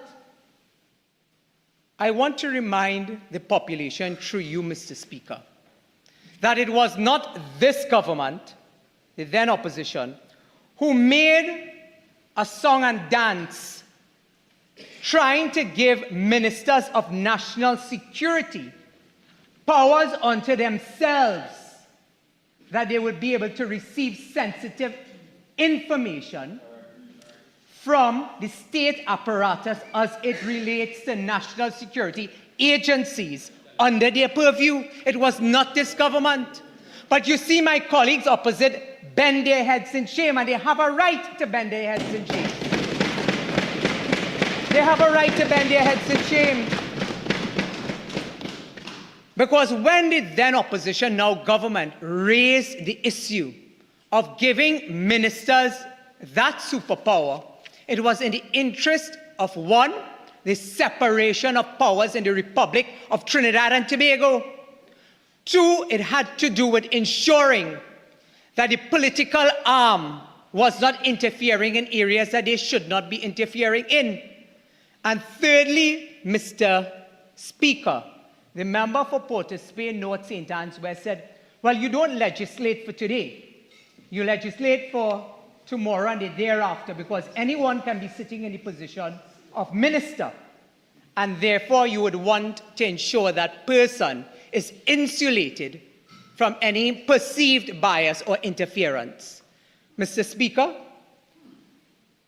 we saw for 10 years the members opposite were callous, bold-faced, brass-faced, and unashamedly sought to bring power onto themselves through legislation in this parliament that did not look after the interests of the well-being of the citizens, particularly children, as we are doing today with respect to the Children's Life Fund Amendment Bill. The member opposite used the words that we should be careful and that we should be cautious. We should be careful and we should be cautious going forward, giving ministers these sort of powers.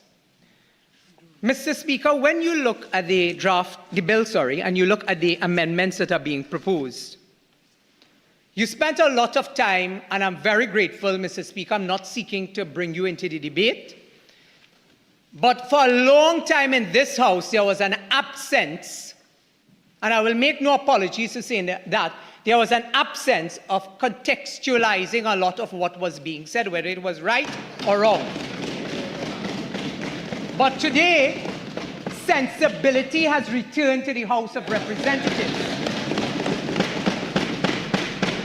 And when the member opposite spoke about we must be careful and we must be cautious with the powers that we are giving a minister, you look at the bill, you look at the amendments in context, one dancing with the other.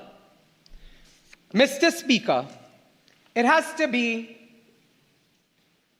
ludicrous for anyone to think that the Minister of Health or anyone else, as opposed to the member for Urupuch West, anybody else sitting in the position of Minister of Health, looking at the powers that are being proposed to be given to the Minister of Health, will work in a vacuum and just decide that an application has come and that he or she will just simply accept and say proceed, without understanding that they require technical advice coming from the board in terms of what the recommendation is, if there is a recommendation from the board, technical advice coming from the senior consultant of the pediatric unit, technical advice and support coming from the doctors from within the RHA that is responsible,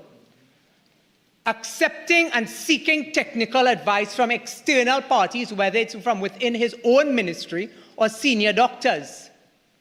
One has to be ludicrous to think anybody who's sitting in the position of Minister of Health will just, perhaps that probably occurred under the pharmacist that they had as Minister of Health. That will not occur under Minister of Health member for Urupuch West. You know, Mr. Speaker, I recalled earlier that we were told when we sat on that side of the House to leave Siparia right there. We have brought Siparia to this side of the House. Rather, Siparia has brought us to this side of the House. But the Honorable Prime Minister has been very careful in the selection of the persons that she entrusts with the welfare and the health, particularly of our nation's children. Mr. Speaker, you know, it's probably fortuitous that the member for Siparia is making her way, she left for a few minutes, is now making her way back into the chamber. But again, it was because of the vision of the member for Siparia. That is why we are here today, and we are happy to have her right here, and she's not going anywhere. She's not going anywhere.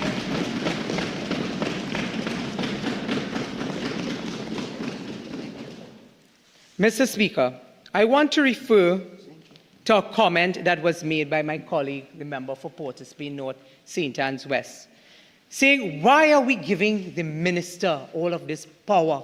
We must be cautious. We must make sure that we know what we are doing. Well, one, yes, in this instance, the Minister of Health was a health professional. You have the minister in the ministry also having been a health professional.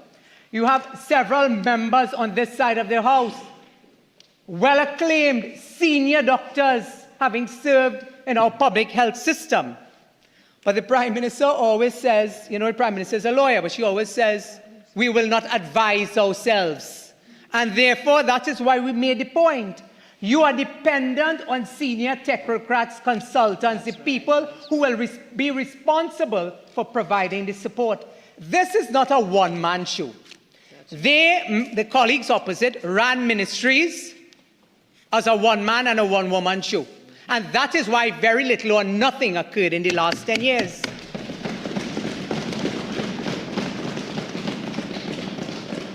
You know, Mr. Speaker, the member for Port of Spain North, St. Anne's West spent a lot of time quoting from newspaper articles. And I started off by saying we must remind ourselves, how did we arrive at the position that we are in today, 10 years later? I'm putting into context, here's an article, with your permission, Mr. Speaker, with your permission, I seek leave to quote from a Newsday article dated Saturday, 18 June 2016. And the headline said, child dies as state considers legal question. I want to repeat that, Mr. Speaker, because while we got a lot of advice from the member for Port of Spain North, who had not one word to say about the Children's Life Fund in the last 10 years, but suddenly has arrived on the scene trying to soften his own image after the licking they got in the last general election, attempting to appear as though that they are interested in children when for 10 years they did nothing, as this headline indicates. The headline says, child dies as state considers legal question. And who was the legal officer? The legal officer that sat in the office of the Attorney General was then one Faris Al-Rawi, then member for San Fernando West. But, Mr. Speaker, just to refresh your memory and the memory of the people who are looking on, then Attorney General had a junior minister in the Ministry of the Attorney General at that time. And Mr. Speaker, you might be shocked.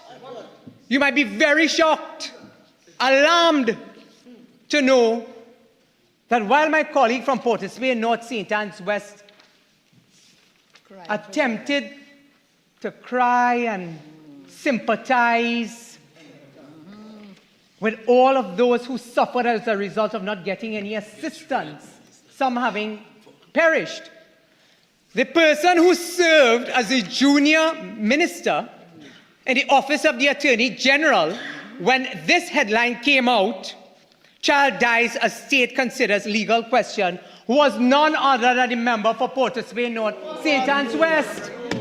So when the member wants to talk about hypocrisy, when the member wants to tell this side about hypocrisy, respectfully through you, Mr. Speaker, the honourable member for Port of Spain North, St. Anne's West, might want to take a look in the mirror. might want to take a look in the mirror. Mr. Speaker, the article says, Parliament yesterday heard that a 1-year-old child, Naveen Hariprasad, and member for Oropouche West, through you, Mr. Speaker. This may almost be a bit of poetic justice. You can never find anything good coming out from a child or anyone that perishes. But today, serving as a member for Oropouche West, I retell this story knowing that the child that I referred to was from the constituency of Oropouche West. Mr. Speaker, it said Parliament yesterday heard that a 1-year-old child, Naveen Hariprasad, died while the state was seeking legal advice from the Ministry of the Attorney General on the question of the interpretation of laws governing the Children's Life Fund. It is understood the legal issue involved 2 words. Mr. Speaker, the article says that the issue involved was about 2 words. 2 words in the law which were key to determining whether the child would qualify for a second surgical procedure needed after an initial procedure was funded by the state. The issue was whether Naveen's case would qualify as an exception to a ban on a second set of funding within the space of 2 years. The article dated June 16th, Newsday went on to say, during question time, Princetown MP Barry Padrad asked Attorney General Faris Al-Rawi if a legal issue had been resolved in relation to the fund. Al-Rawi said yes. Padrad asked what mechanisms have been put in place by your office to ensure that a reoccurrence similar to this does not occur again. The Attorney General said there is no need for mechanisms. This is what they said in 2016 when the child died. They failed to give a legal opinion on 2 words. Al-Rawi said, there is no need for mechanisms because the phenomena is one in which was unique to this particular situation. May I take my extended? You shall. Thank you, Mr. Speaker. He said between 2010 to 2016, several persons had applied. It also went on to say that the member for Siparia interjected, lending her support on this issue.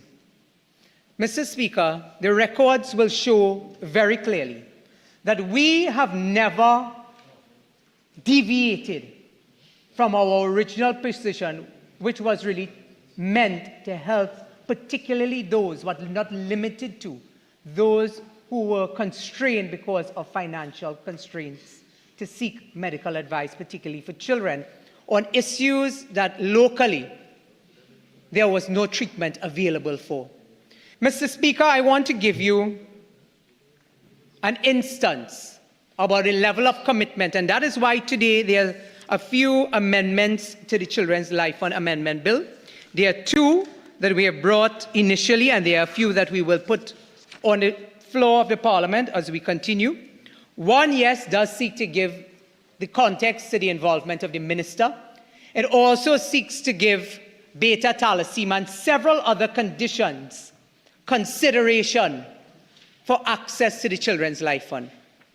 Mr. Speaker, I can remember it like yesterday, the very first instance that came to the Children's Life Fund. Sitting at her desk at 10 p.m. one night at the Prime Minister's office, Prime Minister Kamala Basabi-Sessa, member for Siparia, in 2010, received a letter on her desk from a parent who was asking for the exact same thing of what we are doing today, to expedite the case of her child because they thought it was just taking a little too long. We had just been in government for about 2 to 3 months at that time. Prime Minister Kamala Basabi-Sessa, member for Siparia, took up the letter, and the child was from the constituency of St. Anne's East. It wasn't a child from Siparia or a child from Couva South. It was a child from an opposition constituency, very first child in the Children's Life Fund. St. Anne's East. Prime Minister gave me the letter at 10 o'clock in the night. 5 minutes later, she looks up and she says, "What are you still doing here?" I said, "Prime Minister, it's 10 o'clock. She said, "What does that have to do with anything?" I said, "Well, I'll seek to sort it out in the morning." Prime Minister then looked at me and she said, "Are you a parent?" At that time, I was not. She said, "Let me tell you something. Call them now. Because if I know what the heart of any parent is like, they will not be asleep. They will be anxiously waiting for a phone call at any time." I called those parents in front of Prime Minister, and those parents wept at 10 o'clock that night, just knowing that their child will have the chance of life. That is the compassion. That is what drives the member for Separia to continue doing what she does. And that is why, when we were told to keep Separia right there, Separia has brought us right here, and she will remain right here. She has brought us right here, and that is why today she can tell you, without fear of contradiction, where her heart lies in terms of the welfare of the children of Trinidad and Tobago, but where the mandate that we have been given through the 26 seats for the United National Congress, our friends in the TPP, our two brothers who are sitting on this side of the House, seeking the interests of the people above self. And that is what this bill is all about. Mr. Speaker, months later, I received a postcard from the parents of that child who was the first recipient of the Children's Life Fund. It was a Christmas time, and the postcard simply read, "Unfortunately, my daughter died, having received the surgery in Argentina. However, please convey to the Honorable Prime Minister that as a parent, I can rest comfortably at night knowing that my child had every opportunity to live and that she wanted for nothing, but it was left up to the Lord's will and the Lord's hands." Mr. Speaker, we often say in Trinidad and Tobago in local parlance, God helps those who help themselves. And today we are helping ourselves by giving many of our nation's children the opportunity to live.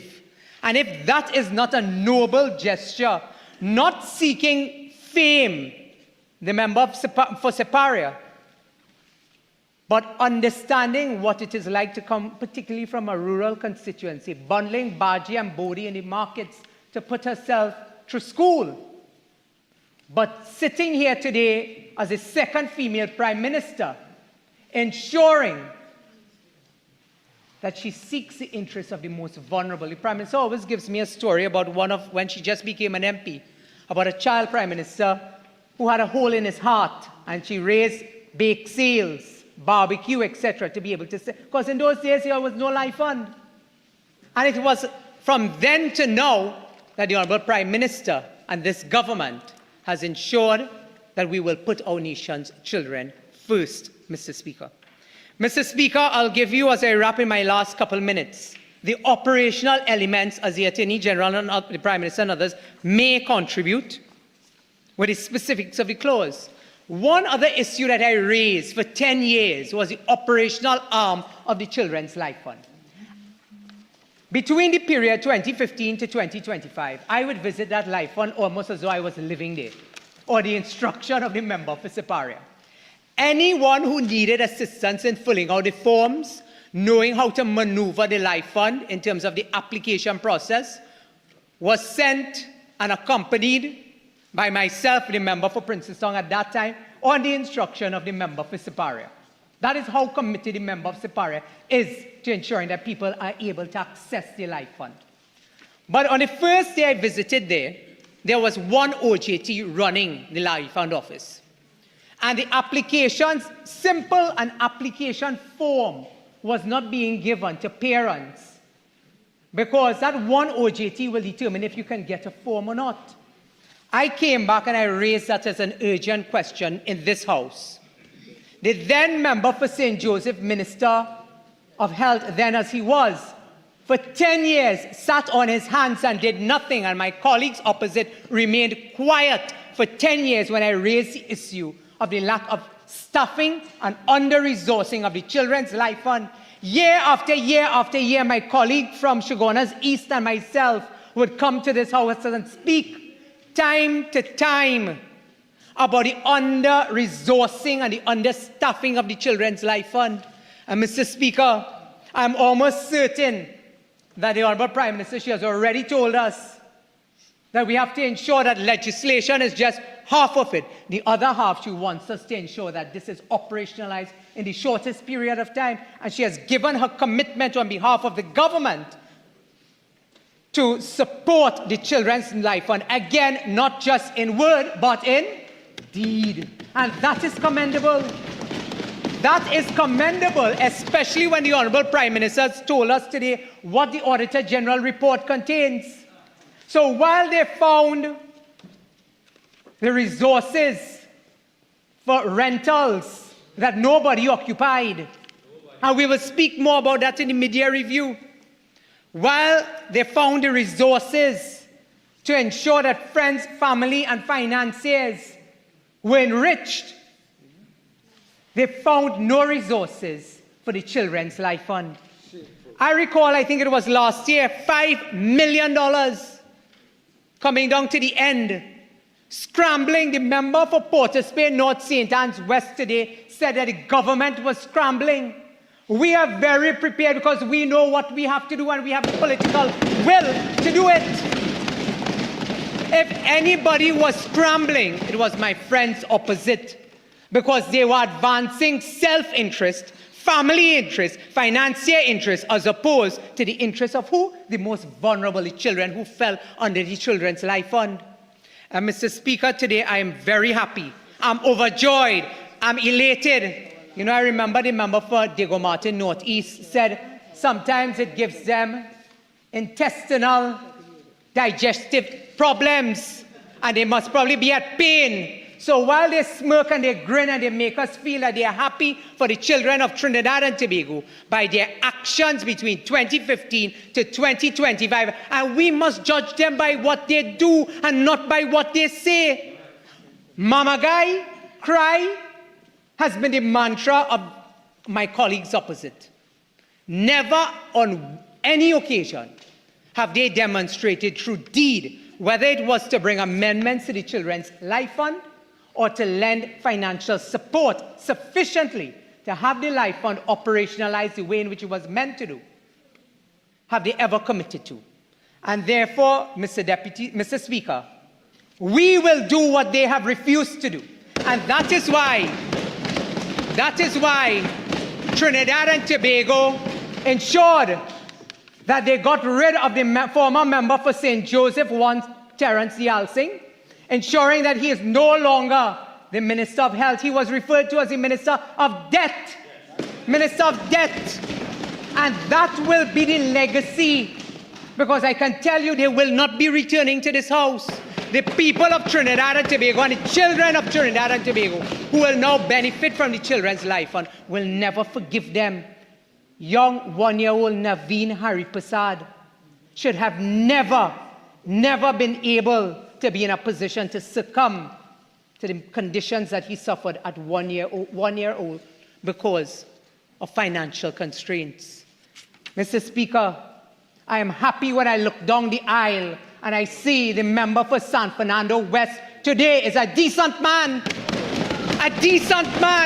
a man who has children's welfare and interest at his core, a man who will ensure that his constituents will not suffer the fate as little baby Miracle in 2016. But Mr. Speaker, I will tell you that while we have a Prime Minister who ensures we have decent people like San Fernando West and St. Joseph, some of those faces who brought about the recklessness, the callousness, today have returned in another place. And if that is the type of leadership that we can expect from our friends opposite, Speaker, then God help us. Mr. Speaker, on a God help us. Point of order, Mr. Speaker. 48-6.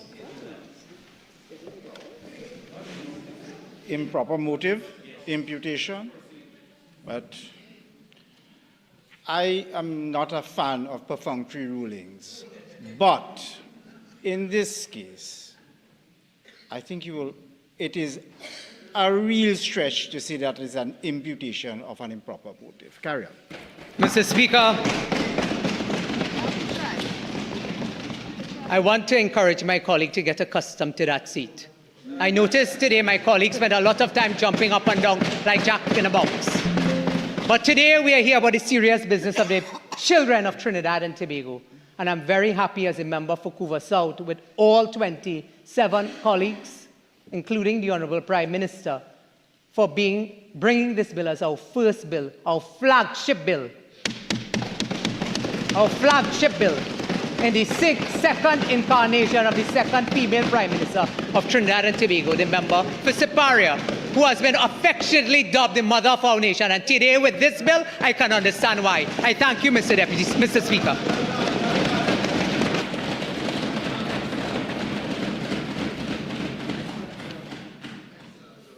Member for St. Anne's East.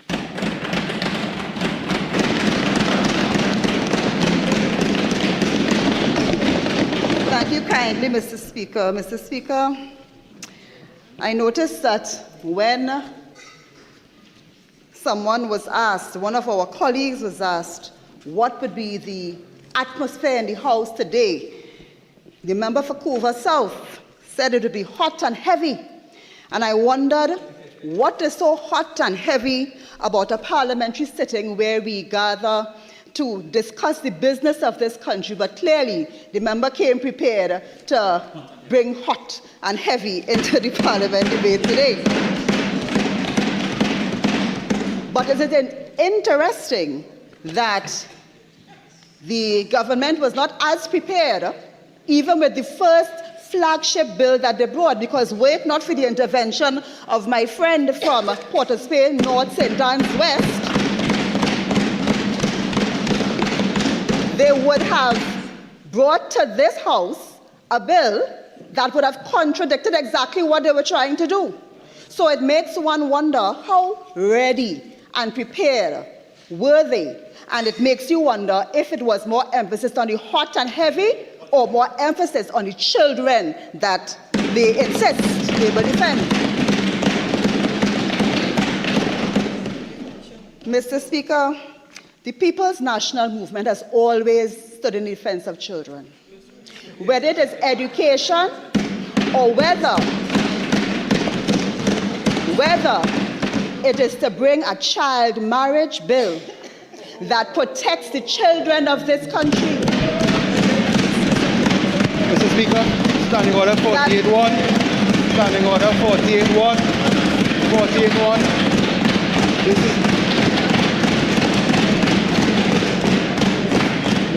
Mr. Speaker, this bill is about the Children's Life Fund, not child marriage. Relevance 48-1, Mr. Speaker, 48-1. All right. Let us resist the temptation to reduce the House into a glorified sandbox or glorified fish market, and let us please make our points in a respectful and dignified manner. Member for Mayaro, I don't agree with you. I think it's a tangential issue, but I will give the member.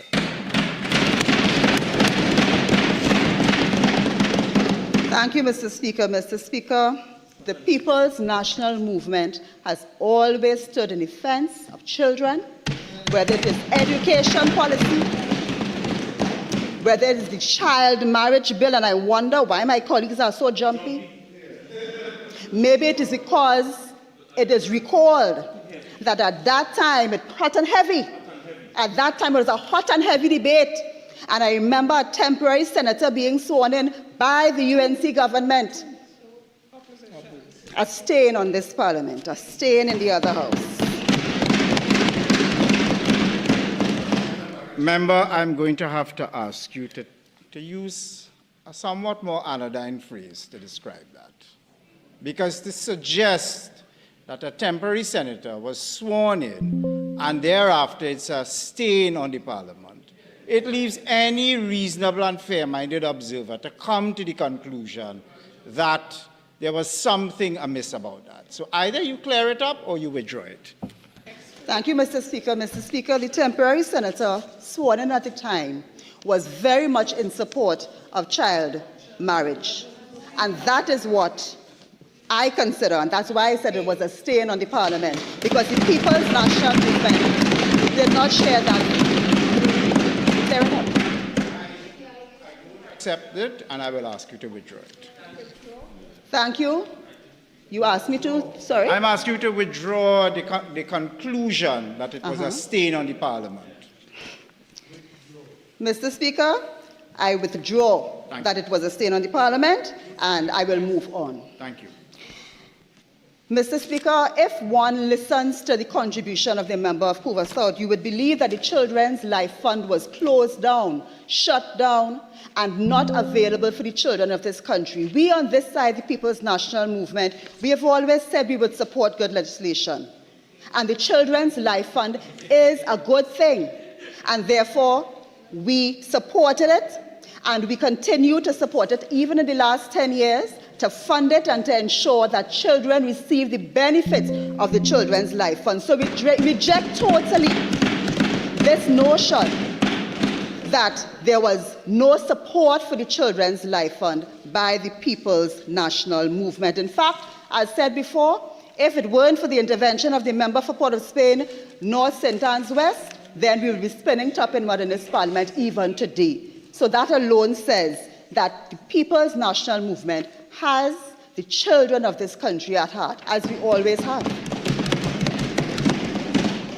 But I noticed that in the last contribution, it was a lot of bluster, very, very loud, almost a sandbox, Mr. Speaker.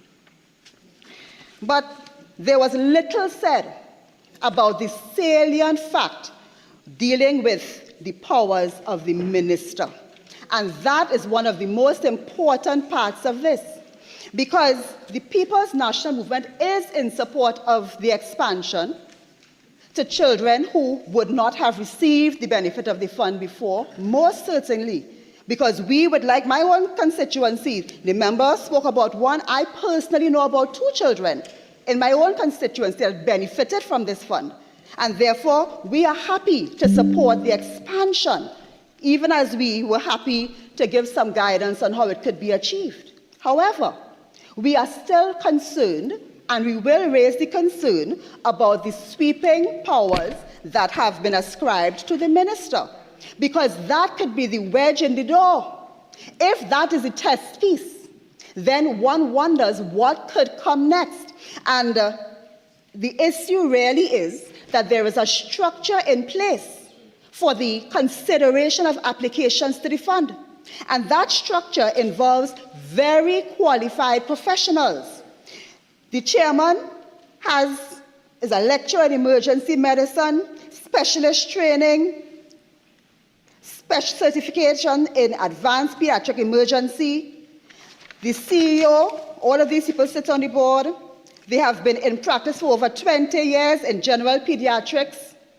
Another member of the board, and this is all public knowledge, these are the qualifications of the people that sit on the board, a specialist in vector control, 20 plus years in private and public sector. Another member holds a master's in health, a pediatric medicine specialist.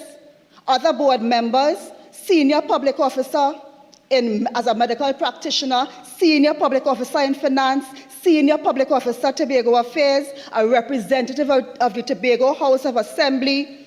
So the board comprises very strong medical and clinical experience and expertise, along with administrative and financial expertise. This is the board to whom applications go, and then there's an administrative structure to consider these applications. And the fact that a board made up of this type of clinical, administrative, financial strength could be bypassed, and that can be put into legislation, that is something that is worrying. And why? Because we have other public institutions that give grants, that approve processes that are valued much less than these. And there are formal, established procedures for reconsideration of denied applications in place. And I want to mention a couple of these, because if the question is that a denial should have a chance to be relooked, then there are other ways, established ways that already exist in the public service that can assist to make it into a more formal process, a more transparent process, because it is not chicken feed that we are dealing with. It's tens of millions of dollars.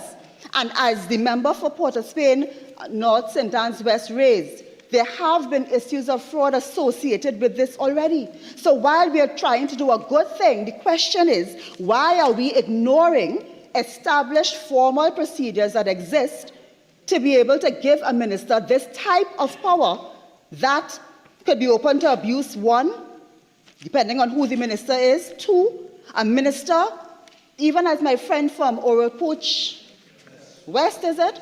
As qualified as he is, and I'm not doubting his qualification, but the question is real.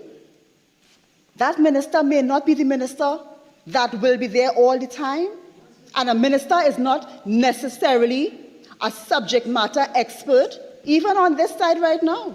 They are not everybody that is a minister in a particular area has that particular expertise. And therefore, the question of making legislation to suit one person is extremely relevant. Mr. Speaker, with regards to the Standing Order 54-1B, please.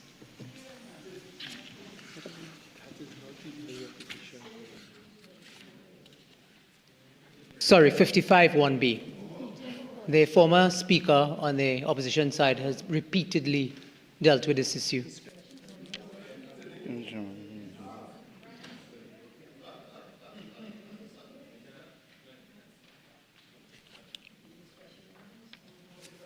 I've looked at the standing order.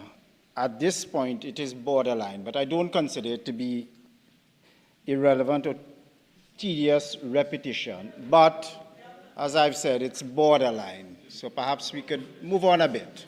Shall we? Thank you, Mr. Speaker. I move on. And I just want to touch on some of the established procedures for reconsidering denied approvals and applications. So, for example, we have the Ministry of the People, Social Development and Family Services, where a written appeal is supplied and it is relooked by the board. They may have a hearing, they may introduce more information in the hearing. If you look at what happens at the Accreditation Council, there is an independent committee that reviews the denial and therefore is able to come to some level of consideration. If you look at what happens at Town and Country Planning, there is an advisory town planning panel, again, a body that deals with denied applications and can reconsider it with the appropriate qualifications. And if we look at the National Insurance Board, there is also a tribunal, a National Insurance Appeals Tribunal that deals with denied applications. Even in this case, where the Town and Country Planning application is denied, the final decision is up to the minister, but it is after consideration by the panel.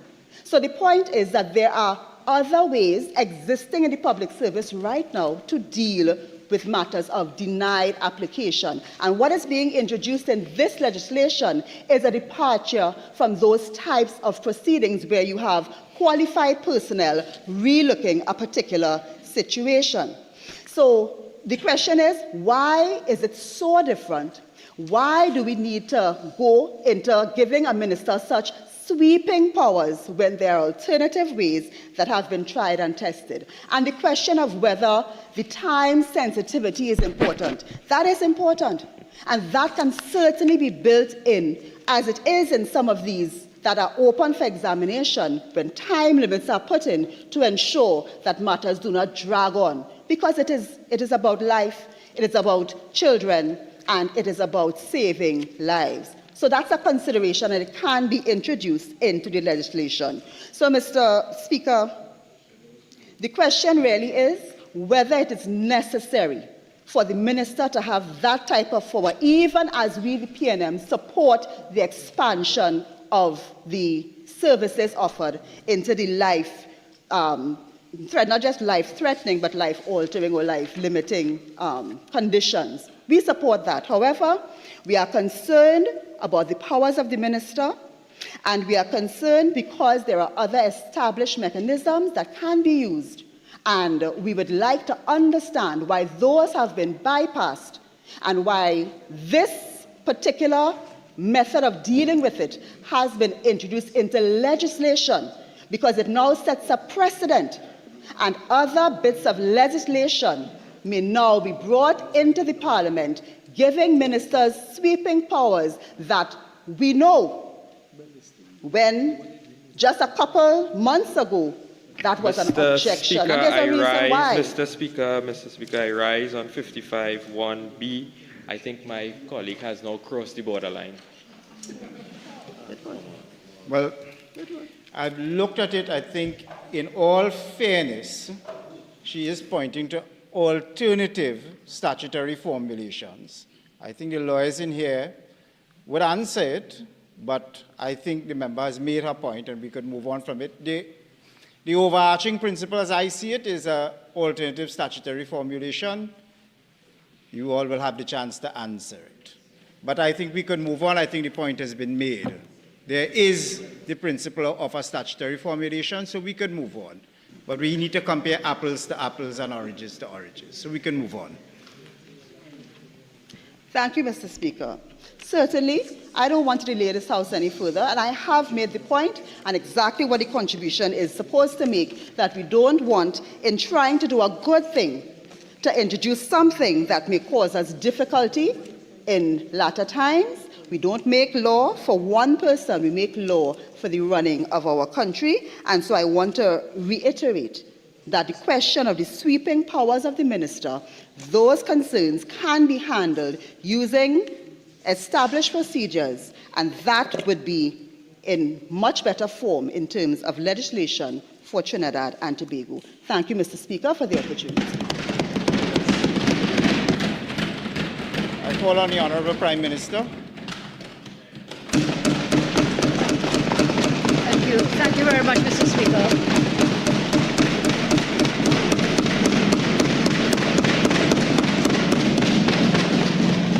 Mr. Speaker, this has been a most interesting debate, and I did not want to let it go past without contributing to this debate, because where we are today has this genesis from way back in 2010, as I believe my colleagues would have spoken.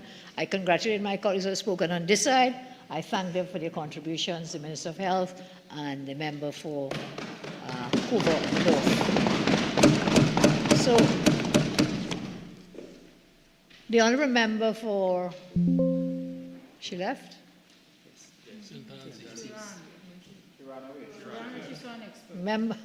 Member for St. Anne's East made some really surprising statements.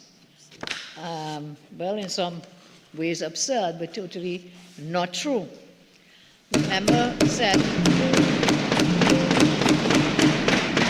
the member for St. Anne's East, the PNM always protects children. The PNM always protects children. I said, really? Really? And then uses a senator appointed when a bill was being debated, the child marriage bill.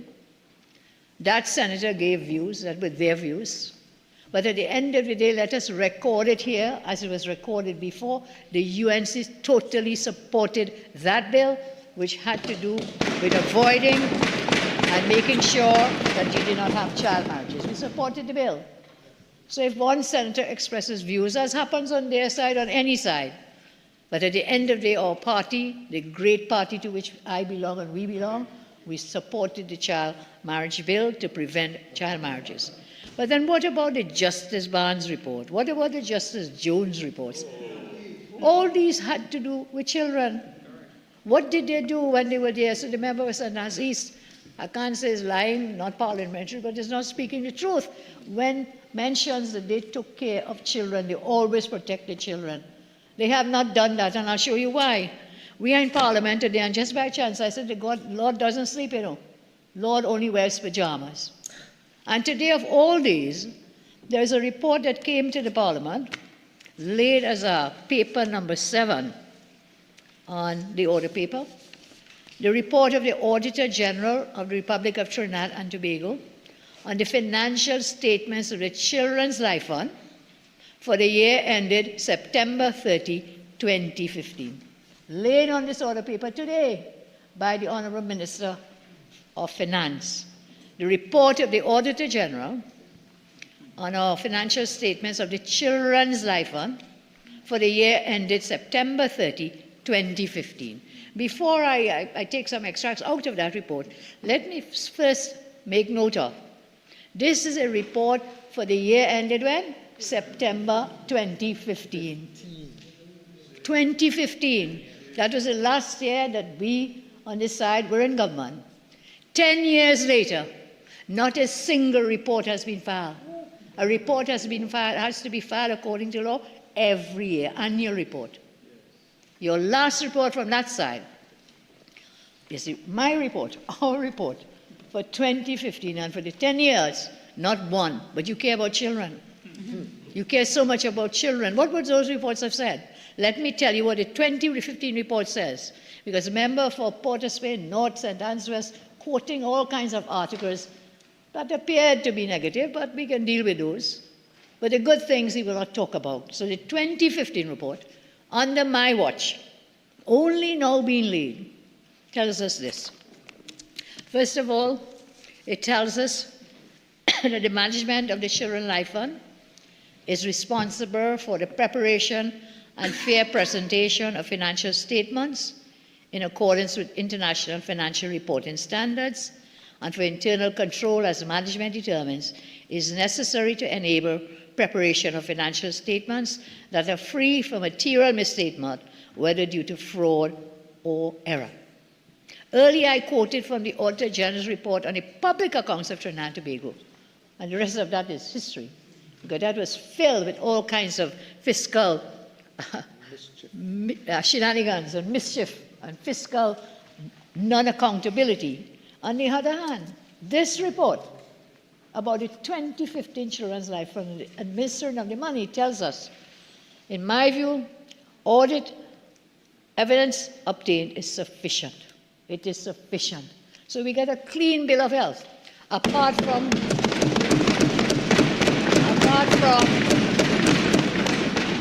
a grant payable balance of $483,709. Sorry, $483.79 was not verified. This amount was subsequently written off in the 2018 financial statement. So for this one, 2015, here we are, clean bill of health for the Children's Life Fund. So I move along. For 10 years, you couldn't file one report about the Children's Life Fund, but that's not bad enough. In your time, during your time, there was a Joint Select Committee of the Parliament. About what? Children's Life Fund. Children's Life Fund. An inquiry into the administration of the Children's Life Fund Authority. And this is what came out of that, recommendations. Talking about amendments today to the 2010 Act. This is what, when you were in government, who were the members? I'll tell you who they were of that Joint Select Committee. Our side and your side. They were Dr. Varma Diyal Singh, independent. Mr. Esmond Ford, MP. Lisa Morris Julian, MP.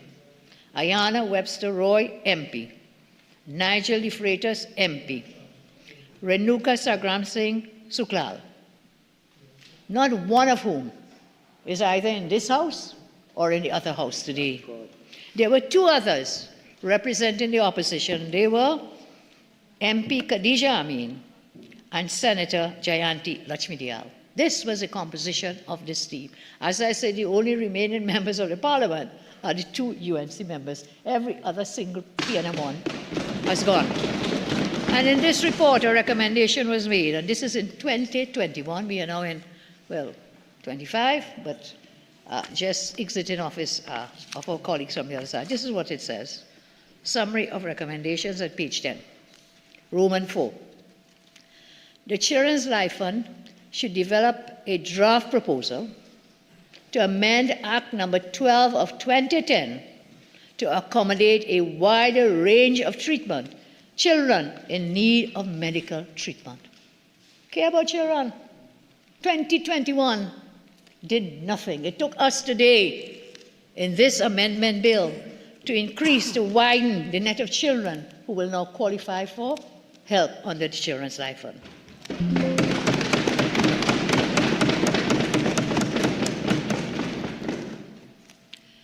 And also talked about considering a provision for proving medical costs that exceed the TT 1 million limit on a case-by-case basis. 2021. Since 2021, 2025 took this government to come today in our amendment bill to do exactly that. Where the cost exceeds the $1 million, worked on a case-by-case basis. That is one of the amendments before this House today. So we've used the word hypocrisy all evening in several contexts, and we've used the word context in several contexts as well. We talked about it, hypocrisy. So when a member comes and Nancy tells us about caring for the children, you had this since 2021, and it took this UNC government to come today to make it happen. My colleagues have already... 5 weeks. In 5 weeks? Well, thank you very much. Within 5 weeks. A promise made, a promise delivered today. So I'm saying I will not be very long because my colleagues have done so well, but there are a few points I would like to make. It is recorded history that our first bill in 2010 was a Children's Life Fund bill, and likewise again our first bill in 2025. I'm not sure if people remember that every member of my government contributed personal monies to the Children's Life Fund, every single one of us. I contributed 10% of my salary to this Children's Life Fund. And every member of my parliament, of our side, contributed 5% of their salary to the fund. This gave the fund, the establishment of this fund, for me and our team, one of our greatest accomplishments because we were saving lives. I don't think the other side ever put 5 cents into that fund. Well, I think they have abolished the 1 cent, so they didn't even put a 5 cent into this account. This fund was established, as we know, to give relief to those children suffering from life-threatening diseases, life-threatening. If we look at the amendment today, with the extra, the additional amendment, life-threatening diseases, but we've now added what we are calling life-limiting diseases in Schedule 3. And there's now 28 diseases. Children suffering from these are now going to be given help under this Life Fund. Caring about children, this is about caring about children. 28. And you may ask me why. Why are we increasing the net? Why we want to give other children access to this Life Fund? Yes, life-threatening diseases, you know, if you don't get the help, you're surely not going to survive. Life-limiting diseases affects your quality of life and that of your entire family. But those two could ultimately end up in death. So when initially we had crafted this bill together in 2010, we had put it to life-threatening diseases. And again, that's what time does with us. We learn from experiences, and that is why we see the benefit. We even have the benefit of the JSC recommendations to expanding it. So we recognized, we understood the pain of parents, children, families when they face the reality that they will lose their child simply because they could not afford treatment that was needed. As a government, we did not consider this as a favor to families. This is not a handout. We didn't see it like that. We still don't see it like that. As a government and as Prime Minister, we considered it was our solemn duty to do everything to save the lives of our children. I can tell you something I have repeated, it's often quoted. In serving the best interests of our children, we serve the best interests of humanity. In serving the best interests of our children, we serve the best interests of humanity. And that's what we're doing by helping more and more. There are those who will not understand, can't understand, or refuse to understand the kind of suffering because they may never have to go through that kind of experience.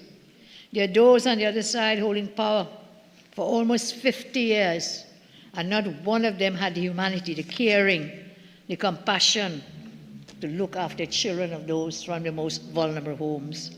Families throughout the length and breadth of our country, everybody suffered, but they also benefited from the Children's Life Fund.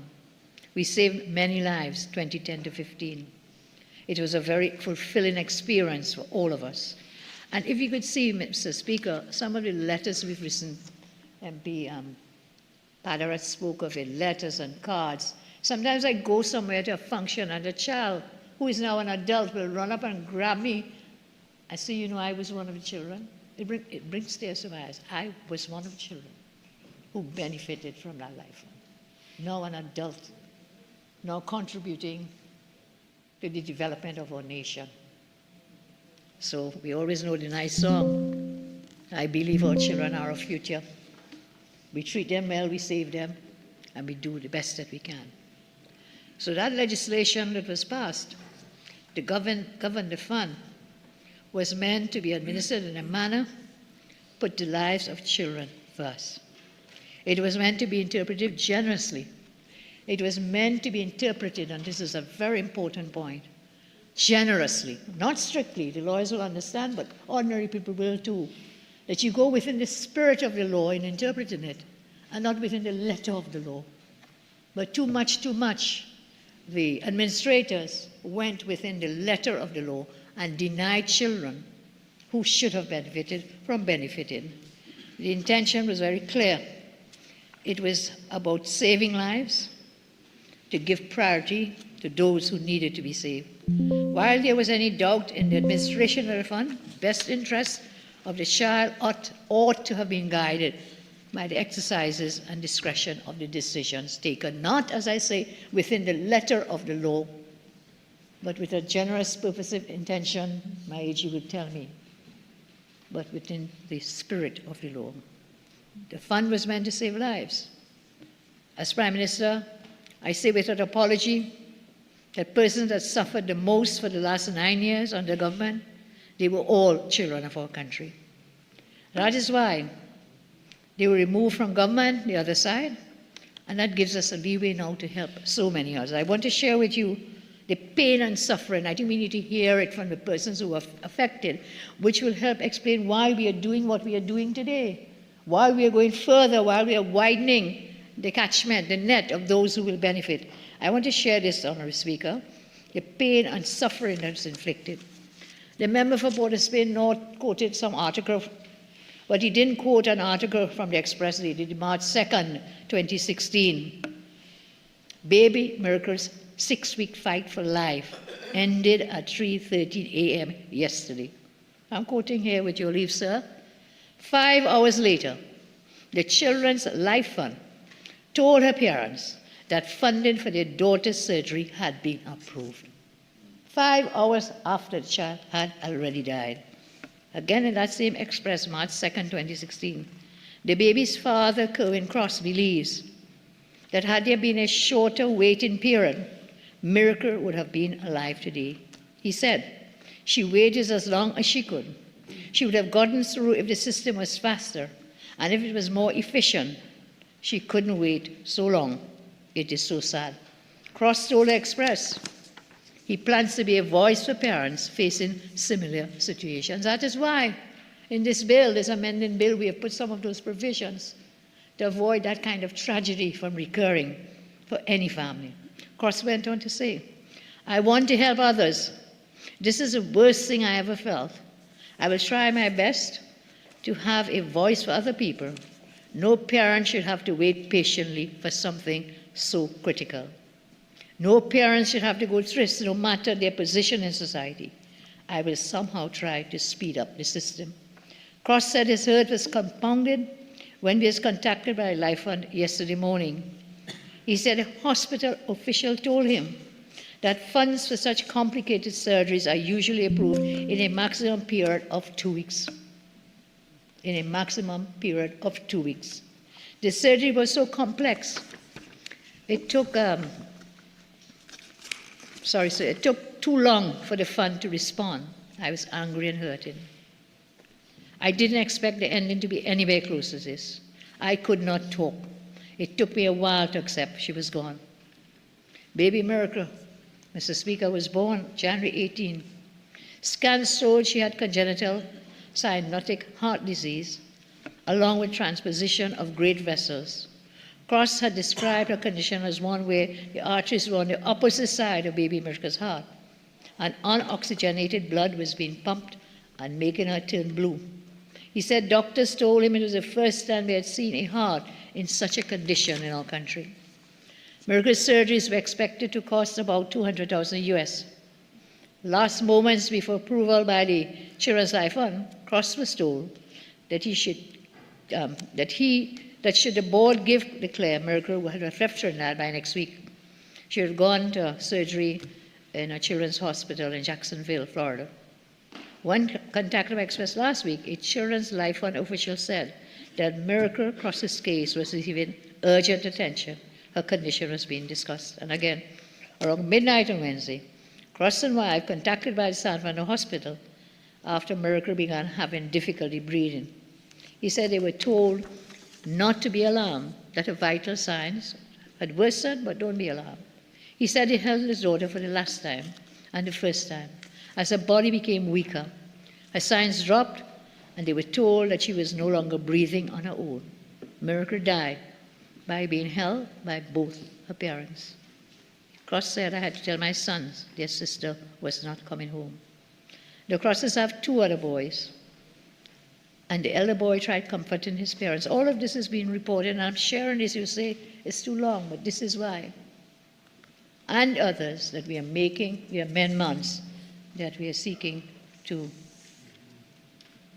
change so that children like Mirka and others can benefit and their families can benefit.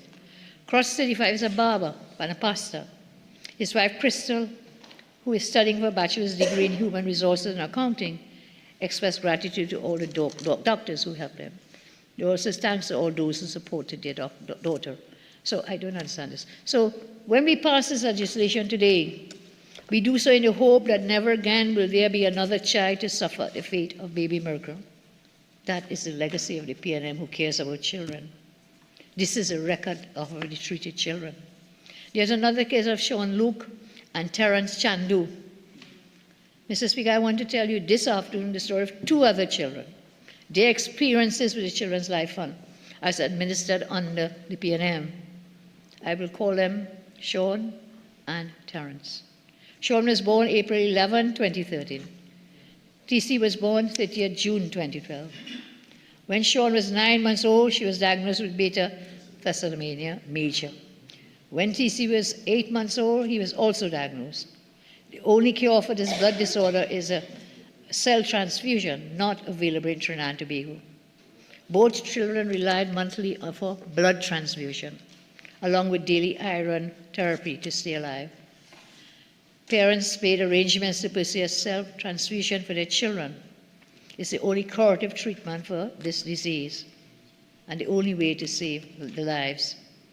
They identified a Bambino Pediatric Hospital in Rome, Italy, as a center for a bone marrow transplant. The cost of this surgery is approximately 150,000 EU pounds. This did not include related expenses associated with the surgery and aftercare. By letter dated 4th April 2017, the parents made an application to the fund under the provisions of the Act for the children to cover the expenses of the operation and associated expenses. By letter dated 6 April 2017, that's the year, the parents made an application to the fund under provisions of the Act on behalf of TC to access funding to cover expenses. Both applications satisfied all the criteria set out in Section 19 of the Act to qualify for the funding. However, Mr. Speaker, it doesn't end there. Letter now dated 6th April, same year. The Minister of Health was informed of the application made on behalf of SL by the parents. Move on to 7th April. The letter written to the Minister was forwarded to the Chairman of the Board of CLF. By letter dated 10th April, so there's almost daily letters going back and forth, 2017. Chairman of the board wrote to attorney at law for the parents saying the board had considered the application and they will legally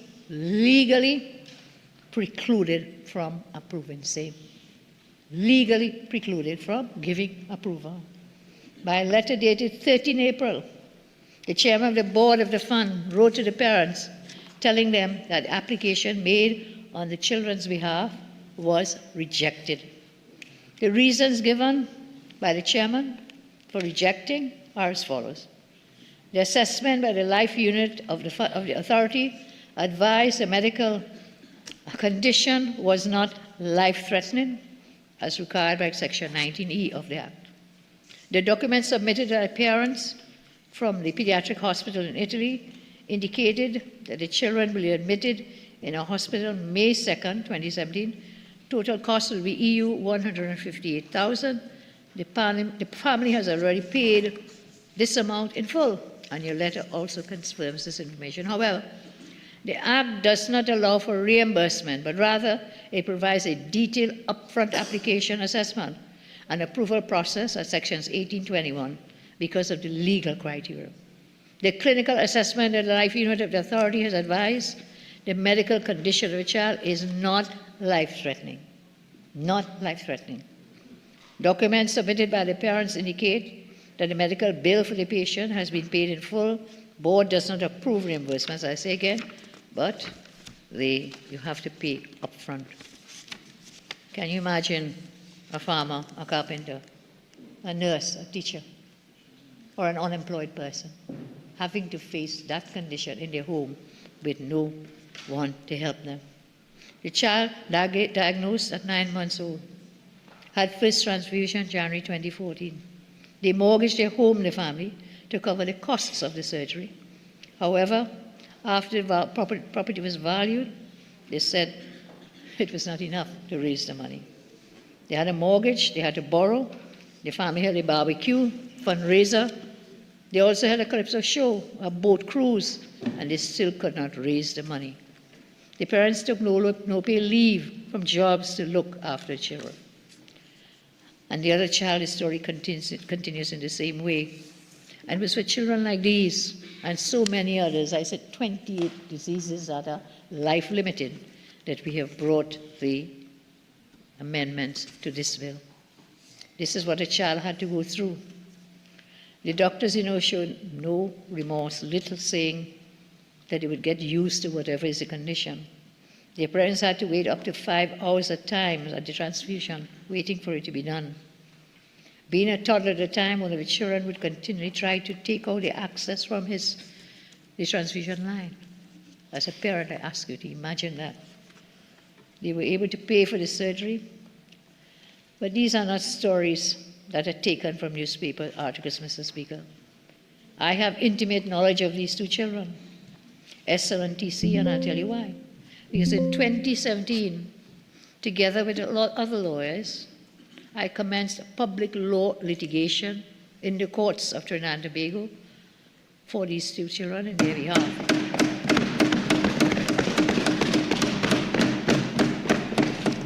Attorney Law Jal Ramdeen was one of those lawyers in my team. We took the matter to court, challenging the decision of the Children's Life Fund, refusing funding for these children for their life-limiting diseases. Minister Sturge, who sits with us today, Minister Sturge, yes. Can we give him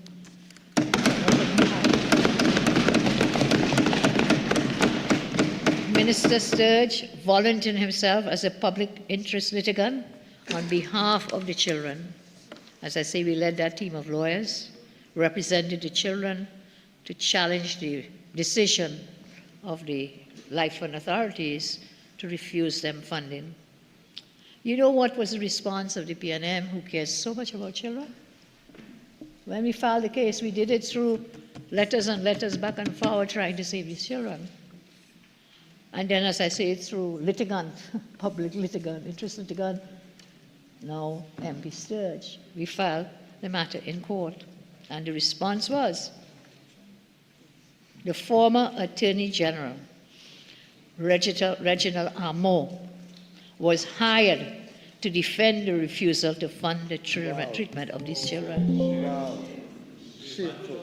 The PNM was prepared to refuse a child life-saving treatment, but instead wanted to line the pockets of their friends, their financiers, the eat-of-food lawyers in this country. That is not malice, Mr. Speaker. That's true. That is true, but it's also evil. They chose their friends. They chose their friend to brief Mr. Amor, who later became the Attorney General. They chose them. Today, we choose our children. My government, we choose the children. We commit today to again put our children first. Mr. Speaker, you know, what is very shocking? They were in government for 9 years. They witnessed the lives of our children being lost to life-threatening diseases, and not a single attempt was made by them in that 9 years to amend this legislation to bring more children into receiving funds to save their lives. Not one attempt. And then has a goal to stand here today to tell this Parliament and the nation that the PNM cares about children. To keep the children. And then that Cougar Children's Hospital, state of the art, closed down, shut down for 10 years, whilst 19 babies died at the NICU in Port of Spain, but you care about children. Not one attempt. And I don't know what it is. I don't know what it is, but it could be because they just do not care. They have no heart or love for the children of our country. The Children Life Fund, yes, sir. Of 1 more minute. Of full time? Instead, original. No, original time. Thank you. Mr. Speaker, can I just avail myself of a few more minutes of extra time? Thank you so much. Thank you, Mr. Speaker. So not one attempt. And the Children Life Fund intended, when it was initially established to eliminate suffering as much as we could for children, it was transformed by the PNM into an institution responsible for the suffering of our children. These examples I have given to you are not isolated incidents. They frequently occurred after 2015 because those who were given the opportunity, charged with administering the fund, they simply did not care. Today we cannot bring back those children who died. We can't bring them back. They may be in a better place with the good Lord. We can't bring them back, but you know what we can do? We can promise to do all we can to never allow another child to suffer the loss of their life, wanting life-saving medical treatment. Today, I want to dedicate these amendments to all the children, all those parents who unfortunately lost their lives waiting on the Children's Fund. And we must make a promise today to do all that we can, that never again must we allow this to happen. Mr. Speaker, I thank you for your time.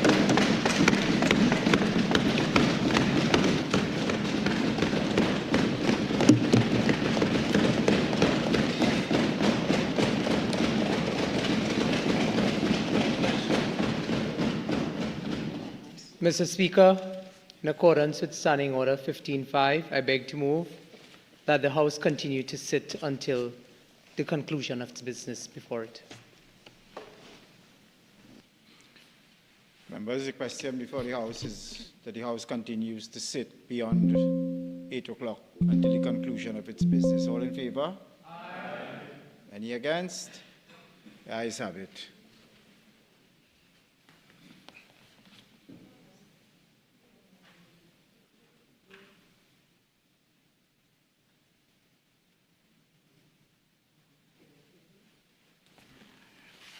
Member for Caroni East.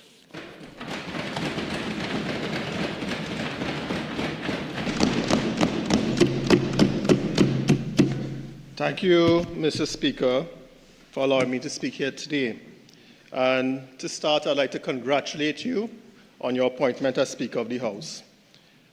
As well, Mr. Speaker, I'd like to congratulate all my colleagues on this side for their flawless victory in General Election 2025. And, Mr. Speaker, this was done under the leadership and the inspiration of now two-time Prime Minister, the member for Siparia, Kamna Prasad Bisesa.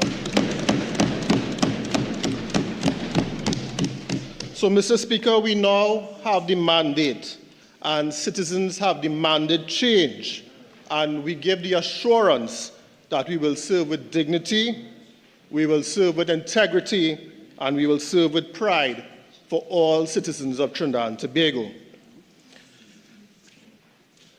Mr. Speaker, it would be remiss of me if I were not to thank the constituents of Caroni East for electing me for another 5 years as their representative.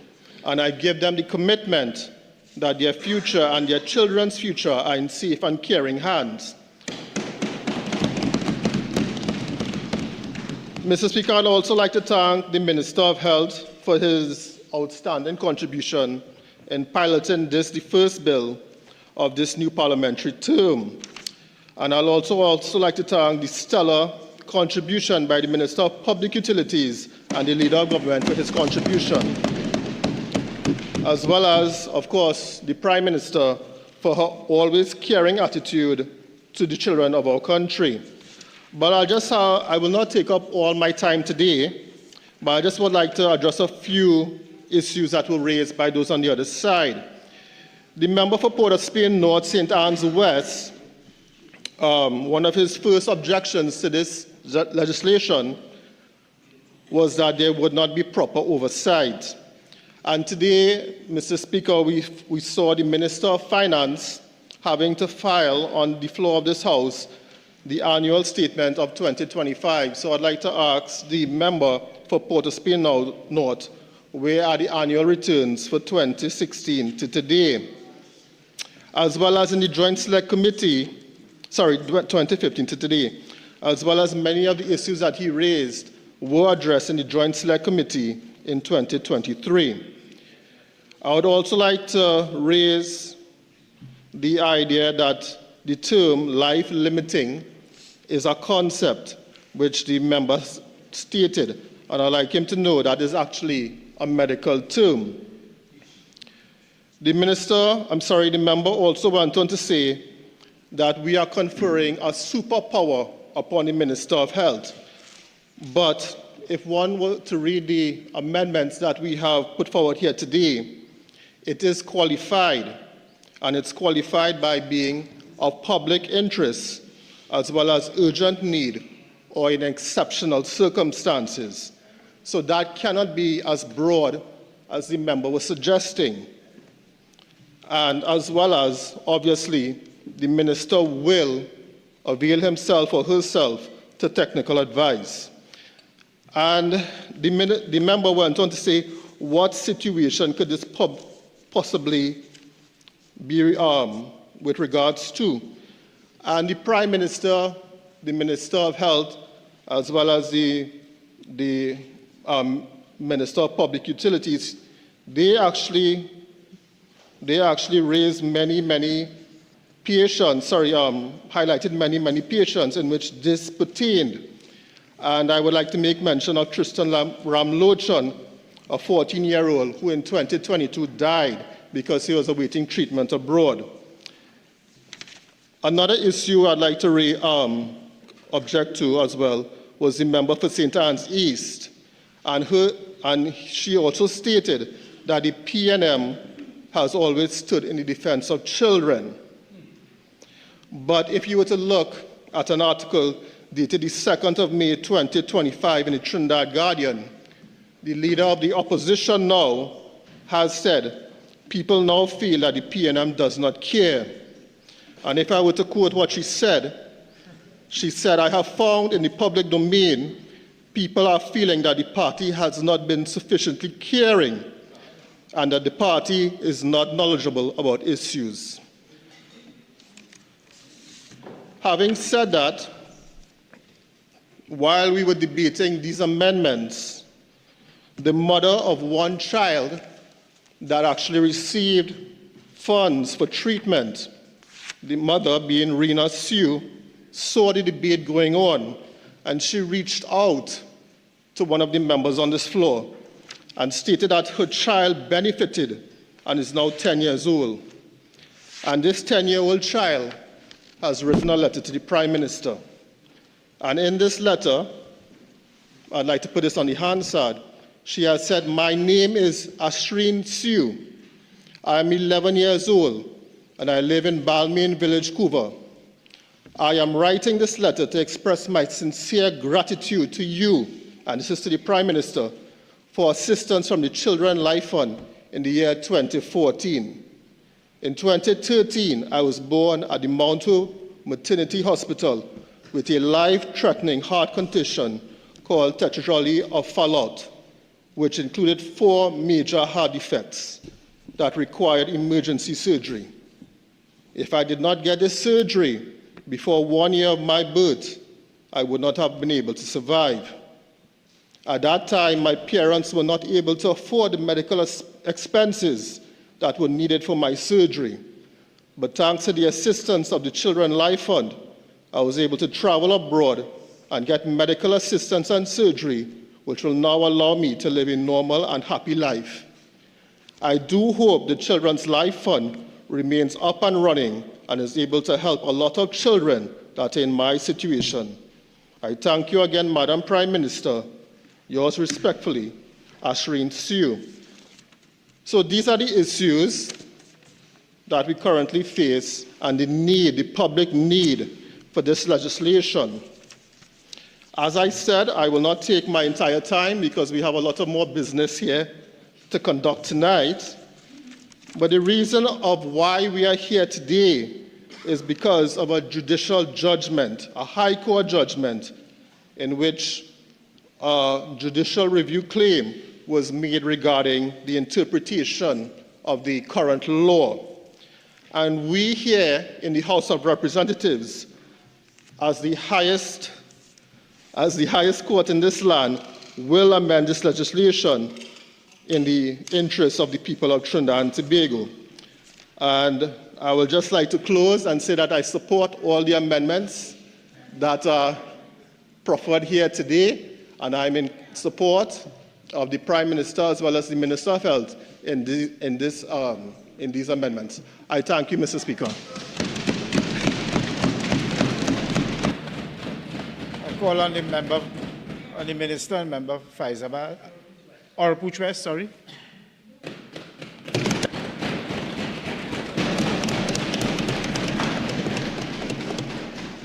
Thank you very much, Mr. Speaker. Mr. Speaker, there remains very little to be said after the Prime Minister has spoken. I want to thank my colleagues, member for Couva South and the member for Caroni East for their contributions. And just to address briefly, I'm happy that the speakers on the other side are in full support of the bill. The member for St. Anne's East indicated that we were forced to bring amendments that the member for Port of Spain North, St. Anne's West, forced us to bring amendments. This is certainly not true. We came to this House well prepared with those amendments, Mr. Speaker. I understand what it is to be in opposition. You have to say something, member, but I mean, that's okay. So, and I just wanted to clarify the point made by the member for St. Anne's East that there are alternative options to look at denied applications. And just to say that in this case, time is of the essence, as I'm sure you understand, member. And of course, children will die because of bureaucracy, literally. So I'll leave that to rest.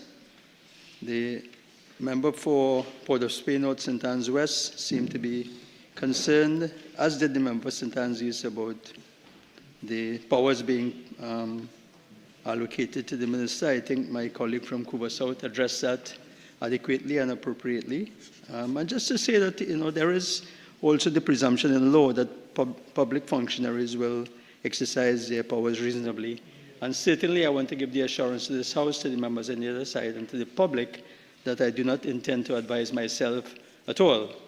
And of course, there is technical advice when I'm called upon, or when the minister is called upon to make decisions. I think that goes without saying. I think that point was made before. There was the issue of fraud. Just to state that that matter is still before the High Court. No one has been convicted, so it's an ongoing matter. But just to clarify that since that time, cash is no longer handled at the authority. All transactions are facilitated by our bankers. There is tighter financial control. All payments are made directly to hospitals and the relevant service providers. And letters for authorization for payment requires 2 approved signatories. And the authority also has a financial investment manager. So I think that should put to rest the concern that there might be fraud. With regards to the allegation that hospitals may be chosen arbitrarily, that is certainly not the case. I am informed that there is a hospital approval policy that is used to approve the hospitals utilized by this Children's Life Fund Authority. It outlines all the criteria that must be met and steps to be undertaken. The authority also has a clinical subcommittee of the Board of Management that reviews all modalities. So in terms of that, I think there is no need for the public to be worried about that. In fact, one of the hospitals mentioned here, through all the hospitals that I use, is the Wolfson Children's Hospital, which I've had the opportunity to visit myself sometime.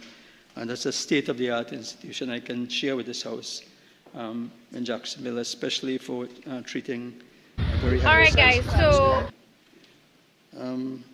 And I believe that... And the last issue... I have to answer here, Mr. Speaker. So Look at Mr. flood, Speaker, I just David. want to close by saying that, the people of Trinidad and Tobago put us here because they trust us. And, to say that the member for Siparia and the Prime Minister has delivered what she promised on the campaign, and I beg to move.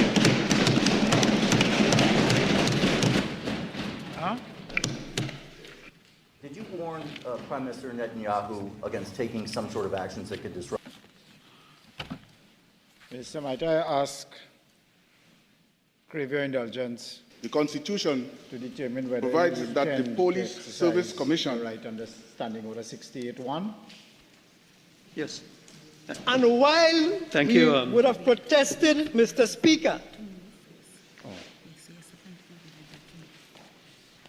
I'm reminded by my Two able companies were paid over that $50 million. perhaps you and I might just wish listed to the beg to property. move the bill.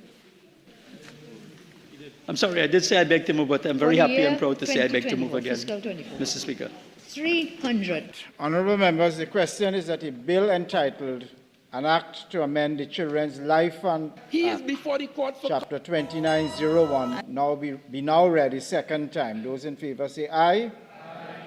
Those against say no. The ayes have it.